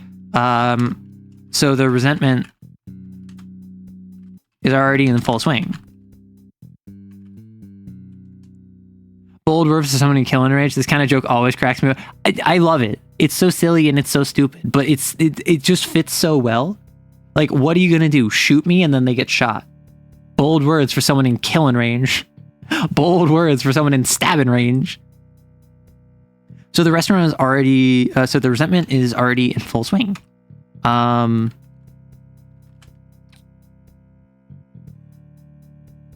If this is your form of resentment, I'm not surprised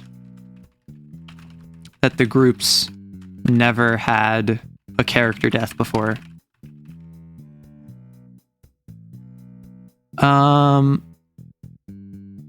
Nope, not allowed. Nope. I'm special. And beyond resentment. Nope, I'm beyond resentment. Oh, so you could resent me, but I'm not allowed to resent you? Just about, yeah. I'll settle on a simmering hatred instead. And then how do we bring in character death? Because I feel like all of this is leading towards character death. I feel like I'll settle on a simmering hatred instead. Or maybe I'll just wait until I run for you and kill your character. And then this is where like all of this kind of like comes back towards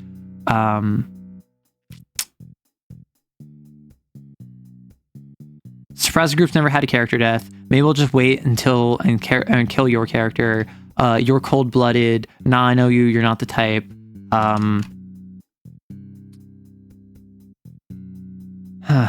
Character death. I think there's a small pause here.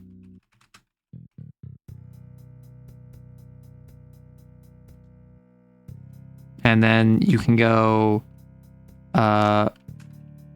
what? And this is where player 3 goes, I'm just thinking about the game I'm running. I'm just thinking about the game I'm supposed to run. And then this can be another menu option for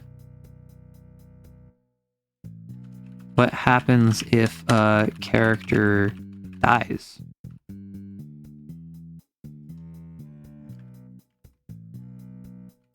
So we do that, and then we do the group will be fine. It'll be a learning experience.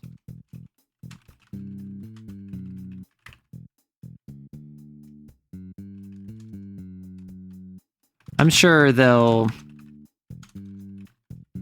get over it.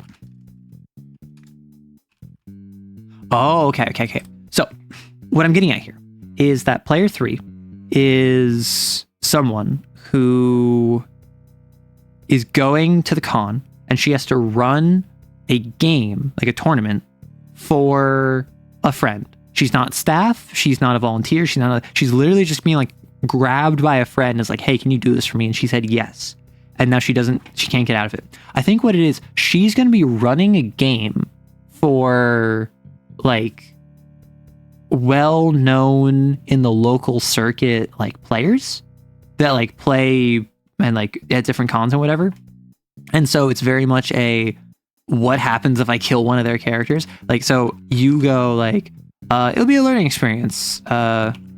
They'll learn what it's like to lose a character, and you'll learn what it's like to kill one. I can promise you, you're not gonna lose friends over a game. I promise you.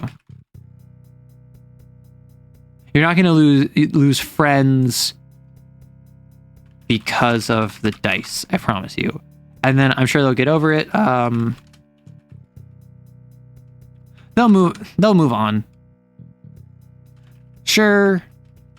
And then they'll move on.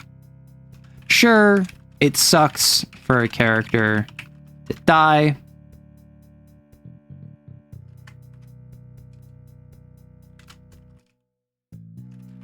But that's just the game.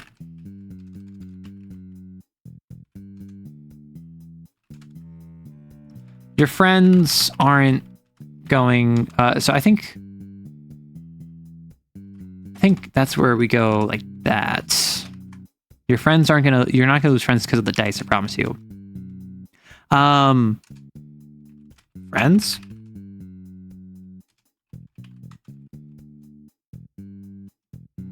Oh! Sorry. I was talking about the game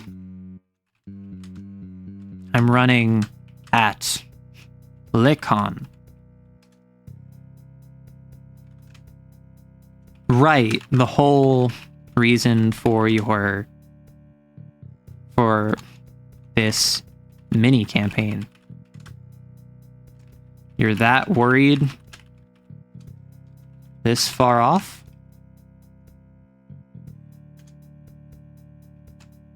Do you know why I had to take a month off of running to prep for it?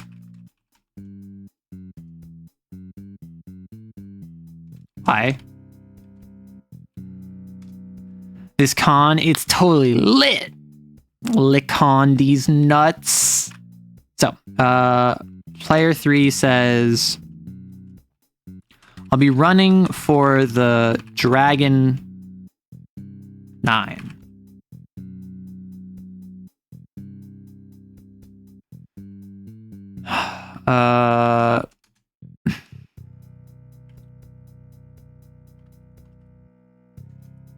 Who? And then this is where it's just like, ah, yes, them.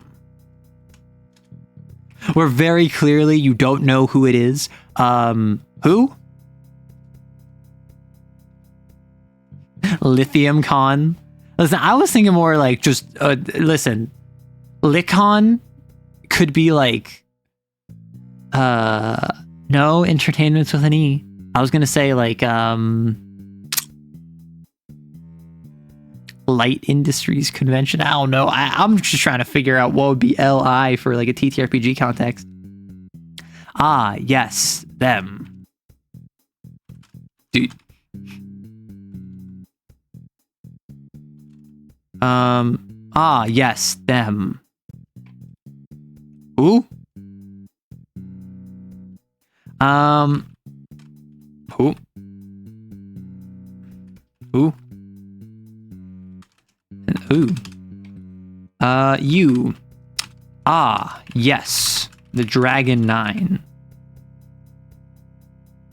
I know all 9 of them.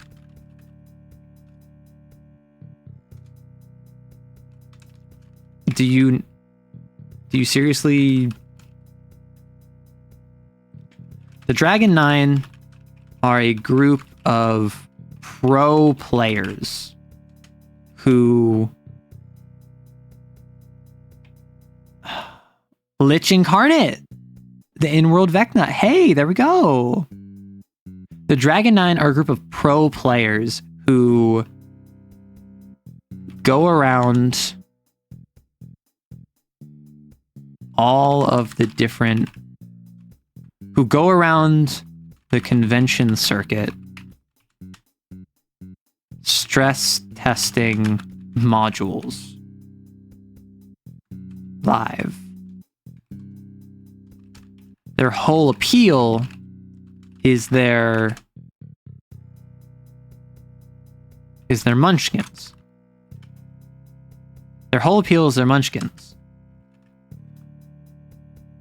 They love breaking the game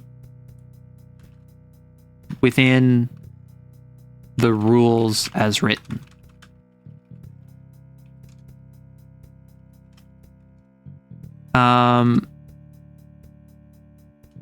There wasn't a module the convention could get its hands on. There wasn't a module the convention could get its hands on. So my friend name, oh my gosh, no! I need to name the friend, because the friend is a core part of player 3's little arc here. So my friend in staff asked me to help out. Wait, you're making a module?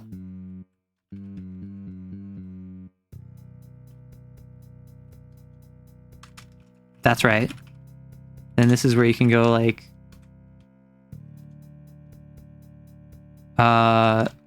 that's right. That's awesome. Awesome. Versus, you're getting paid, right?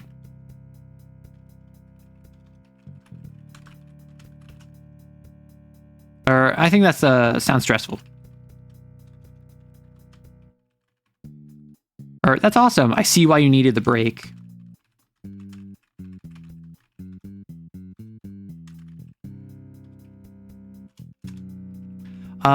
That's awesome. That's awesome. I can't wait to try it. I can't wait. It's awesome. I can't wait for you to run it.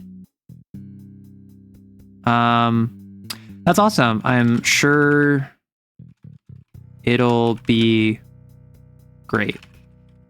I see why you needed the break. I think this is where we go. That explains the break. I see why you needed the break.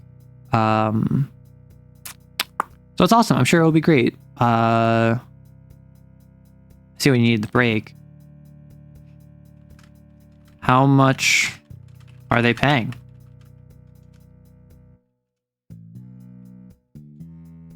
Oh.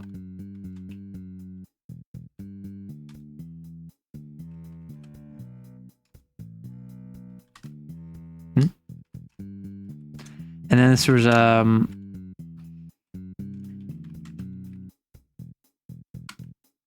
I'm just helping out my friend. So I'm just helping out my friend, so I'm not getting comped. And that's where she goes like, that's all right though, because it's fun. Just a little stressful. So I'm glad to be able to be a player. So I'm glad to be able to be a player while focusing on the module.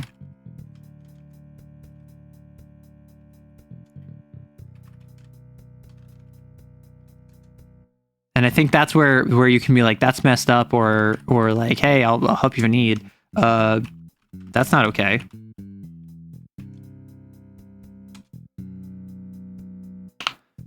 So I'm not getting comped.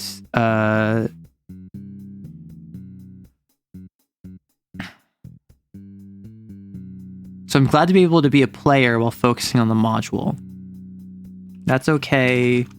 That's not okay. Making a module is a lot of work.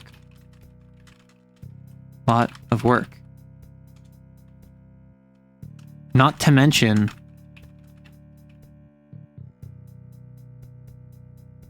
they're cracking it live.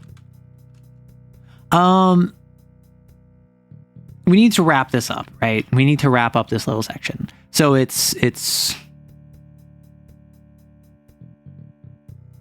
you'll be running for the Dragon 9. So I'm okay. That's not okay. Making a module is a lot of work. Not to mention they're breaking it apart live.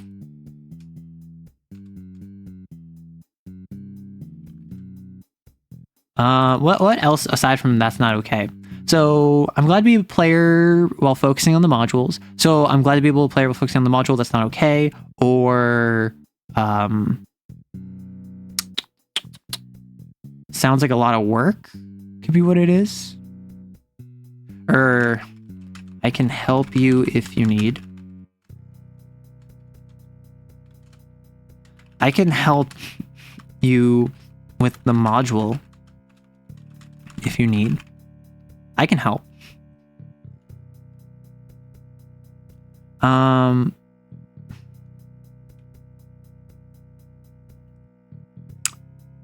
I'm not going to be able to be a player. So I'm glad to be able to be a player while focusing on the module. I can help. I can help you with the module if you need.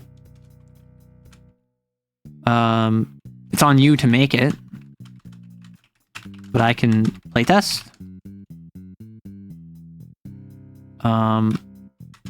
I appreciate your concern, but this is just something I have to lock in for.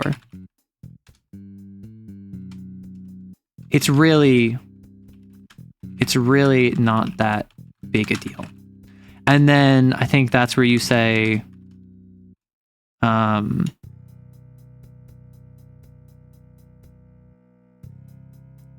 this is like the romance flag, where it is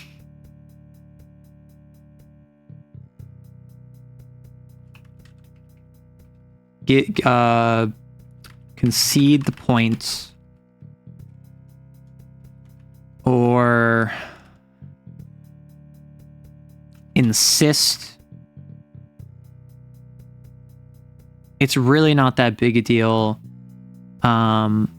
I appreciate your concern, but this is something I have to lock in for. It's really not that big a deal. It's really not so big a deal. It'd be easier to just... it'd be easy... So it's really not a big deal. It'd be easier to just crank out myself. That sounds weird. I appreciate your concern, but it's something I have to lock in for. It's really not that big a deal. What is insist you? So I think that it's, I don't think it's like you back off or you insist, because most people are going to say they insist. And I want one of these to be like a nice option, but I want the other option to still be reasonable. So I think it's going to be,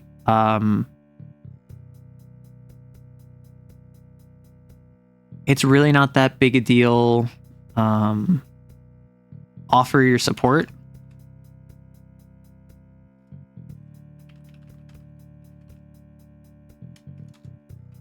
Versus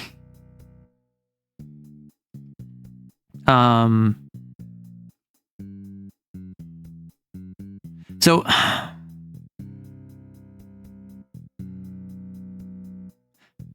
P3 makes modules for breakfast, almost like Arrow.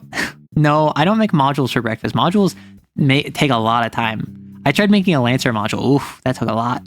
And I didn't even finish it. But I'm trying to figure out how to phrase this, because like what's a good response to somebody like, it's not that big a deal. What are two reasonable things one person would say, but one is like more flirty than the other? I think one is offering your support, and one is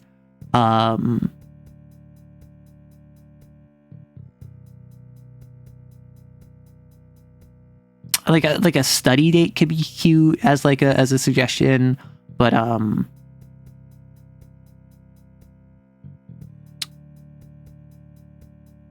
just remember, these are not like by choosing this you are romancing this character. These are prerequisites for the character to be romanced. So I think it's offer to body double. Oh, I hope to hang out and nerd out with you. Like that's kind of like, that's cute. So I think it's offer your support.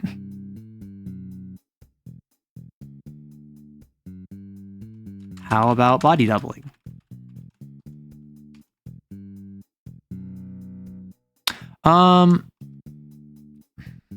It's really not that big a deal. It's really not that big a deal. Just will take some time. Okay, wait. It's really not that big a deal. Just will take some time. Hopefully,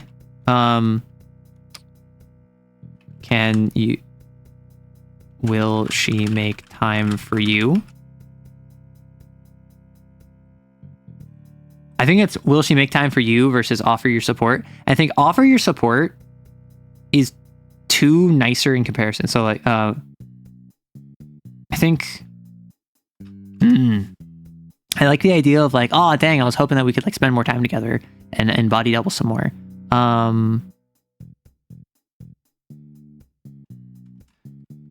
You're here for her. Versus offer. What if it's offer your support, express your condolences, insist it will be great. I think offer your support, and then that's a kind of like, hey, well, listen, I can body double with you, and she's like, I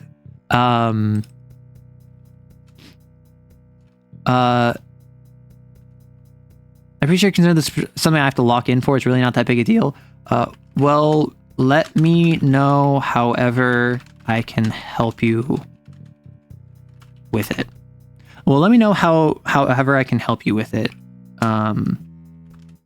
Body doubling, playtesting, idea generation.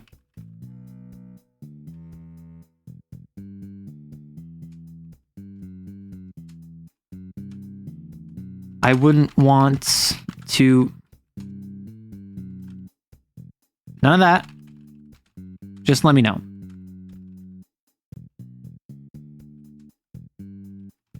Okay? It says it'll be great.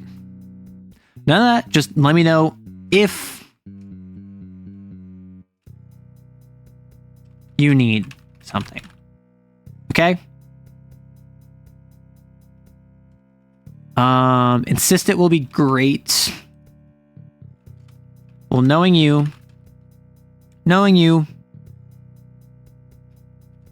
it'll just be crushed into a diamond under the pressure.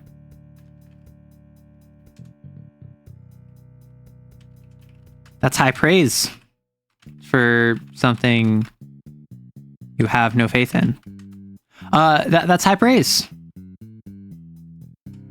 If hollow. Who said it was hollow?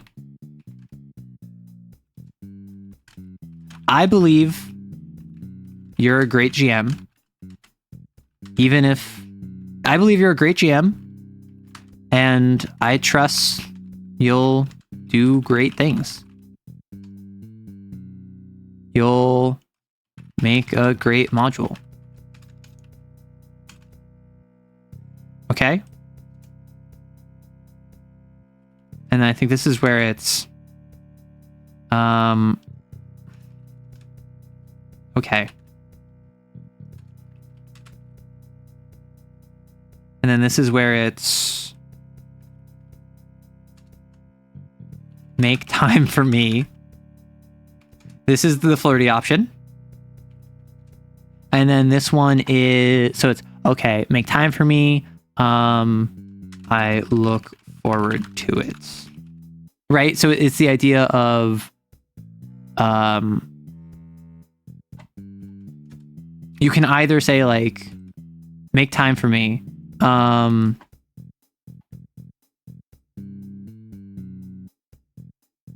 What's a less aggressive way of saying make time for me? Because you already said like offer your support, insist it will be great. There's already like that's not okay. There's already multiple things of saying like I can help. So I don't think it's offer help again. I think it's okay.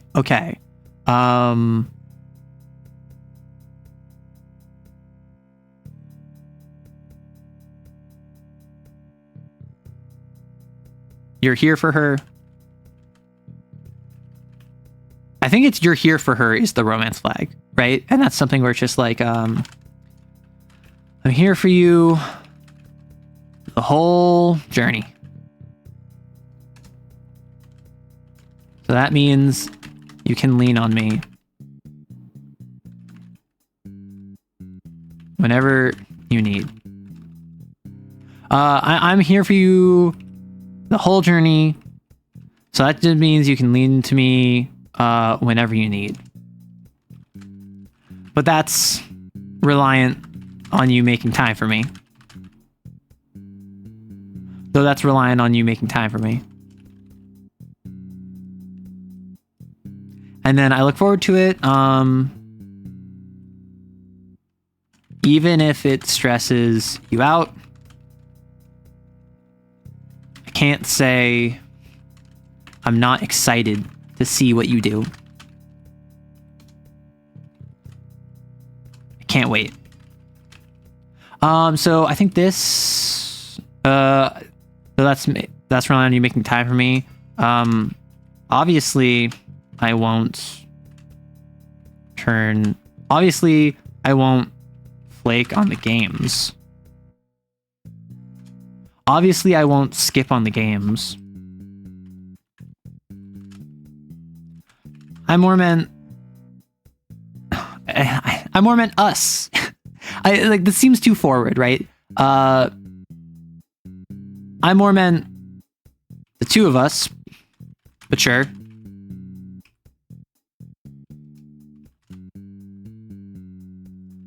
I'd hate to miss nerding out with you. Like, and then this is like subtle enough that this is just like, obviously it's flirty. It is along the lines of romance, but it is not like, I love you, right? And that's what I'm trying to avoid. So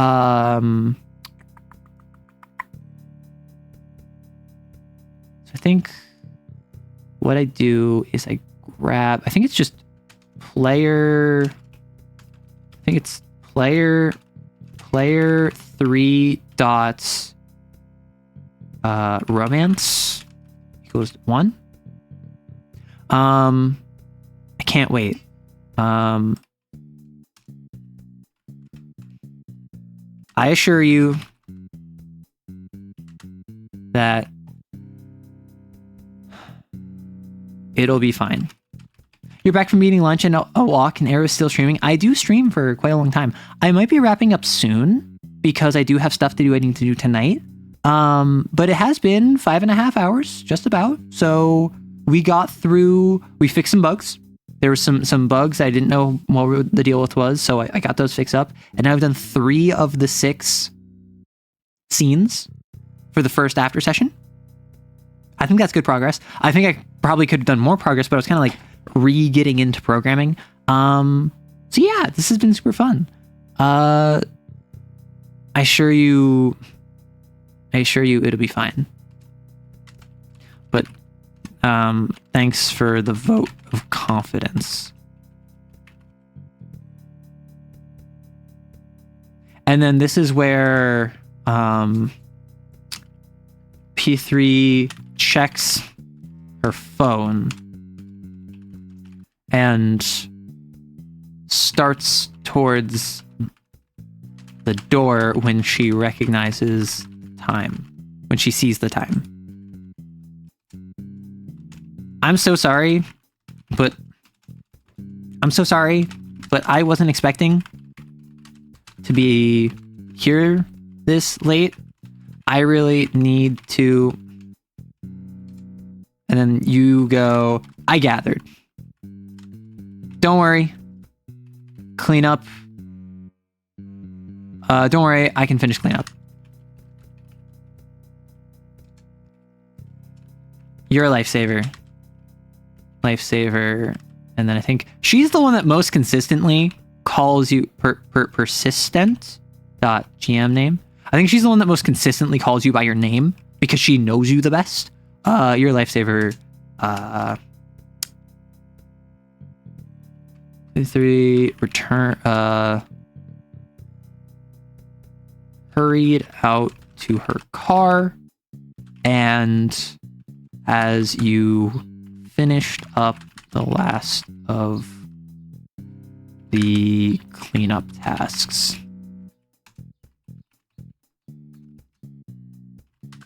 with the silence that follows, you finally can turn in for a quiet night. Right? So now we have 3 of these like after session scenes. Hi gamers derogatory. 5 hours at Arrows. Oh my gosh. 5 hours at Arrows. I think a lot of people would think that that's a very bad thing. And many more would think it's a very good thing. And I don't know which is the worst option, really. I feel as though there's a lot of people who make terrible decisions regularly. And I feel like a lot of those people do assume that any time spent at my place would be great, when in reality, it is just me struggling in front of a device. So what I'm going to do, I am going to... I kind of want to do one more. I ain't gonna lie.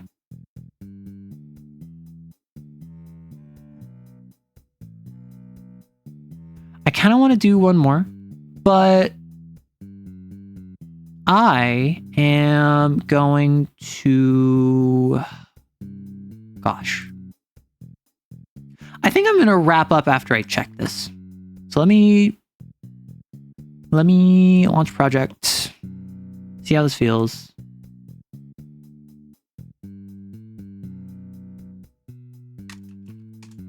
There we go. I like to play the tutorial. No!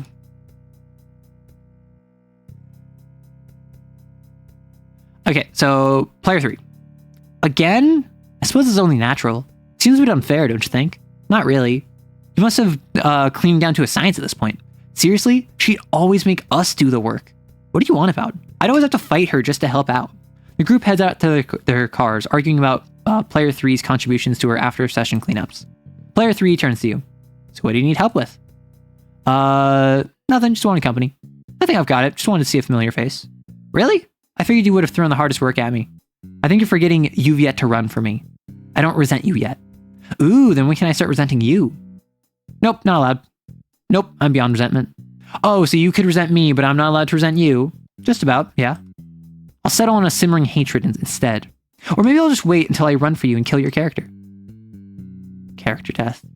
What? I'm just thinking about the game I'm supposed to run. What happens if a character dies? It'll be a learning experience. You'll learn what it's like to lose a character, and you'll learn what it's like to kill one. You're not going to lose friends because of the dice, I promise you. Friends?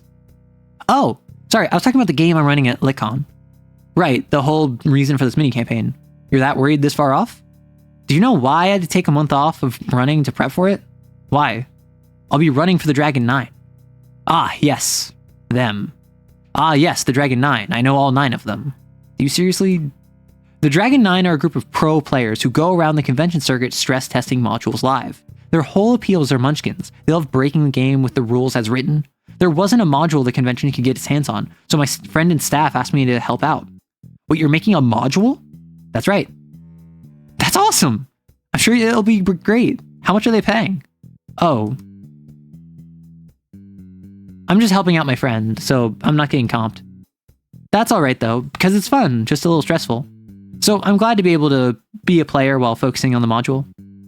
I can help. I can help with the module if you need. It's on you to make it, but I can playtest? I appreciate your concern, but this is something I have to lock in for. It's not really that big a deal, just take some time. Knowing you, it'll be crushed into a diamond under the pressure. That's high praise if hollow. Who said it was hollow? I believe you're a great GM and I trust you'll make a great module. Okay? Okay.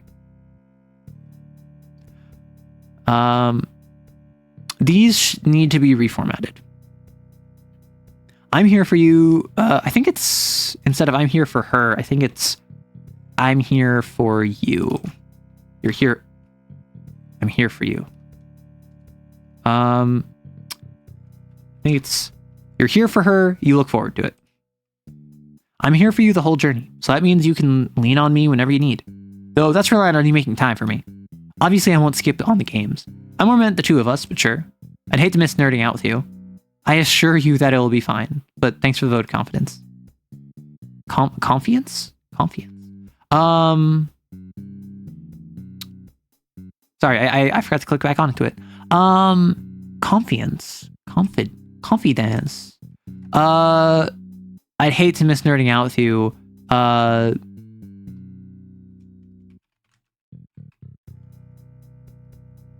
Player 3 checks her phone and starts towards the door when she sees the time.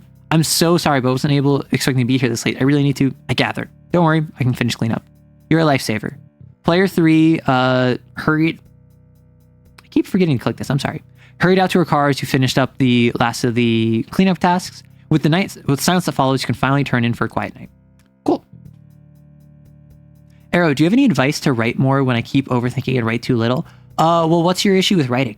Is it that you have too many ideas? Is it that you're too critical of yourself? Is it that you want to edit as you write? Is it that you don't have an outline and that makes you feel uncomfortable writing? Is it that you just kind of word salad and don't really know how to string together coherent sentences? Like, there are many different issues of I overthink and write too little.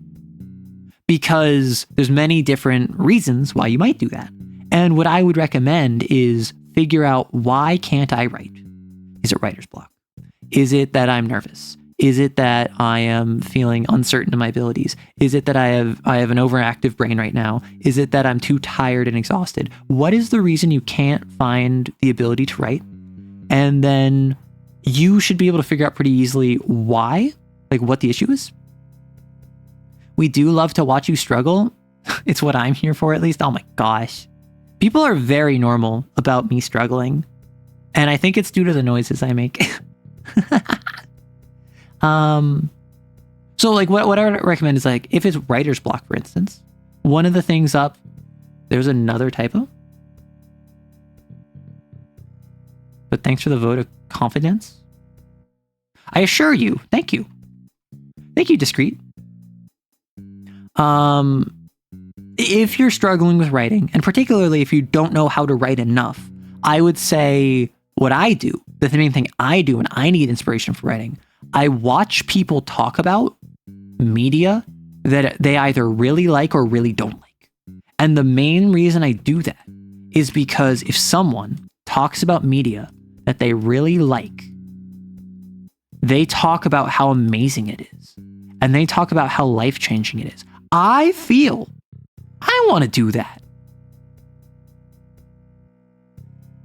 So I get in the mood to write because I want to emulate the sort of stories that make them feel that way, or that make me feel that way. And if it's something that they don't like, then they talk about how it could have been so much better if they just X or Y or Z. And then I think I could do that.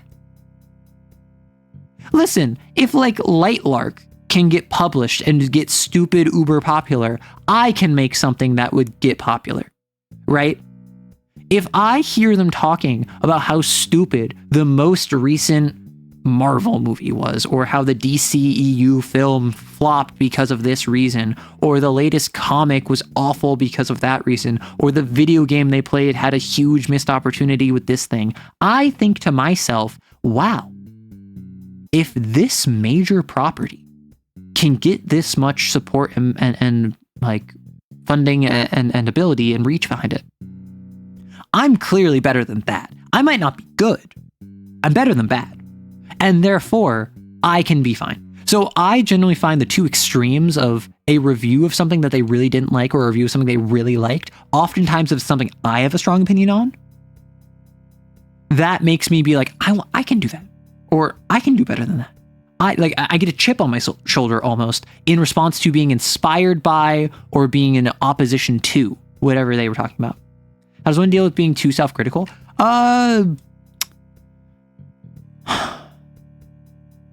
Head empty. Genuinely, head empty. It is, I am still self-critical. I am still someone who is very self-critical of myself, and I really struggle with that. But I just kind of like head empty it. Like I am programming on stream right now as someone that cannot do a for loop. Now, obviously, I'm sure I could do a for loop in Python or whatever, and like I know how a for loop works, but like I have not figured out how in RenPy to get a for loop to work unless I do a block of Python code, which means I can't actually do a for loop if I want it to be involved in Python syntax. A for loop is a very basic function. I still struggle with like lists and stacks and dictionaries and like all of this like basic terminology. And like I learned what classes were almost for this project. I learned it for a different project, but the point being is that I learned classes very recently before starting this project. And like, I don't know, is this the most efficient way to do a class? I don't know. But as self-critical as I am, I can respect the fact that I'm just going head empty. I'm just throwing myself at whatever is in front of me. I am posting that content that I think is kind of stupid. I am programming something that I know I'm not very good at. I am showing off my writing. Legitimately, this project, this project right here, this is a genuine indication of my writing. So like, stop thinking abstract. Ask yourself, what connects Tirius and Zerstrata? We're both casters? We just established that wasn't the case. True, but that's on the right track. What else connects them other than class? And further, why does that connection cause them to feel warm instead of pain or nothing? Wait, this place inside a House Ventor. They all use Highborn. What's everyone's ancestry? I'm a Highborn caster. And like, is that good writing? Probably not. I'm not going to sit here and like stroke my own ego. I don't think that my writing is very fantastic, but I have put it out here live where I can make mistakes and be dumb and like say the wrong thing and be stupid and have my writing be poor, have typos that people point out in chat. And I just kind of have to like keep my head empty and not allow myself to get wrapped up in that. And that is a skill. I will say like the stupidest person, you know, is actually quite skilled at not thinking. And I say that both tongue-in-cheek and also legitimately. I am a firm believer of the actual literal idea that if I like empty my mind kind of deal, if I keep out the self-doubt, that is a skill. And I think that if you're airheaded or if someone thinks that you're dumb or lacking intelligence, those are things that are basically correlated. And I genuinely believe that the same traits that would make people call you stupid are the same traits you need to be able to squash self-criticality and self-doubt, because you are your own biggest critic, always. And you're usually not helpful as your own critic. Just full stop. But like a lot of times that is just your shame and your guilt and your inability to reconcile with your own amazingness that is trying to keep yourself down because of a negative spiral you've been in, probably since you were a teenager or younger. Do you have separate documentation open in a separate tab to reference? Can be handy to have. I don't know how to do this. I don't know how I can reference an RPY file. Because like what my goal with this, what I would ideally do is I would ideally have the main script, and this calls and references from a different RPY file, session 1 and session 2. And those are all different ones, so that like instead of having one giant block of code that's like 1,200 lines long, I would have the first like starting session that's the master doc, and then I would have one that's session 0, one session 1, one session 2, and I would probably have all of the scene 1s in their own after session doc, and then all the scene 2s in their own after session doc, and then scene 3s, and then I would have the con as its own one. Arrow, you really need to do a motivational speech. You're really good at them. I wouldn't say I'm very good at them. I would just say I tell it how it is, and I'm not going to tell you like, yeah, it gets easier. No, it doesn't. What makes it easier is building up the skills to be able to deal with it. You will never stop being self-critical if you're self-critical now. You will be able to manage that self-criticality later, and you will be able to parse what it is in a way that is more productive than what you are feeling right now. But ultimately, you're not going to lose that self-criticality. That is something that is either a learned behavior or just a natural aptitude that you have. And it's harnessing that and using that as an ability to make yourself motivated and or to keep yourself sharp rather than push yourself down is what makes it a superpower. I'm going to put a post-it on my monitor that says head empty for future Fox. Yeah. And like allow yourself to be head empty. I really struggle with that. I am very head full sometimes. Despite the fact that I have aphantasia and also no inner voice, my head is surprisingly full of negativity and self-doubt. But I try not to let that get to me. I still post content. I still put myself out there. I still code in front of you. I still write in front of you. I do setting docs, and I give motivational speeches, and I'm stupid because the only way to be happy is to be so stupid your self-criticality bounces off. That's my thought process. Like it's not faking it till you make it. It is being so delusional that you are allowed to make it, because otherwise you will not allow yourself to make it. I have no inner voice. Correct. I have no inner voice, and I have no inner imaging. Thank you for the follow, Kiora. Yeah, I have no inner voice. So that is something where when I think entirely in just like ideas. I don't think in images. I don't think in voices. I don't think in sounds. I don't think in none of that. So I just kind of conceptualize the idea of what it means to think about an apple. I don't see an apple in my head. I think about a song. I don't hear the song in my head. Well, hey, Akira. So yeah, if anyone else has any questions like that, I guess I can answer some more questions like that. Aside from that, we are kind of wrapping up soon. So goodness gracious.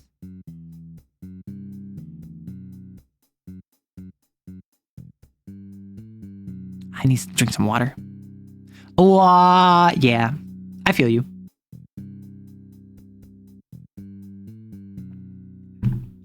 How to practice program.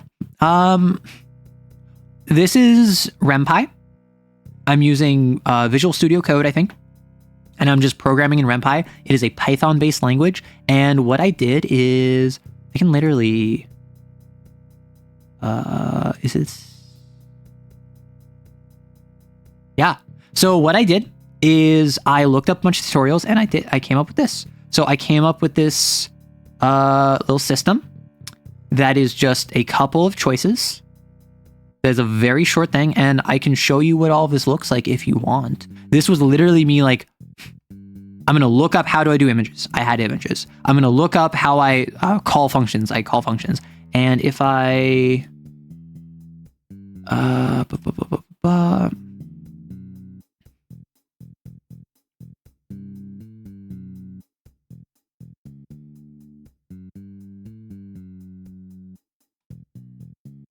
Let's see if this works.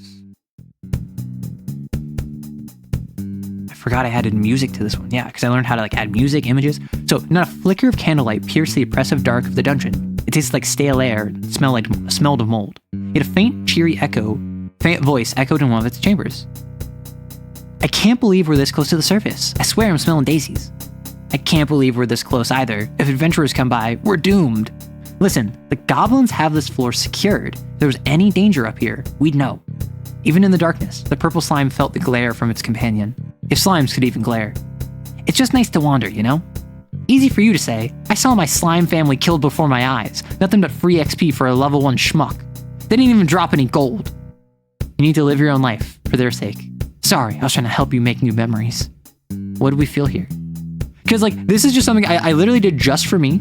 This was not for anyone else. I don't think I've ever shown this on stream before. This is literally just something that I, in learning Ren'Py, decided to try out. Why are you so cool? I'm not cool. If anyone thinks anything positive about me, it is because they have not been exposed to me long enough.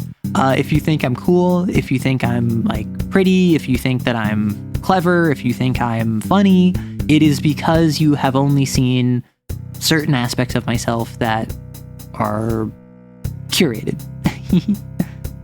Well, it's interesting. I think in my own voice talking to a sea of ideas, interesting. It was the first language I learned, not counting terminal stuff. Ah. You're learning Java? Oof, Java. Sorry, I was trying to help you make new memories. I know, it's more that these upper levels remind me of them. The faintest bits of an afternoon breeze bring me back. Makes me remember. I'm scared. What if that happens to me? It won't. Not as long as you have your buddy here. Typo alert! Down the hallway, both slimes saw a flicker of light from around a corner. Torch flame. The sound of footfalls. The jangle of chainmail. Soon, there was a lazy, mumbling voice accompanying it. How many goblins are in this place? 100? Yet they've only got warriors and archers. Give me some variety, man. The slimes shrank to puddles, quivering in the darkness. Buddy, I think it's time to leave. Sounds like it's just one guy. Isn't this the perfect time to take your revenge? My revenge? What? You want to attack this schmuck? Why not? We're not getting XP anywhere else. I don't know. As the purple slime readied itself for combat, it recalled its strength. As a purple slime, it excelled at entrapping and restraining foes. Red slimes were more adept at direct damage. Together, they were a force to be reckoned with. But they were still only slimes. Are they gonna fight or are they gonna hide? Whoa, whoa. You're not? I'm not. Oh, what's cute? The slimes are cute? Yeah. I mean, everyone has flaws, but it doesn't mean you can't be cool. I didn't say you can't be cool if you have flaws. I just said I'm not cool, which I appreciate the kindness.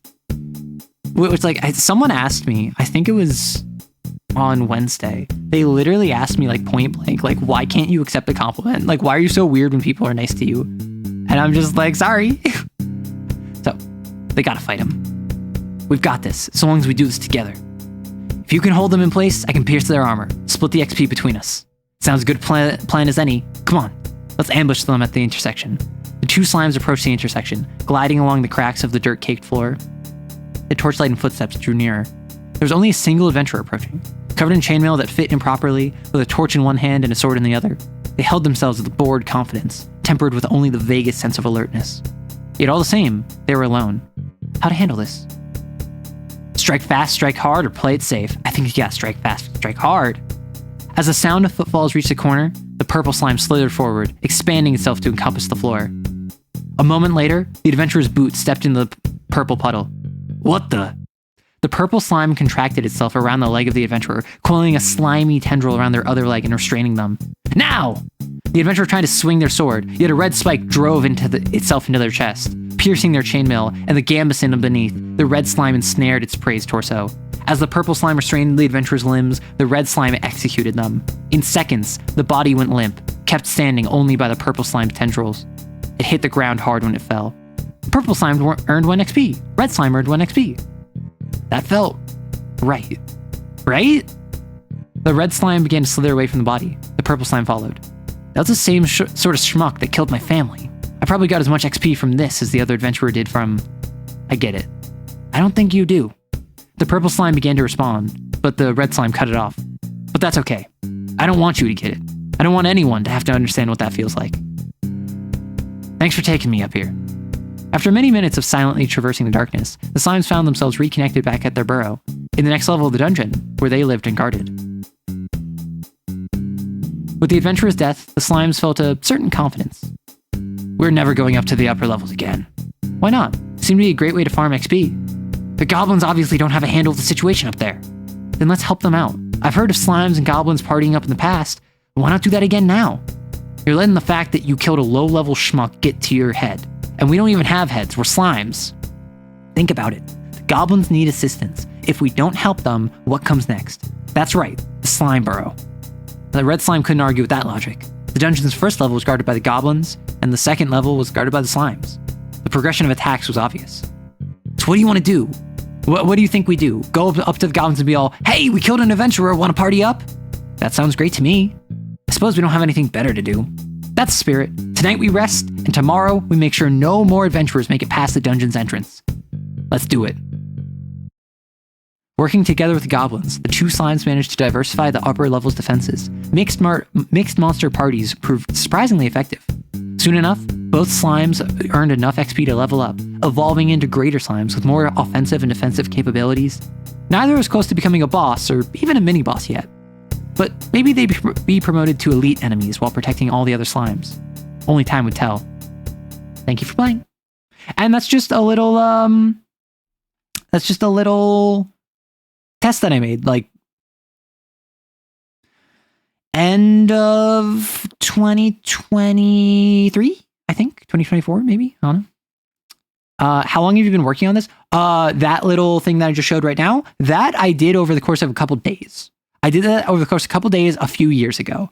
Like if we're talking about romance and role playing, the longer one, this is one that I was working on stream a couple streams like a year and a half ago. And then I literally just picked it back up today. Like I started looking at it yesterday on stream, and then I started coding it today. It's probably like couple dozen hours. That was nice, thank you. And obviously, like, I made different paths there. So like, if you tried to attack but you didn't attack fast and hard, the slimes would die. Or the slimes had a chance to die. If you just retreated to the burrow, it would end early. Yeah, you better be sorry. Not accepting compliments is impolite. You also can't accept compliments. That's why I give them. I want 5 more slime times.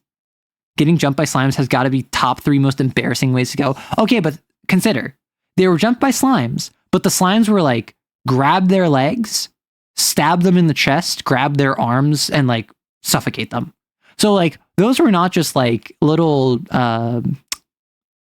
what is it called? Dragon Quest? Like little Dragon Quest slimes are just like little teardrops. Those were like serious monsters. So that's the sort of thing that I make when I write. The goal of this is to be a game where you care about player 1, player 2, player 3, player 4, player 5, player 6, right? This is a dating sim where it is platonic, right? But in the meantime, I believe I'm going to I think it might be time. I think I could keep going, but there's really no reason for me to. I think I am going to raid out to Airs the Witch. I don't know who this is, but they are a VTuber who is currently programming. The big things upcoming. Hopefully I'm going to get a Lancer long form video done tomorrow. We'll see how I feel by the end of tonight. Tuesday, if you are not on the Discord, you might want to swing by the Discord. I'm going to be running a TTRPG for another content creator, Celerity Dust. I'm going to be continuing the Valentine's game. I have an announcement in the Discord. It's going to be in a stage, so it should be, you just hop and call. We're going to be playing the game normally. There will be a chat for you to communicate in. Gabagoo slimes, hey, they're all schmucks. Wednesday of next week, we'll see how I'm feeling. I might end up making Armored Core 6 frames in Lancer, because I had so much fun making K-pop Demon Hunters in Kane. I feel like I've had the idea for a video of Armored Core 6 frames in Lancer for a long time. So, Error Raid Pog. Make sure to send in this Error Raid Pog. Check me out on YouTube. If you don't know that I'm on YouTube, I'm primarily a TTRPG tuber. I talk about D&D. I talk about Lancer. I talk about Kane. I talk about a bunch of different systems. And I hope that you have a lovely day, evening, morning, night, whenever. And please take care of yourself. Good night and goodbye.